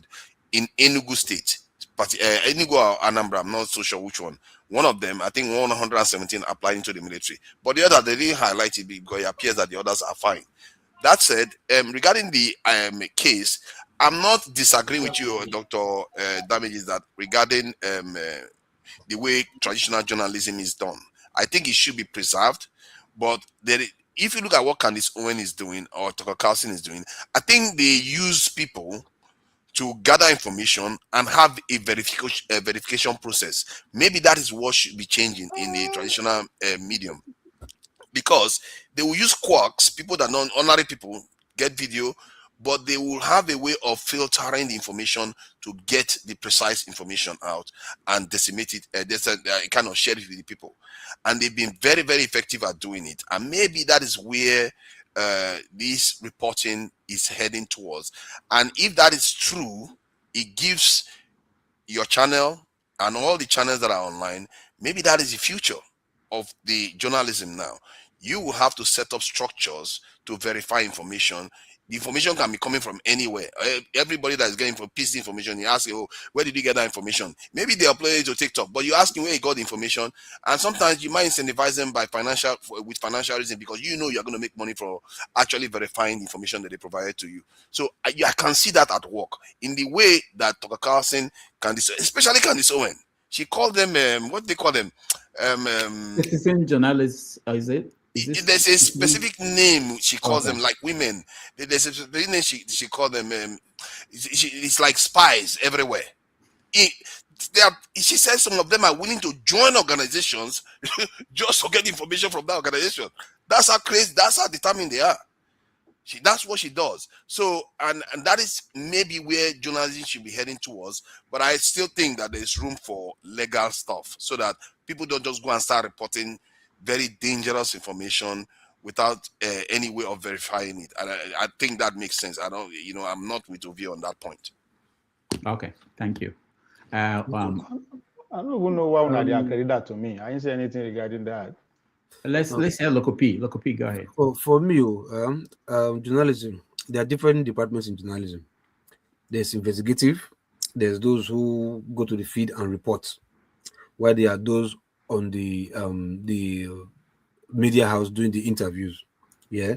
Then plus the one that is Wiki is adding, the media chat that people now leave Oh, I know it's presidential chat. They used to have it before. People don't leave their session and go and meet them and be asking, tailored questions. Now, if you break them one by one, the ones that are doing investigative journalism, you can say those ones are the ones they're like whistleblowers. You understand? Breaking out secrets that people are hiding. They don't want people to see in public. Yeah? So those ones, you can say their life might be in danger or their life are in danger. Then we can understand that one. And there are people who despite their life is still in danger, they still have passion just to bring out the truth. They still want to do that, even if their life is in danger. But the ones I'm concerned with is the one that puts their face there almost every day. You understand? To the public, for the public to see. You know this guy in Arise now, Charles, and Ayan logo, whatever. You understand? He's still there in the same Arise. You understand? I have not seen that guy having any interview that is being cowed by his guest. I've not seen. He always put his feet on the ground. Ask the question he wants to get. Put his guest on their toe. I don't understand. Is it not the same Ake Bagbin that is their boss too? But you will never see an Abati doing stuff like that. Never ever. An Abati and his crew, they are the ones coming on air almost every day. I'm telling you the danger of this because look, when you watch TV every day about the political, somehow, some consciously, it shapes what you think, what you believe, and you start acting, behaving like that. That's the danger of this journalism. When you think, oh, it's not their fault that because of the way it's dangerous, they should take a bill or whatever. Their kind of job should not even be given excuse to because they are the ones that shapes people's opinion. They shape their mindset. They shape they shape how they reason or how they act or how they perceive how Nigeria is. That's the danger of their job. So they should be careful of what they put out, the narration they put out there. You get my point? So the ones that you're saying, okay, if you go to meet a Wiki and ask Wiki a question, yeah, I can understand that because Wiki pay for that session. So you can decide to like, oh, I want to talk about this or that. I can understand that. Even if at the point that yes, you can still ask him about education, ask him about health, ask him about infrastructure in Abuja. You can still ask that. You understand? By the time he frowns at that, people will know that yes, you don't want to talk about it, but not that you are encouraging them to make everybody believe that they are perfect politicians, that they are doing they are doing the right job as or what's called as a minister or whatever. Because if you do that, that is where you are doing bad journalism. You are aiding them. But if you ask them the right question, even if they don't answer, no problem. But you've done your job as a journalist. They have conscience now. They'll know how this person wants to gaslight me. Okay, I want to avoid him. By the time you avoid maybe Egbenga, you avoid him. You avoid Chamberlain Uso or Mogbe Ogun. You avoid Shegu Okibaloyi. You avoid Rufai. You avoid Mogbe. You avoid SMRO. You avoid all of them for asking the right question. Then we will now see if how the media house will automatically employ other set of people again to go and be asking this same question in media chat if they decide to do that. That is one. Another thing I'm talking about is that then the ones that comes to the studio now, they did not pay you to come and interview them. You are the one who's having them to be a guest. But I don't know if the media houses are paying them for them to come to your studio. I don't know about that. But my own is if they come to your studio now, you don't have the power now to ask the question. You understand? And still, you still have these people not asking the right question. People listen to these people for crying out loud. That's why we get angry at them because we listen to them like you're not asking the question you're supposed to ask. You're not asking them not to cage them. That's why I give you the example of this guy, Charles, the Charles of you understand? He asked a particular question, and you can see he puts his feet on the ground. He has for okay. Look at the one he did with what's it called? This guy recently, Daniel Boala. You understand? He did with that Ebola. But will you say, oh, because it's collecting barren envelope, it should not ask a question? No. That is where I'm concerned with. The people that we see their face all the time, those are the ones that are supposed to be perfect in their journalism, nothing else. And one last thing, finally, you saw even the bombings they did, the triple bombings they did in Bonu, the ones that happened in Jos. After Very Dark Man went there and put out the video, I was expecting to see, okay, let any media house go there and interview the community, at least because they are professional journalists, so they know what to ask, they know what to the kind of question what to look for, they know what they want the people to say out there, and they know what they want the people to the audience to believe or to see. So these guys are trained, so they will be able to go to bed. Since Very Dark Man did that video, I have never seen any of the media station went to that same community to interview them. So do we? I mean, I don't understand. Do we need money to do that, or do we have to collect brand envelope to do that? Like we said, that is free. You just your what's it called your media house Local to pay your Local transport to mobilize you to go there. Local P, did you watch my conversation with Precious? No, like I said, I made I did it. It was it was a comment with him that brought me in. Okay, so it's okay. I will pardon your questioning why didn't they go there.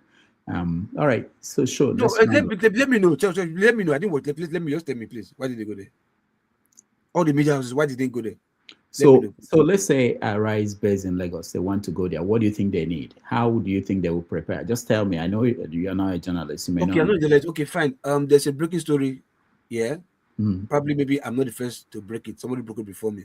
But I would definitely want to interview the community to get their opinion, whatever. So what do you think they will do? Yeah.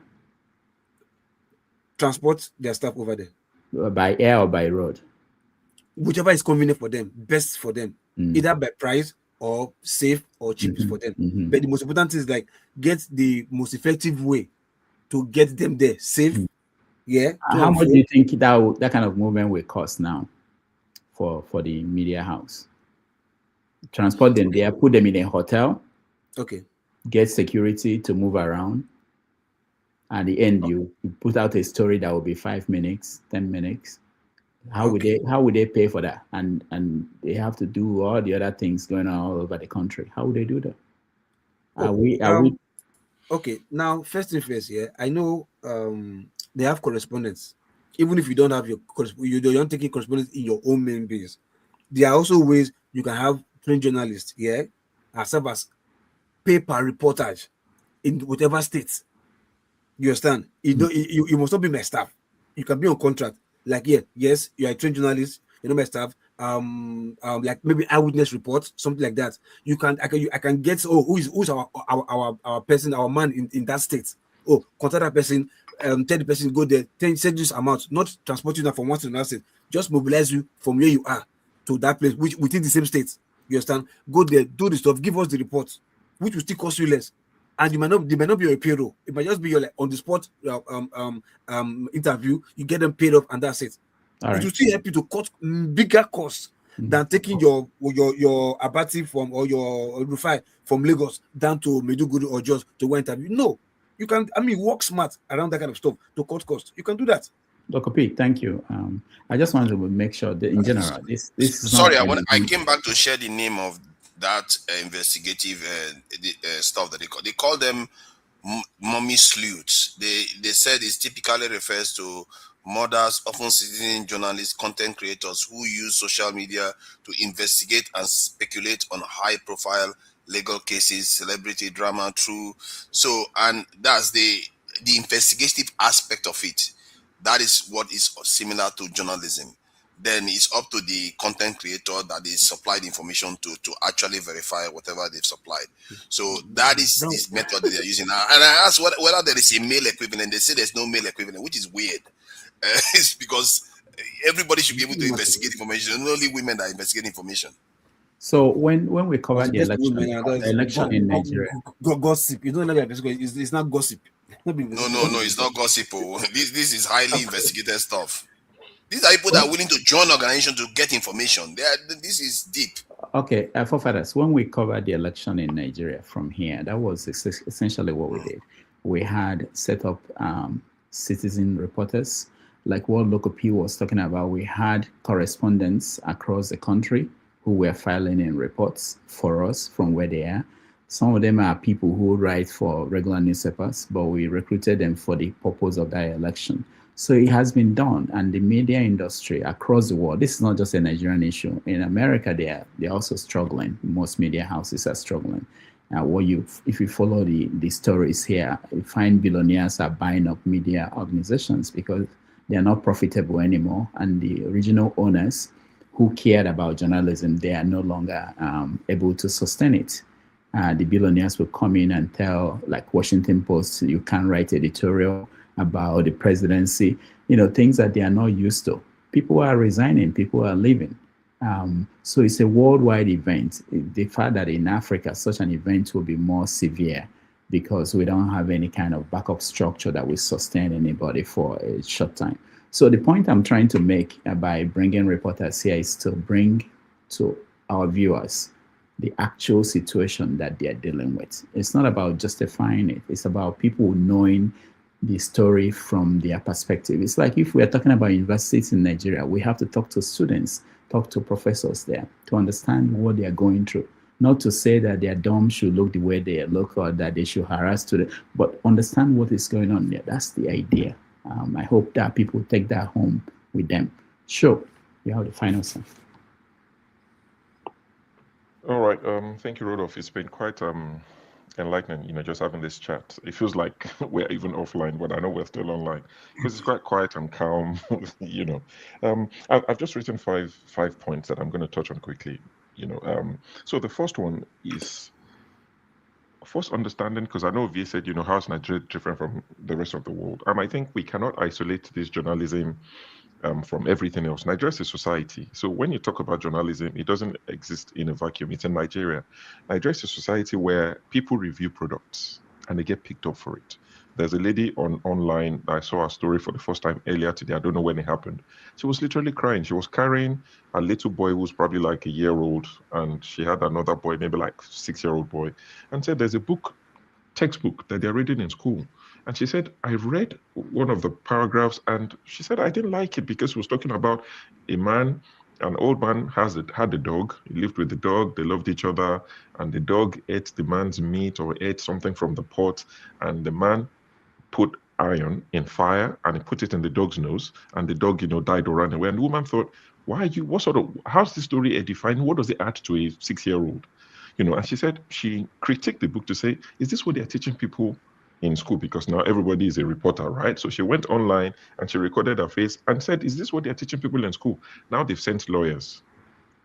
Now they're going to lock her up. She's afraid. They've been calling all her families. She's threatened and crying for help. She needs all these, typical VDM and all this DG to come and support her because she critiqued a book a child was given in school. Another person reviewed a bread. I've still not seen the video, but I've heard about it that she held up a bread, intentionally hid the name of the bread and said, I've had this bread for over a month. No mold, nothing. 2 months. Oh, 2 months. Okay. I just read it. I don't even know the woman who did it, but I read the story. And now she's been locked up. I don't know if she's been, bailed. People like... She'll be released. She was released that same night. That is Nigeria. So when you say, how's Nigeria different from everywhere else? I'm just saying this bread, what is going on? 2 months, no mold, nothing's changed. Is this bread even real? She did not reveal the name of the bread, but she was locked up. Somebody reviewed tomato and said, I think it has too much sugar. She was locked up. That is the country we're dealing with. I mean, people are getting locked up for calling Israel out and people Jews, even in the UK. So we know that one now. People riot. I agree. I hear what you are saying, but still. In Nigeria, one guy, popular guy on Twitter, the American embassy wrote to the Nigerian government to lock the guy up because he criticized the American government for their role in Iran. A popular Hausa Fulani guy in Nigeria on Twitter, he was locked up. So I'm not saying it doesn't happen anywhere else in the world, but you're talking about something, the war, right? That's different. It's volatile. That any comment like that could trigger something. I'm talking about bread. So now think about what can happen if Wike is unhappy. I am not trying to instill fear in people. I am saying let us first understand and establish what we're dealing with. So Wike is unhappy about what the journalist did. Chim was talking about how he's a good guy, and I agree. I think Chim is a good guy, upright guy, and he won't do something. And if you don't do it, they left you alone, right? And they just didn't promote you. But if we flip the script to journalism and doing these things and not doing it, it's not about you not being promoted. It could be worse than that. And I've given examples. People who've paid the ultimate price. So is Chim, when I say Chim, not Chim, but people like that, are they willing to pay the ultimate price? Because if Chim didn't do what they wanted him to do, all he didn't get was promotion. He was left alone. And they still even came to him when they needed his help. So people like Delegiwa, people like Dadiyata. And the problem with Nigerian society is we are guilty of this now, not even the government. When we lose people like that, we forget about them. I'm not even saying give their family money. If we can, set up, funds and whatnot. But even with that money, I asked my nephew, and you can blame me for this, who is 27. I said, do you know who Delegiwa is? He said, oh, there's a song about him. I said, but I don't know. He was born, raised, he lived in Nigeria all his life. And he's well educated. Went to UI, first class. So it's not like somebody who's not educated. He said, oh, I've had the name vaguely. There's a song about him that we sang in private school. Delegiwa, only his family would know what's up. Daddy Yata. His family doesn't know if he's alive or dead. He's been gone for so long. So I'm saying, even us, what do we do to encourage people? It's like the military thing. What do we do to encourage people to say, you know what, we've got your back? As Yoruba will say, keep going, I'm behind you. We are behind. If anything happens, we pick up from where you left. We are failing in that aspect. So we need to show that when and if SHIT hits the fan, we, the Nigerian citizens, will be there for you. Nothing you leave behind will suffer. But we don't do that. We look for the next hero. Who's dying next? Who's willing to go next? We do that a lot. Second thing I will talk about is Charles Anyagolu, fantastic guy. But look at Arise. Who's to tell you that it's not scripted like WWE? Because what I've noticed is anytime Rufai is not there, Ayo steps up. She's the one that is breathing fire. Yeah, Ayo steps. Ayo. But when Rufai is there, Ayo is calm. She's the pastor's wife, the pastor, very calm, brings peace. But when Rufai is not there, she takes that role. So when I saw that lately, I was like, is this it? I'm not saying Rufai is scripted, but I'm saying Arise is a production. It's a production. So this is your script. They might not write the question word for word, but this is the role you play today. This is the role you play today. Everybody might have their role, because why all of a sudden, when Rufai is not there, Ayo is the new Rufai. Go and watch anytime Rufai is on holiday. Ayo is the darling of everyone. Rufai comes back, people abandon Ayo because she's just very like me. Oh, let's just make peace. Like Tinubu's tweet to Qatar. I just want peace. Let's everybody be happy. So that could be the case. And also, Lokopi, you said something about asking the right questions. You know that sometimes, and it seems like I'm making a lot of excuses. Maybe I am, and I might watch this back and just give myself a knock on the head. Questions are often written for these people. You just don't go there and go and ask the questions you want. If you work for these channels, they would write the questions. In fact, some people will not come if they are not told the questions beforehand. I'm not saying it's correct. I'm not saying it should be the way, but I'm saying these are some of the things we're dealing with. The questions would already be sent before the person, depending on who is coming. Another thing, the fourth one, Candice Owen and Tucker Carlson. What was I going to say? If they were operating in Nigeria,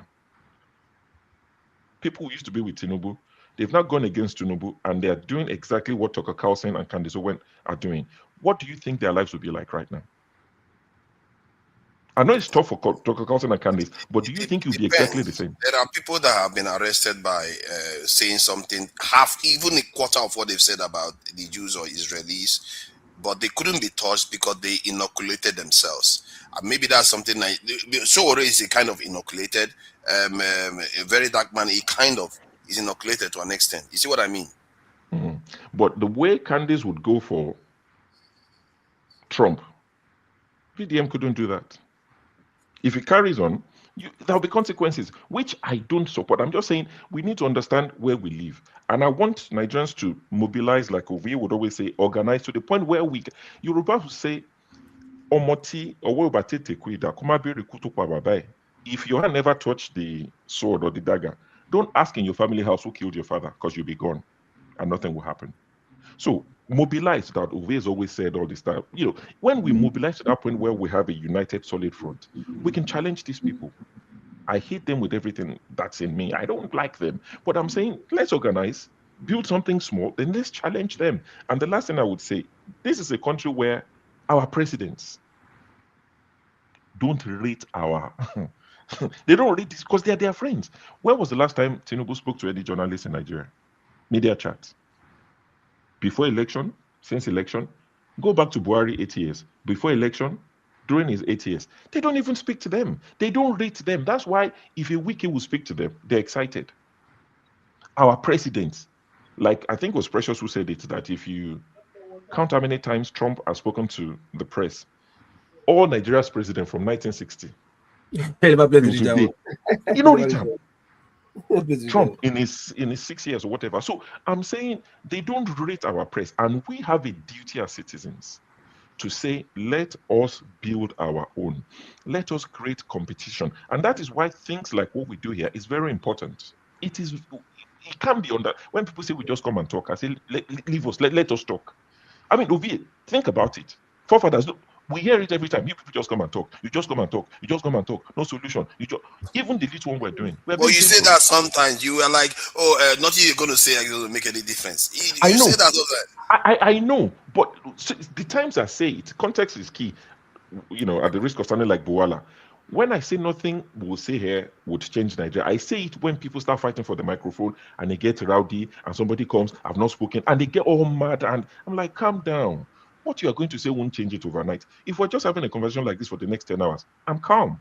But when people start fighting for microphone and dragging each other and, almost cursing each other out because of microphone, I'm like, brother, what is it that you want to say that is so important that you can't wait? So that's the context in which I say it. So I'm all for talking, and I'm all for, as crazy as this brother sounds, Alaba Ferreira, God bless him wherever he is, he would always talk about, he would talk about Radio Kudirat. People had to leave Nigeria to go and do it in the diaspora. Why do you think most of these channels are people who live in diaspora? Rudolph lives in America. This brother, I know he's in Nigeria a lot these days. This brother, this Edo brother, Niger Watch. He was in the UK most of the time. Mayegun has vowed never to go to Nigeria until things calm down. He's in Scotland. A lot of the people who critique the government he's scared. The Niger Watch badmouth Tinubu like crazy, demonic. I know, but Nigeria. But you know that Niger Watch is not your regular everyday people online, because his father, he says it, so I'm not exposing anything. His father is a big PDP guy. He's not an anyhow boy where they just go carry. He came out. Not be anyhow boy.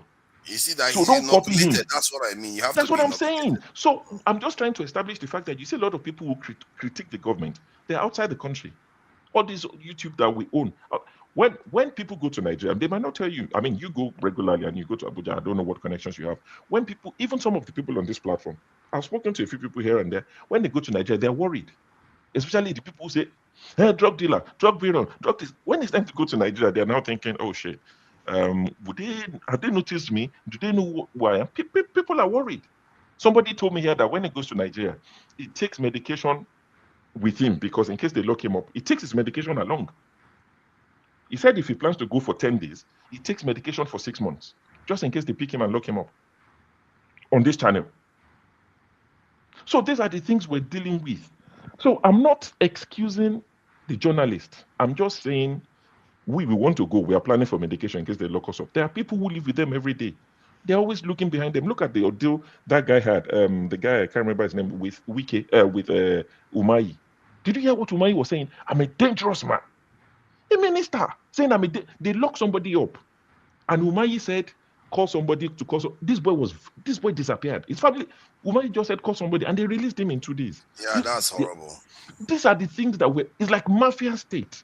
I'm not saying let's be afraid and be cowards and run away, but let us appreciate what we're dealing with. It's not the norm. It is crazy. So once we establish that, then we can now build, go to OVA, help us to organize, then we fight. We have to stand a chance. I don't know how they recognize people. Nobody has ever recognized me, even in Nigeria. Nobody, they never get your time. Nobody. I don't know how they recognize you. Maybe nobody, even in London, nobody has ever recognized me. I'm minding my business. So maybe I should be happy about that, I guess. You're not doing your job. That's what it means.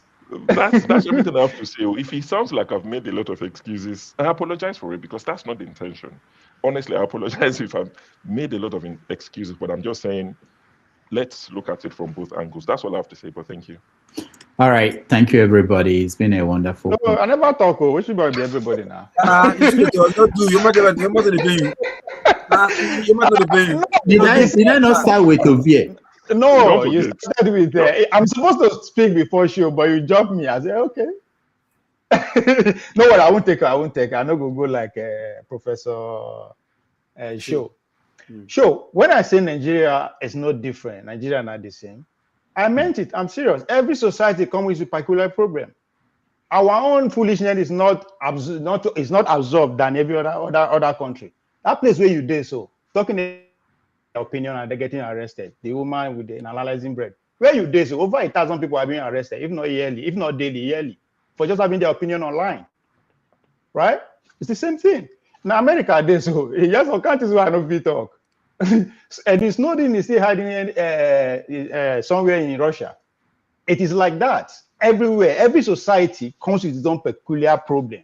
So we should stop saying, "Oh, our own," just because it's not somebody go thief 1 naira. But no, now the same thing everywhere. But that is, we are using that as an excuse, right? That's why I say it is not enough for us to just criticize. We have to go to take the next step and stop it, right? I said Rudolph. I disagree with Rolf when he was using military as an analogy, right? One of the most beautiful police station in Edo State. Now my brother built them. Right? I don't know, Miss Abu. I don't know, Miss Abu. Can't police station say come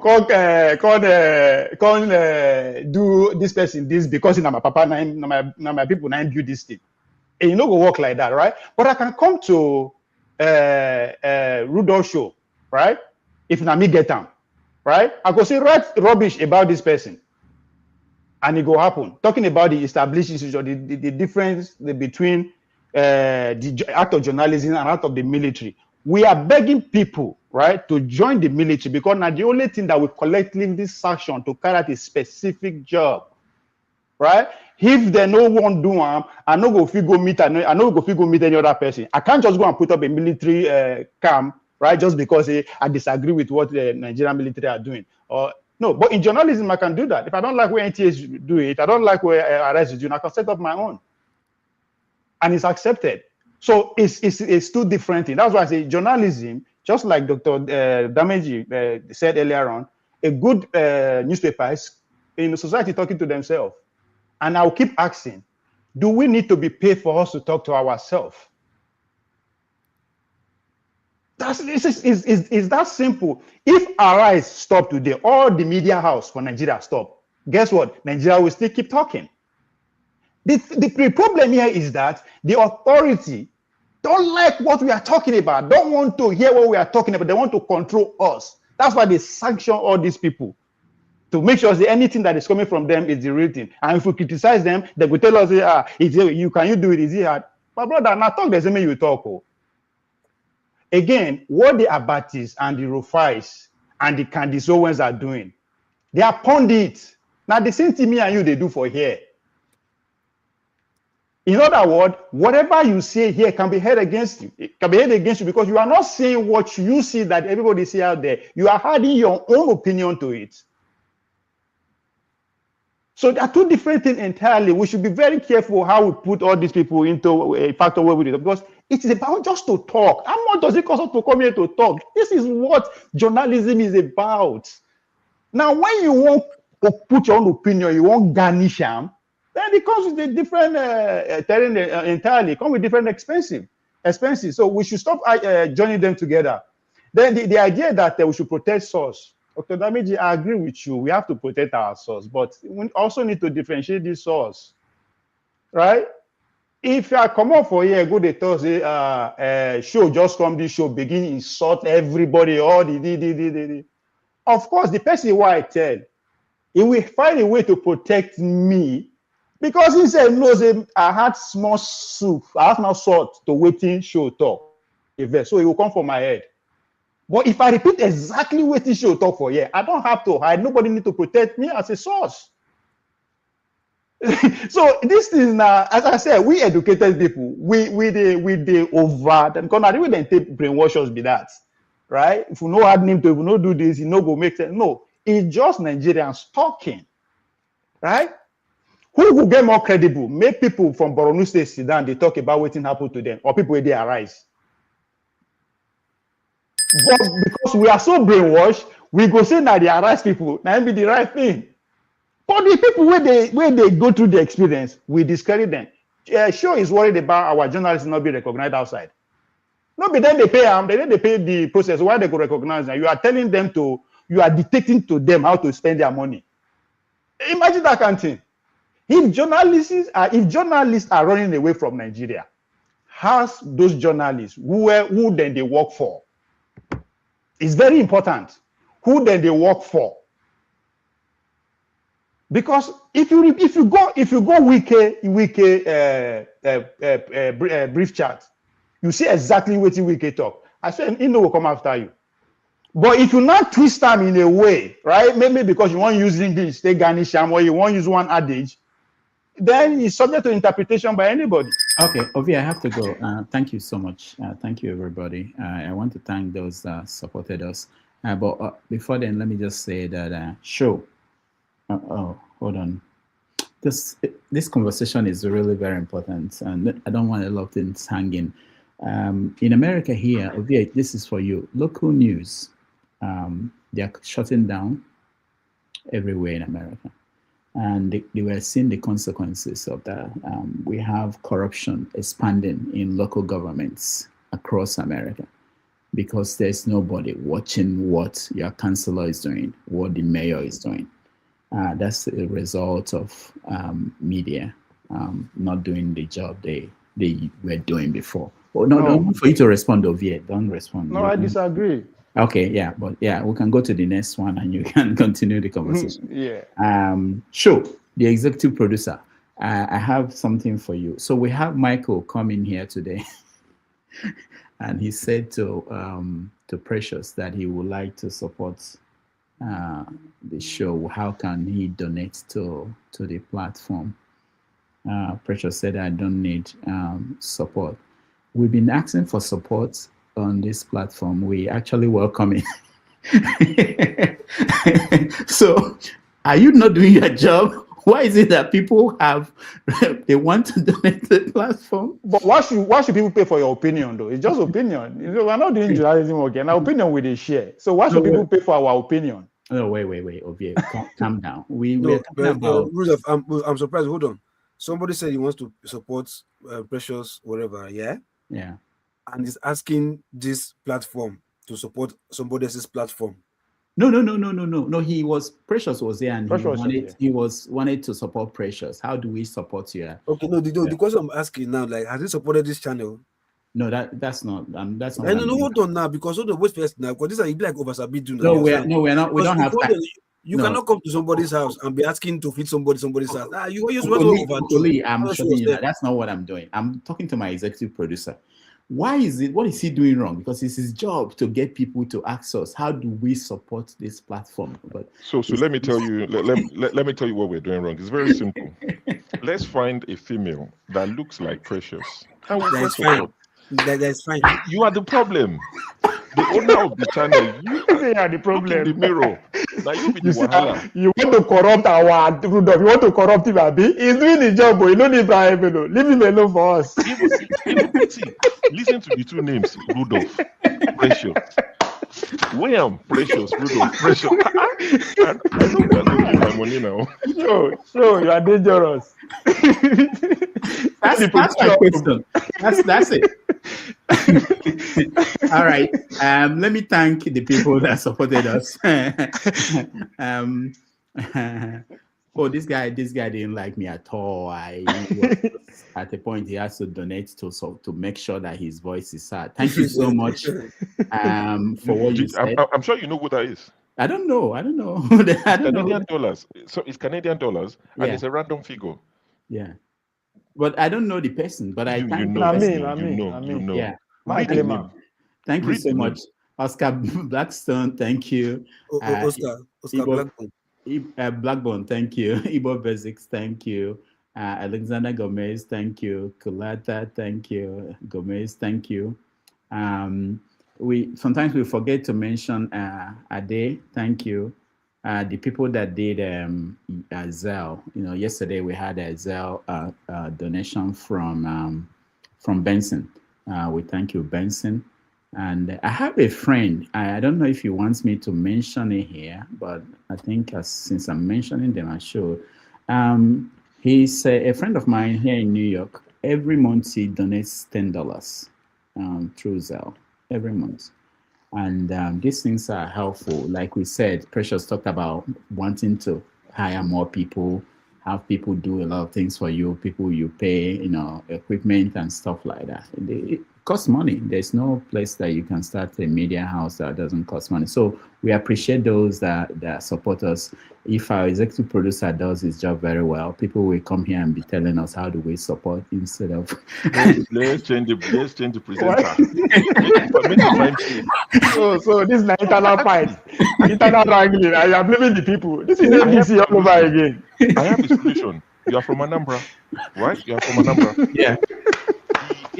The AAC candidate for governorship. Oh yes. That's our person. We have to bring her as a co-host. We're looking for co-hosts for 90 Minutes Africa. Brother, if she start to present, you'll be making $2,000 every Saturday. Yeah. All right. Thank you. You don't know the babe. We will talk. We talk off air. Google AAC Anambra. I should go. Somebody want to take my job. You are begging me. Okay. Since I didn't work out very well, I don't think you will. Jonaba. So we're looking. Sure. I won't go irresponsible. Now you are working against me on the background. You. Jonaba, say hello before we go. Thank you. I just saw you hanging on, and I was surprised that the lady rejected Michael's money. Why? I'm begging for it. So if you know how we can make it. But why did he? What do you think? Like, I want to support your channel, and she said, no, I don't need support. She gave the reason. Mm-hmm. She gave her She reason. said she wants to remain independent. Mm-hmm. She said she doesn't want anyone to tell her what to do, what to report, how to. She said she wants to be independent. She doesn't want money from anyone. Story that. So how did she raise her money? Exactly. She said she does a lot of private jobs. She listed all the things she does privately. Yeah. So, she's a big girl. Yeah. Oh, okay. Unlike people. So the money you want to give her, give us. But how much are we giving? How much is she being offered though? Bring the one that will be permanent, that we see every Saturday or every Sunday here, that will be seen, and it must be 40, it will be less than 40. If it's more than 50, in my age, we don't do that. All right. Thank you, everybody. Thank you, Show. It's been wonderful hanging out here today. Thank you, Jonaba. Thank you, Ovie. Thank you, Loco P. Thank you, everybody that joined us. Those that watched at home, we appreciate all of you, and those on the comment section.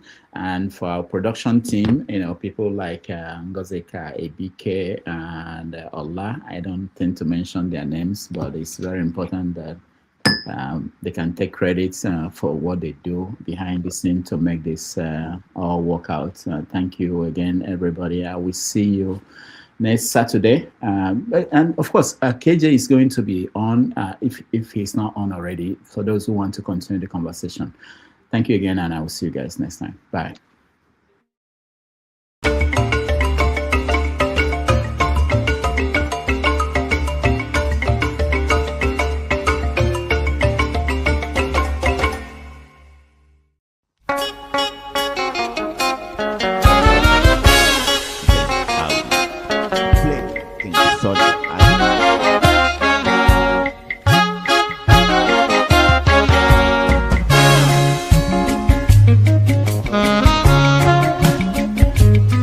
Uh-huh.